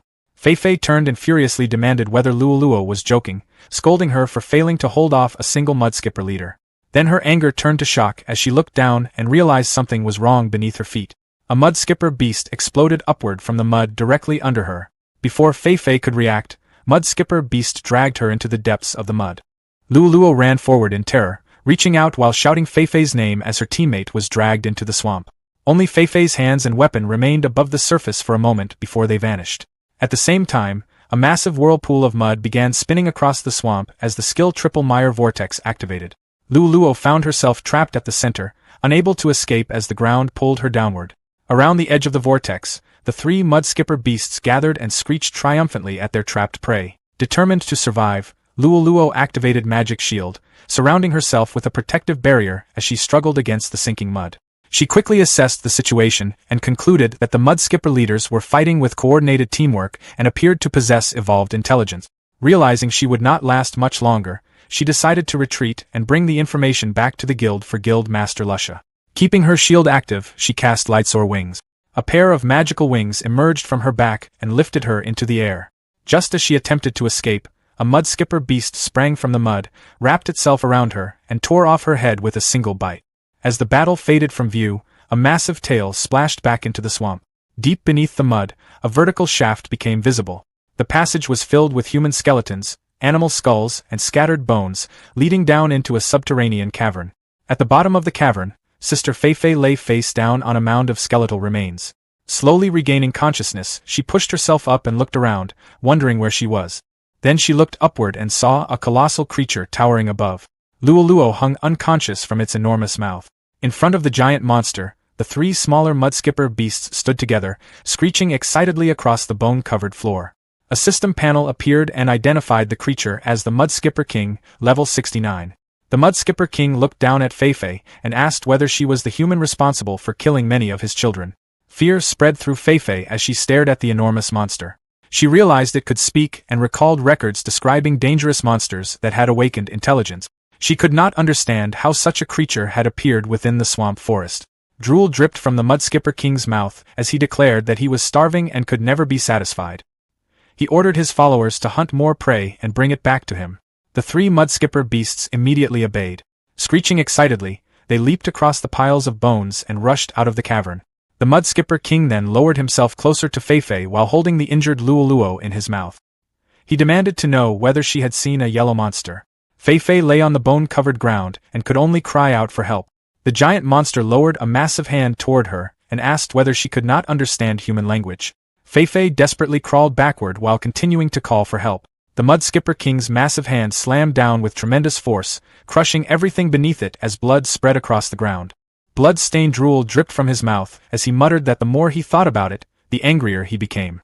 He added that if a heavy rain had not saved him, things would have ended differently. His anger continued to build. Repeatedly muttering that he was furious, he unleashed a blinding burst of light from his eyes. Columns of golden energy shot upward through the mud and into the forest above. On the surface, Senior Bacchus noticed beams of light piercing the sky. Turning toward their source, he immediately sensed the power behind them and remarked that the aura of evolution was unusually strong and worth investigating. Before he could leave, a large bird monster wandered onto the path and let out a chirping call. Bacchus noted that he needed to deal with the two monsters in front of him first. Bacchus leaped forward and brought his boot down onto the green-headed bird monster's neck, driving it hard into the dirt. As the creature endured the attack, a crimson serpent suddenly emerged from its back. The snake immediately coiled around the bird monster's body. The serpent then lunged at the warrior and sank its fangs into his leg. Despite the venomous bite, he remained completely unfazed. With a swift spinning kick, Senior Bacchus sliced through the serpent and severed its head before landing firmly on his feet. Looking down at his leg, he noted that the venom appeared to have a petrifying effect. Before he could react further, one of the bird monsters activated pseudo-dragon breath. Gathering stone splash within its beak, it unleashed a torrent of molten stone and magma that crashed over Bacchus and engulfed him completely. As the magma hardened around him, Bacchus observed that the monsters in the area seemed far more troublesome than before. A massive column of hardened earth rose around him, completely sealing him inside a stone prison. Even while trapped, Bacchus calmly assessed the situation.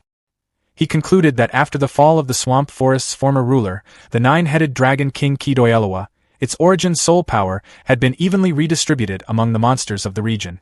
Moments later, a powerful shockwave erupted from within the stone shell. The prison shattered apart. Senior Bacchus stepped out of the debris completely unharmed and fixed his gaze on the remaining enemies. The two bird monsters screeched in alarm and backed away. Looking down at them, Bacchus gathered his strength and remarked that it seemed he would need to get a little more serious. Looking out from beneath his helmet, Slimy noticed the powerful evolution light rising from the direction of the mudflat and wondered what had happened there. After briefly considering going to investigate, he decided against it and told himself to forget about it since he had developed a trauma toward that place. Nearby, Jim knelt on the ground covered in bruises while Lena remained tied up behind him. Jim glared at Slimy and called him a bastard. He demanded to know whether Slimy had heard of the Silverleaf Pavilion Guild and warned that if anything happened to them, their guild master would hunt him down to the ends of the earth. Looking at the warrior, Lena realized that he had tricked them. She had initially assumed he was just a clumsy warrior because he used a hammer, but she had not expected his shadow kill skill to be so powerful. She recognized it as the exact same move her master had taught her. She recalled that her master had once learned from Brother Gon, the guild master of the 100-style guild, and that this was a secret known only to her. Since he came from the 100-style guild, she found it unsurprising that he knew the same techniques, but she still thought it was ridiculous that he could dual class as both a warrior and a raider. Slimy complained in frustration that he had never intended to hurt them in the first place, but now everything had become a mess. He repeated that Brother Gon was not a traitor to humanity and insisted that they were the ones who had been brainwashed by the Holy See. Slimy reflected that he had not expected the Holy See to go so far. He estimated that even if the young women who had previously come looking for Brother Gon were still alive, they would likely be captured and executed by the Holy See if they returned. He considered what to do next. Originally, he had planned to use the 100-style guild identity to gather intelligence, but now the guild had been labeled public enemies by the Holy See. Since his identity was already exposed, he knew he was no different from a wanted criminal in their eyes, and because these people already knew, there was no way to hide it again. A system choice interface suddenly appeared before him with two options: kill and don't kill. Under the villain route, Slimy imagined himself as a giant demonic yellow slime. He considered that silencing them would not only conceal his identity but that decomposing their bodies could also provide a huge amount of experience points, making it far more efficient than constantly hunting monsters in the wild. However, he acknowledged that crossing that line would mean abandoning his humanity completely, even if it allowed him to grow stronger faster and eventually destroy the Holy See and stop their plan to sacrifice all life. Under the Saint route, he considered letting them go, believing that love and truth were eternal and that as long as he conveyed goodwill, they would be able to feel it. This path allowed him to maintain his bottom line as a human being. He reasoned that although he had become accustomed to his skeleton identity, his soul had always remained human.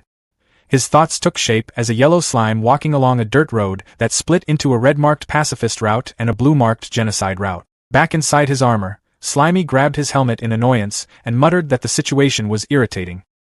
He admitted that killing and decomposing people could make him stronger quickly, but he had inherited Brother Gon's will and should not kill indiscriminately. Suddenly, 3 sharp arrows shot through the air. Slimy jumped backward and successfully dodged them as they struck the ground. A group of newcomers arrived to support Jim and Lena. A brown-haired man wielding dual hand-axes called out that they had come to back them up, while a green-haired spearman demanded to know who the armored warrior was. Slimy immediately panicked and wondered where his corpse puppets had gone. Deep within the forest, his giant spider corpse puppet was trapped inside a solid block of ice. Beside it, his reptilian corpse puppet was also frozen solid within another block of ice. An adventurer wearing a brimmed hat untied Jim and handed him a red vial. He said that he still had some of the healing potions Senior Bacchus had given them and urged Jim to drink one. Jim accepted the potion and thanked him. With Jim and Lena freed, the gathered adventurers rallied together and called for everyone to join forces against the armored opponent. Slimy stood silently before them without saying a word. Looking at the crowd through his visor, Slimy declared that he truly did not want to kill anyone, but they were leaving him with no choice. The armored Slimy activated the skill Death Pressure, releasing a massive dark golden vortex that rose high into the sky. The overwhelming aura caused the enemy reinforcements to tremble in fear. One commented on the terrifying pressure, while the green-haired spearmen wondered how they could possibly defeat him. Bathed in a bright yellow glow beneath his armor, Slimy decided to play the role to the very end. He chose to use the new skill he had obtained from the bull to test them and measure the gap in strength between himself and the humans. As the backup guild members turned and fled into the forest, Jim watched in disbelief and demanded to know why they were running away. Beside him, Xiaoxi gripped her staff and nervously asked her senior what they should do next. Jim reassured himself that it did not matter because those cowards would not have been much help anyway. He said that having Lena and Xiaoxi with him was more than enough. Drawing his sword, he confidently proposed a plan in which he would take the front line, Lena would launch a sneak attack, and Xiaoxi would wait for an opportunity to cast magic. Lena immediately called him a hot-blooded idiot and questioned why he was trying to act cool when the enemy was clearly far stronger than them. She urged him to run, grabbed Xiaoxi, and pulled her along. Jim quickly followed, taking Xiaoxi's hand and telling her to stop spacing out and keep up. Seeing Jim holding Xiaoxi's hand, Lena puffed out her cheeks as they fled. The two groups ran in completely different directions, leaving the armored Slimy alone in the clearing as he watched them go in confusion. Inside his helmet, Slimy's yellow gelatinous face split in annoyance. He complained that he had not even decided what to do with them yet. He realized that if they escaped, news of his true identity would reach the royal capital and lead to serious consequences. He cursed the moral restraints that were holding him back. The armored Slimy leaped forward and chased after the fleeing trio. He shouted for them not to run and asked for a chance to talk. He decided to make one final attempt to communicate properly and resolved that if they refused to cooperate, the consequences would be on them. Looking back in panic, Jim shouted that the monster was right behind them. The scene shifted deeper into the forest, where a massive yellow impact light erupted in the distance. Senior Bacchus stood among the trees examining his left forearm, which was covered in a petrified, scaly growth resembling snake skin. He observed that a snake scorpion, normally only an intermediate magic beast, had somehow become extremely powerful. He remarked that the ecological reset of the swamp forest was truly remarkable. A large snake-scorpion monster with a bird's head and sharp claws screeched at him. As Bacchus prepared to attack, his arm began glowing with a purifying light. A system notification appeared displaying partial sanctified fall -70%, showing that his hand was recovering.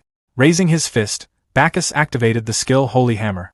A heavy golden cross-shaped blow slammed into the snake-scorpion monster, causing it to screech in pain.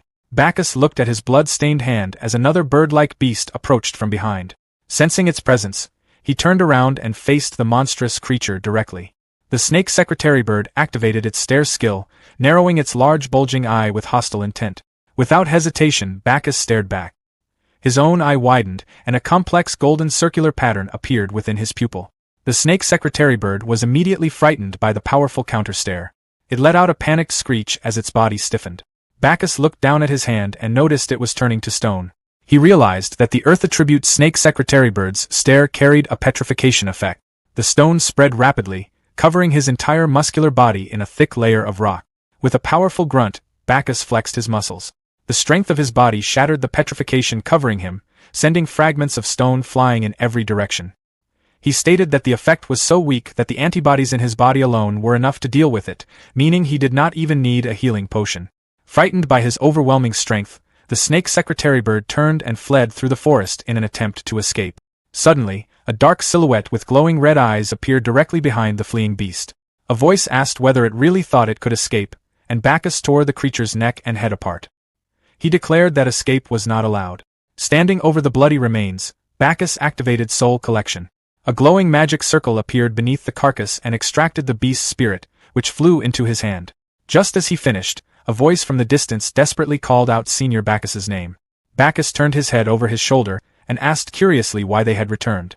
The green-haired spearman pointed ahead, his voice trembling as he warned Senior Bacchus that the monsters were coordinating their attacks.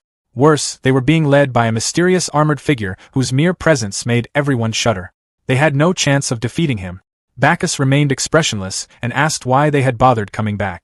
Stepping forward, he questioned whether being outmatched gave them the right to abandon the mission.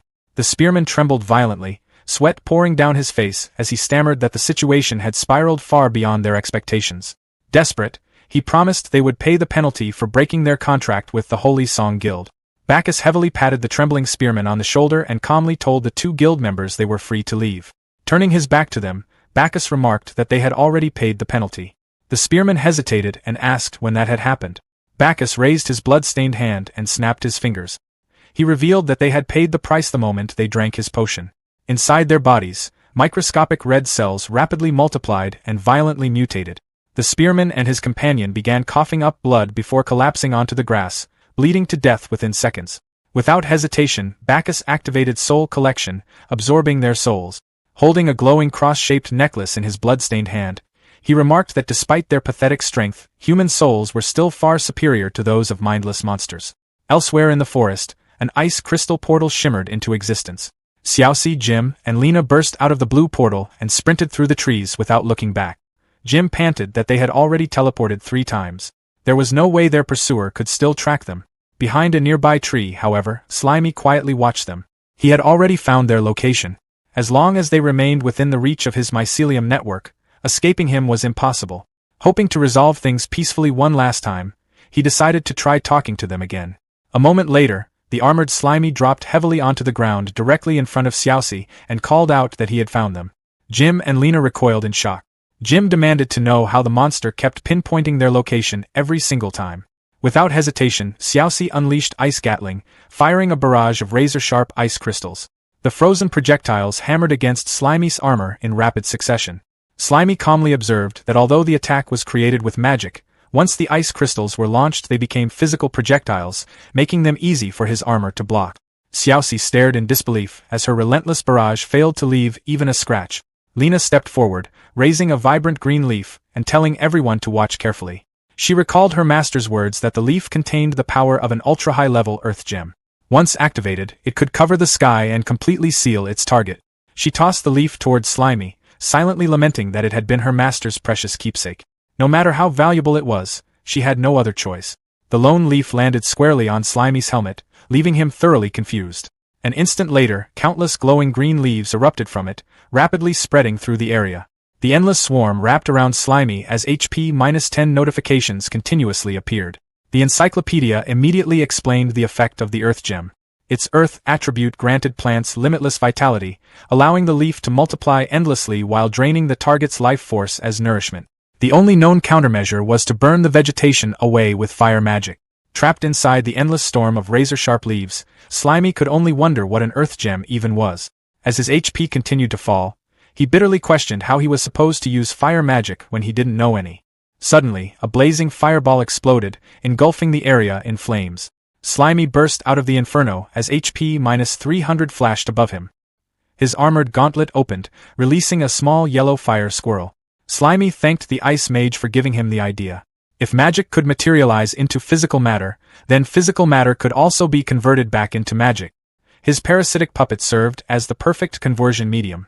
The process became clear in his mind. Cytoplasm from his main body flowed into the puppet, fueling the spell and allowing the fire squirrel to cast magic at the cost of 300 HP. Charging through the drifting ashes, Slimy realized that by the same principle, if he captured parasitic puppets capable of advanced magic, he would be able to cast those spells himself. He suddenly stopped and reached toward the scorched ground. His targets were gone. Stepping onto a thick trail of yellow slime, Slimy knelt beside it and decided that capturing the humans had become his highest priority. He was done hiding. It was time to mobilize his true body. The yellow slime rapidly expanded, engulfing the armored figure until it became a massive gelatinous blob. The enormous slime surged across the forest floor, crushing bushes and tearing through undergrowth before coming to an abrupt stop at the edge of the forest. The armored Slimy emerged from the top of the giant slime and observed that the sensory range of his mycelium network ended here. Beyond the forest lay a dark expanse of dead woods, an area he had never explored. Every time his mycelium spread into the dead forest, it withered almost instantly. Every instinct warned him that the area was extremely dangerous. For a moment, Slimy considered turning back. Staying alive had always been his greatest advantage. Meanwhile, deep inside the dead forest, Jim, Lena, and Xiaoxi continued forward. Jim looked around the decaying landscape and remarked that the swamp forest was nothing like it had been 2 years ago. Lena nodded, explaining that this area used to be a training ground for novice adventurers. Now, she believed anyone entering would need at least an A-rank team leader to survive. Exhausted, Jim and Xiaoxi sat down on the roots of a massive dead tree.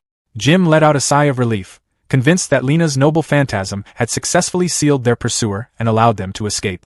Lena smiled faintly as she looked at the green leaf. She recalled that her master had given it to her, making it both a powerful sealing artifact and a treasured keepsake. A thick drop of green slime suddenly landed on her head. Directly above them, an enormous earthworm monster hung from the dead branches, drooling sticky green mucus from its gaping mouth. Lena touched the slime in her hair, her expression turning to disgust as she quietly warned the others not to move. She explained that giant earthworms had no eyes and hunted entirely by sensing vibrations. Jim slowly drew his sword, frowning as he studied the creature. Something was wrong. Ordinary giant earthworms only grew 3 or 4 meters long. This monster was far larger than it should have been. Before it could attack, a colossal holy hammer descended from the sky and crushed the earthworm in a single blow. Green blood exploded across the forest, splattering Jim, Lena, and Xiaoxi. A figure landed in front of them with a glowing fist. It was Bacchus. Looking down at the stunned trio, he asked, "Trying to run away?" Greeting Bacchus enthusiastically, Jin explains that they were just attacked by a mysterious armored person claiming a specific identity. Ignoring the explanation, Bacchus sternly demands the surprised boy answer his question instead, leaving Jin stammering in confusion. Bacchus asks if they are planning to run away and abandon their mission, calmly reassuring the boy to just tell the truth. Standing next to the man's massive arm, Jin quickly clarifies that they are definitely not abandoning the mission. He admits they carelessly lost before, but confidently asserts that with a new battle plan, they can win the next fight, especially with Senior Bacchus on their side. Acknowledging the boy's resolve, Bacchus simply states that he understands. Meanwhile, Jin and Lena inspect their glowing hands, amazed that their fatigue is completely disappearing and their mana is rapidly recovering. Lena notes this is strange since their potion's effect should have expired long ago. Bacchus explains that the potion he gave them is a new type developed by the Holy Song Guild, designed to activate their own life energy to produce a powerful second-stage effect. Standing alongside his teammates, Jin admits that while he doesn't fully understand it, he feels incredible. He eagerly urges Bacchus to hurry up and catch the mysterious armored person, assuming the attacker is a remnant of the traitor Goen's guild. However, Bacchus calmly replies that there is no need for that. He explains that over a year ago, 3 adventurers loyal to Goen entered the swamp forest to search for him. Because the church wasn't fully certain of Goen's betrayal at the time, they allowed the expedition instead of formally convicting the 100 Styles Guild. Holding up a silver cross necklace, Bacchus solemnly declares that gathering enough life energy for the church is their absolute highest priority on this trip. He confidently states that the mysterious attacker is likely just one of those 3 second-rate loyalists, adding that even if they survived in the wild, they are at most A-rank in strength and nothing to worry about. Walking away, Bacchus warns that the road ahead will be far more dangerous and orders them to follow him. Jin responds enthusiastically, completely ready for the challenge. Looking concerned, Lena worries about the others who were separated from them, fearing they might also be attacked by the armored person. But Jin reassures her, noting that their magical communication has been cut off. He reasons that since they lured the armored attacker away for so long, the rest of their group should have taken the opportunity to safely return to the royal capital. Soon, the group walks through a dead, gray forest. Suddenly feeling the ground shake, Jin frantically points around and asks if there is an earthquake. But Bacchus clarifies that they have simply arrived, announcing that this is the place with the richest life energy in the entire swamp forest. The group stands at the edge of a massive, churning swamp completely infested with terrifying creatures. A red, skull-faced monster wades through the water alongside numerous other mutated beasts violently fighting each other, while a massive tentacled monster looms over the swimming horde. Jin stammers in sheer disbelief that the swamp forest hides a place like this. Lena expresses her absolute shock that these are all high-level monsters, watching as a large, spiked frog creature swims rapidly through the murky depth. As a spiked monster leaps wildly toward a giant reptile's gaping jaws, Bacchus seriously corrects them, clarifying that these are basically all elite monsters far above high-level status. He explains that the entire ecology here is currently being reset. Recalling the past, Bacchus notes that 2 years ago, humanity's traitor, Goen, came to the swamp forest seeking the power of demons in a vain attempt to destroy the world. Bacchus recounts how the former lord of the swamp forest, the 9-headed dragon king Kudoyelwa, reached an agreement with the church. Joining forces with the 7 holy knights, the Dragon King vowed to stop Goen's evil plan and annihilate him within the swamp. Bacchus continues, revealing that although Goen was finally eliminated, Kudo-Yellowa also fell in the devastating battle, costing the church 2 holy knights in the process. However, when a whale falls, all things grow. With the death of Kudo-Yellowa, the immense source of soul power that had accumulated within its body for 1,000 years was released back into the environment, completely resetting the ecology and triggering the massive explosion of life they see today. Even low-level monsters can evolve and awaken their intelligence if they absorb enough life force. He adds that this evolution grants them the qualification to actively compete for the new title of Lord of the Swamp Forest. Bacchus estimates that the area before them is the main battlefield where Goen and Kudo-Yellowa fought. He explains that the residual magic there is the thickest, which naturally attracts the most powerful monsters to gather in one place. Realizing the gravity of the situation, Green quietly acknowledges that this explains everything. Standing before the shocked trio, Bacchus abruptly orders them to stop dazing around and start working. Looking down at a massive tentacled monster swimming below, he bluntly states that the giant earthworm they fought earlier, which was driven to the edge of the forest, can only be considered the absolute bottom of the food chain in this area. Sweating nervously beside a terrified Lena, Jin questions how they are supposed to fight if a monster of that level is considered the lowest tier here. But as a giant earthworm suddenly charges rapidly toward them, Bacchus's arm transforms into a glowing, razor-sharp blade. He commands them not to fear, ordering them to fight to the bitter end, reminding the young adventurers that with their life energy activated, they are now far stronger than before. With a swift, brutal motion, Bacchus effortlessly slices through the giant earthworm monster using his razor-sharp blade arm. Splattered in green fluid, a surprised Jin notes that his own slash seems to have become much stronger than before. Seizing the opportunity, Lena fiercely kicks a severed segment of the monster away, while Green quickly summons sharp ice spikes to skewer the remaining pieces. Wiping the disgusting green fluid from her face, Lena excitedly notes that power is still pouring into her body, admitting that she doesn't feel tired at all despite the intense battle. Standing calmly near the defeated monster, Bacchus tells the group that this is nothing yet. As the soul collection system activates, he confidently declares that humans will become even more perfect in the future, which is the ultimate goal of their church. Suddenly, a giant mosquito monster flies rapidly downward from the sky. Looking up in absolute shock, a terrified Green identifies the horrific creature as a dragonfly. Before they can react, the giant mosquito unleashes its violent suction, powerfully pulling the screaming group and surrounding debris upward into the air. But in a flash of movement, a devastating strike completely shatters the giant mosquito monster's body. Covered in blue fluid, Jin, Lena, and Green fall safely back to the ground. Morphing his arm into a grotesque cluster of numerous pale hands, Bacchus casually notes that he needs to deal with monsters of this level seriously.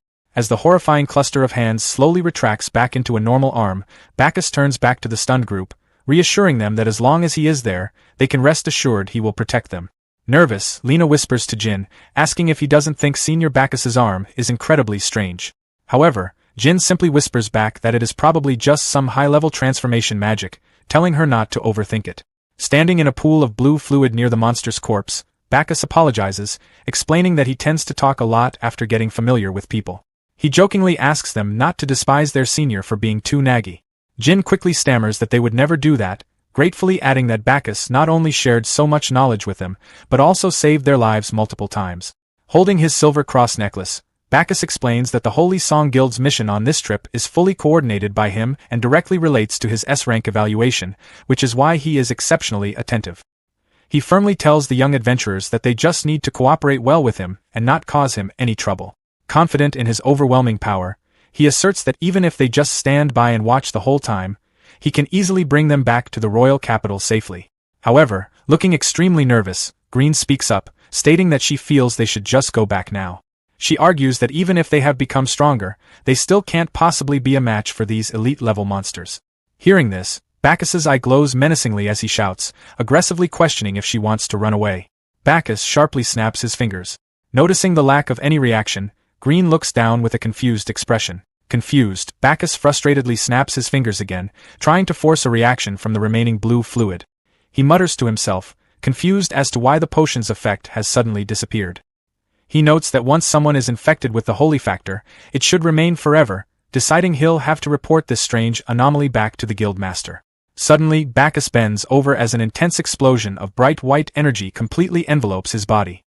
He violently declares that while dying in battle is acceptable, surrendering is not an option, refusing to let any deserters ruin his precious S-rank evaluation. Without hesitation, Bacchus swings a massive white energy blade ruthlessly downward. Thinking quickly, Jin raises his sword, barely managing to block the heavy, descending strike.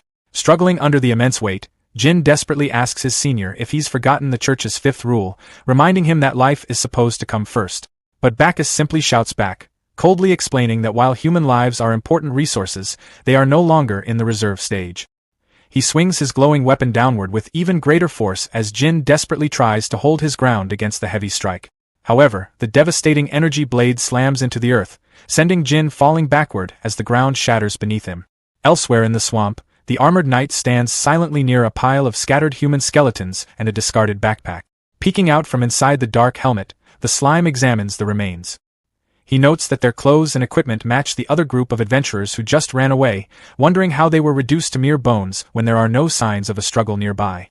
Suddenly, the sound of two hands clapping echoes through the green mist. A shadowy humanoid figure slowly approaches the knight, chuckling as he announces that he has finally found him. A close-up reveals a wide, unsettling mouth calling out to the yellow little bastard. Confused, the slime peeks out further from the helmet, asking the stranger who he is. Stepping into the light, a humanoid aquatic creature with fins stands tall in the forest. He confidently tells the slime that hiding inside the armor won't work, swearing that this time, he absolutely won't let him run away. The armored knight lightly touches his helmet in thought, genuinely asking if they actually know each other. Annoyed by the response, the monster pulls off his crown, revealing a clean, bald head. After briefly wondering if this armored monster ate the missing human adventurers, he demands to know if the slime has finally remembered the guy whose fish fins he swallowed. Hearing this, the slime fully emerges from the top of the helmet, shouting in absolute shock as he finally recognizes the creature as the mudskipper. Laughing hysterically, the mudskipper mocks the slime's ridiculous bald appearance, leaving the slime stewing in annoyance. Suddenly, a colossal hand made of mud violently erupts from the swamp water, grabbing the armored knight. Punching his fist forward, the mudskipper arrogantly boasts that his strength is on a completely different level after his latest evolution. With a brutal squeeze, the mud hand completely crushes the armor. But refusing to be defeated, the slime forcefully bursts out from the top of the mud hand, angrily declaring that he has also grown much stronger. Without hesitation, the slime fires a plasmatic cannon directly at his opponent. Reacting quickly, the mudskipper throws his hands forward, summoning a thick mud wall to successfully block the incoming attack. However, using mycelium transport, the slime instantly disappears from view, reappearing right above the surprised creature with a blazing flame. He forcefully blasts a massive fireball directly at the mudskipper, engulfing the area in a blinding explosion. Watching the destruction, the slime confidently states that he won't stop attacking until the system confirms the kill. Suddenly, a system window appears in his vision, warning that his parasitic puppet, the fire squirrel, has reached zero durability. The ruined fiery squirrel completely burns away into nothing but ash right in his hand. Standing before the blazing wreckage, the knight notes that even if the mudskipper isn't dead, he must be heavily injured from such a blast. Looking down at his hand, he casually remarks that the fire squirrel was quite useful and plans to replenish it later. As the smoke clears, the knight looks down into a massive crater, completely shocked to realize that the mudskipper is missing. Deep within the swamp, the enraged mudskipper activates his swamp flow art, sending massive ripples echoing through the environment. Without warning, a massive wall of gigantic mud spikes violently erupts from the ground, completely surrounding the startled knight. The mud spikes brutally crash together with a devastating impact. Engulfed by the overwhelming force, the armored knight falls backward and is forcefully dragged underground into a dark chasm. Landing heavily on the cavern floor, the armored knight rubs his helmet, noting that the mudskipper is quite adept at digging holes. Peeking out into the darkness, the slime realizes that excavating such a massive underground space in so short a time means his opponent's skills have improved significantly. Suddenly, massive earth spikes violently erupt from every direction, ruthlessly striking the armored knight. However, as the spikes relentlessly pin him to the floor, a series of system notifications reveal that his shock armor is completely absorbing the damage, leaving its durability at an almost perfect 99.97%. Reaching his hand out with a confident grin, the mudskipper arrogantly declares that they are now on his home field. But in response, the slime's armored body violently bursts apart in a massive explosion of yellow goo. The mudskipper's eye twitches in sheer surprise as the detached, gooey pieces of the slime's armored body begin moving completely independently. The scattered armor segments shoot rapidly through the air like missiles directly toward the mudskipper. Panic washes over the creature's face as he desperately throws his hands forward, firing rapid mud shots while frantically screaming for the terrifying pieces to stay away. The Mud Skipper King believes he has the upper hand, firmly pinning down Slimy's scattered, dismembered parts under the crushing weight of massive, adhesive mud spheres. However, assuming Slimy was finished proved to be a fatal miscalculation.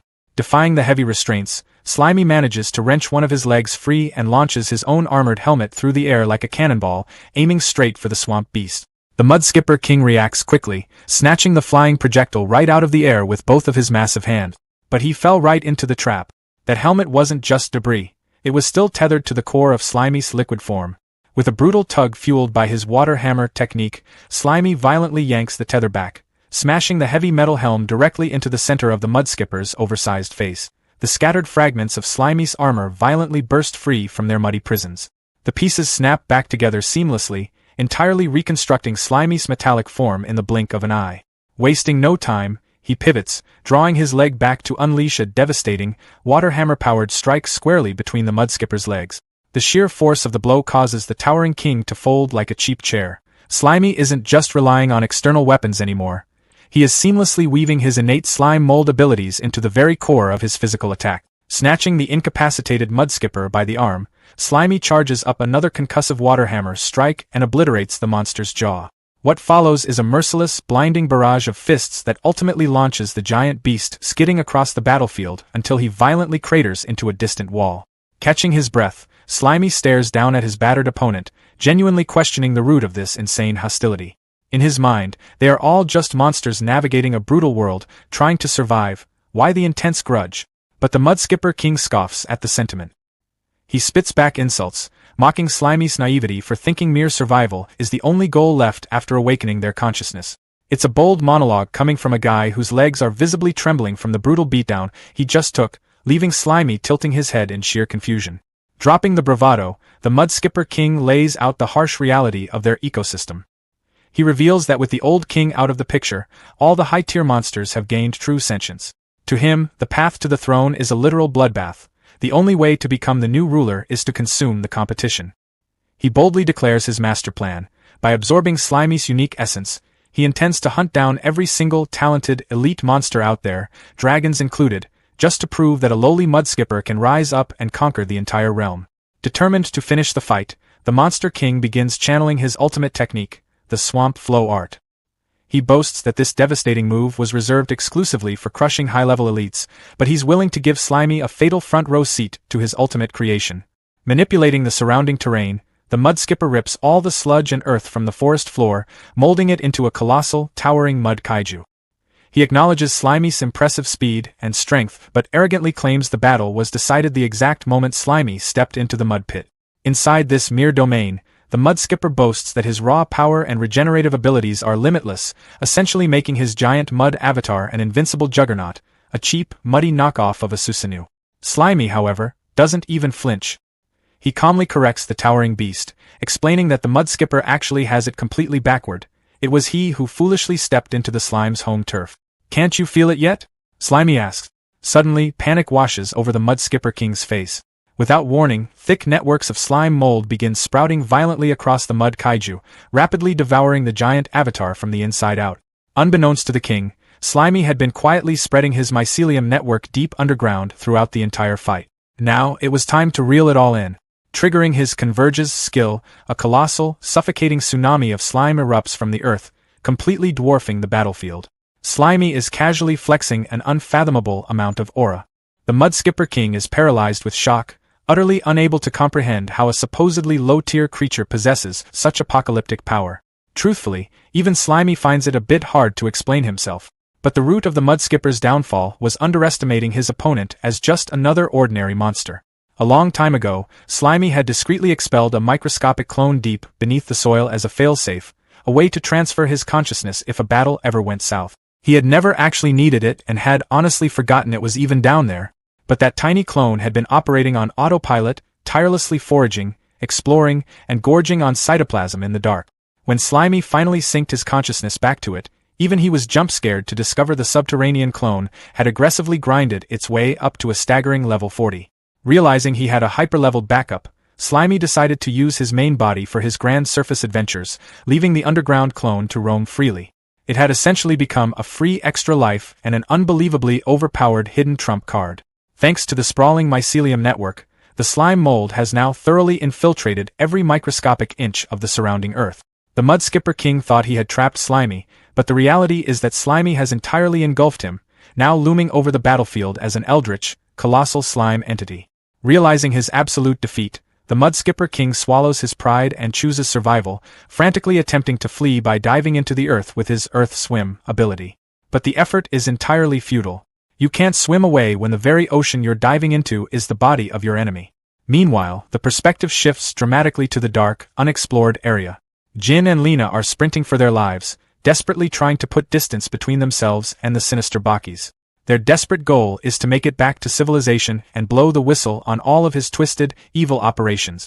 But with a casual, terrifyingly simple snap of his fingers, Lena instantly collapses hard into the dirt, her body convulsing as grotesque, writhing tentacles violently force their way out of her mouth. Jin freezes in sheer terror. He slowly turns around, only to find the imposing figure of Bakis standing right behind him. The villain casually chides them, reminding them that fleeing is strictly forbidden and questioning why they insist on being so stubborn. Before Bakis can reach out and crush Jin's skull between his giant hands, Jin uses every ounce of his agility to narrowly dodge the lethal grasp. But Bakis remains entirely unbothered. He simply snaps his fingers a second time. Instantly, Jin is struck by the same agonizing curse, sent straight into incognito mode. He crashes to the floor, paralyzed by blinding pain and completely unable to speak, his mind racing to comprehend what kind of utterly broken magic he is up against. Standing over his helpless victims, Bakis begins to freely monologue his grand design. He coldly explains that by harvesting enough human lives, he can finally break through to S rank, secure a coveted ascension ticket, and shed his current form to become a new human. He's confident the guild master won't even bat an eye or place the blame on him. But Jin refuses to be just another stepping stone for this monster. In an instant, a roaring inferno engulfs Jin's entire body, blazing brightly against the darkness of the unexplored zone. Jin admits he's been sick of Bacchus acting so high and mighty, reminding him they're all human as flames burst from his body.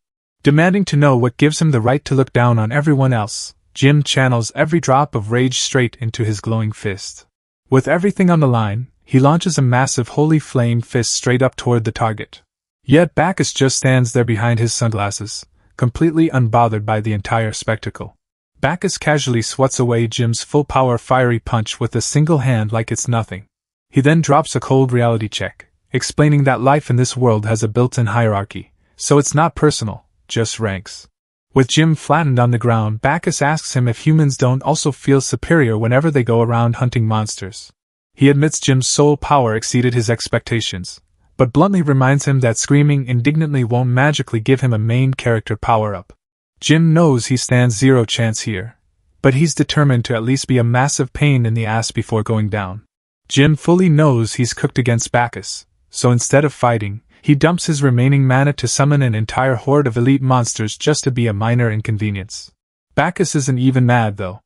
He casually thanks Jim for saving him the grind time, fully prepared to wipe out the whole swarm. Except Jim's play was actually a multi-tiered bait stack. Those elite mobs immediately draw out an even bigger apex predator from the top of the local food chain. Bacchus doesn't even flinch as Jim's summoned monster horde rains down around him. Right on cue, the real raid boss pulls up, the current lord of the swamp and heir to the previous king. The six-headed swamp dragon enters the chat, flexing its full lord-level threat status. As Jim passes out from total exhaustion, his final wish is to see Bacchus get chewed up by the exact lower lifeforms he arrogantly looks down on. Trapped inside the dragon's massive coils, Bacchus realizes he might actually have to exert some effort here. Admitting it's a bit spicy, he pops Sanctified Fall at 90% and turns into an absolute unit. With one clean slash, 3 of the beast's massive heads immediately lose connection. Before the dragon can even process the hit, Bacchus turns the rest of its body into straight-up sashimi. Bacchus is caught completely off guard as the situation takes a weird turn. A massive, red-scaled claw steps into the arena. Emerging from the smoke is the feathered serpent dragon princess, a lord-level monster who immediately catches the scent of humans. Realizing this is a brand new high-tier monster with insane soul power, Bacchus locks in, eager to bring it back to satisfy his guild master. The goofy dragon head just takes a quick sniff, totally unbothered. The dragon instantly catches the scent of her child's blood on him and goes full vengeful parent mode, dropping a wormclaw strike right on his head. She brings down a massive vertical slash, sending a concentrated beam of pressure slamming straight into the ground. The raw impact obliterates the terrain, erupting into a towering shockwave of shattered earth and debris. Jim gets completely flattened by the shockwave, left lying unconscious on the shattered ground. Suddenly, the Mud Skipper King bursts straight out of the muck. Locking eyes on Jim and Lena lying lifeless on the dirt, he realizes he's stumbled onto two free human bodies. He quickly does the monster math. Eating both humans will boost his soul power and mana control enough that he might finally have a shot at beating that armored guy. The Mud Skipper King lunges in, hyped up and boasting that he won't hold back. Except Slimy immediately ruins his moment with a brutal water hammer punch straight to the skull. With mycelium already crawling all over him, the king realizes he's trapped and instantly starts begging for a truce. Slimy suddenly spots one of the humans who fled earlier trying to pull off a sneaky escape. Before he can react, the guy successfully vanishes, leaving Slimy staring in utter disbelief. Refusing to lose his prey, Slimy tries to cast mycelium teleportation, only for the system to slap him with a failure warning. Turns out this region is unexplored territory, meaning his mycelium lost its vitality way too fast to link up. Slimy mourns the free XP and skills he just lost out on, before noticing that only 2 of the 3 humans are left on the ground.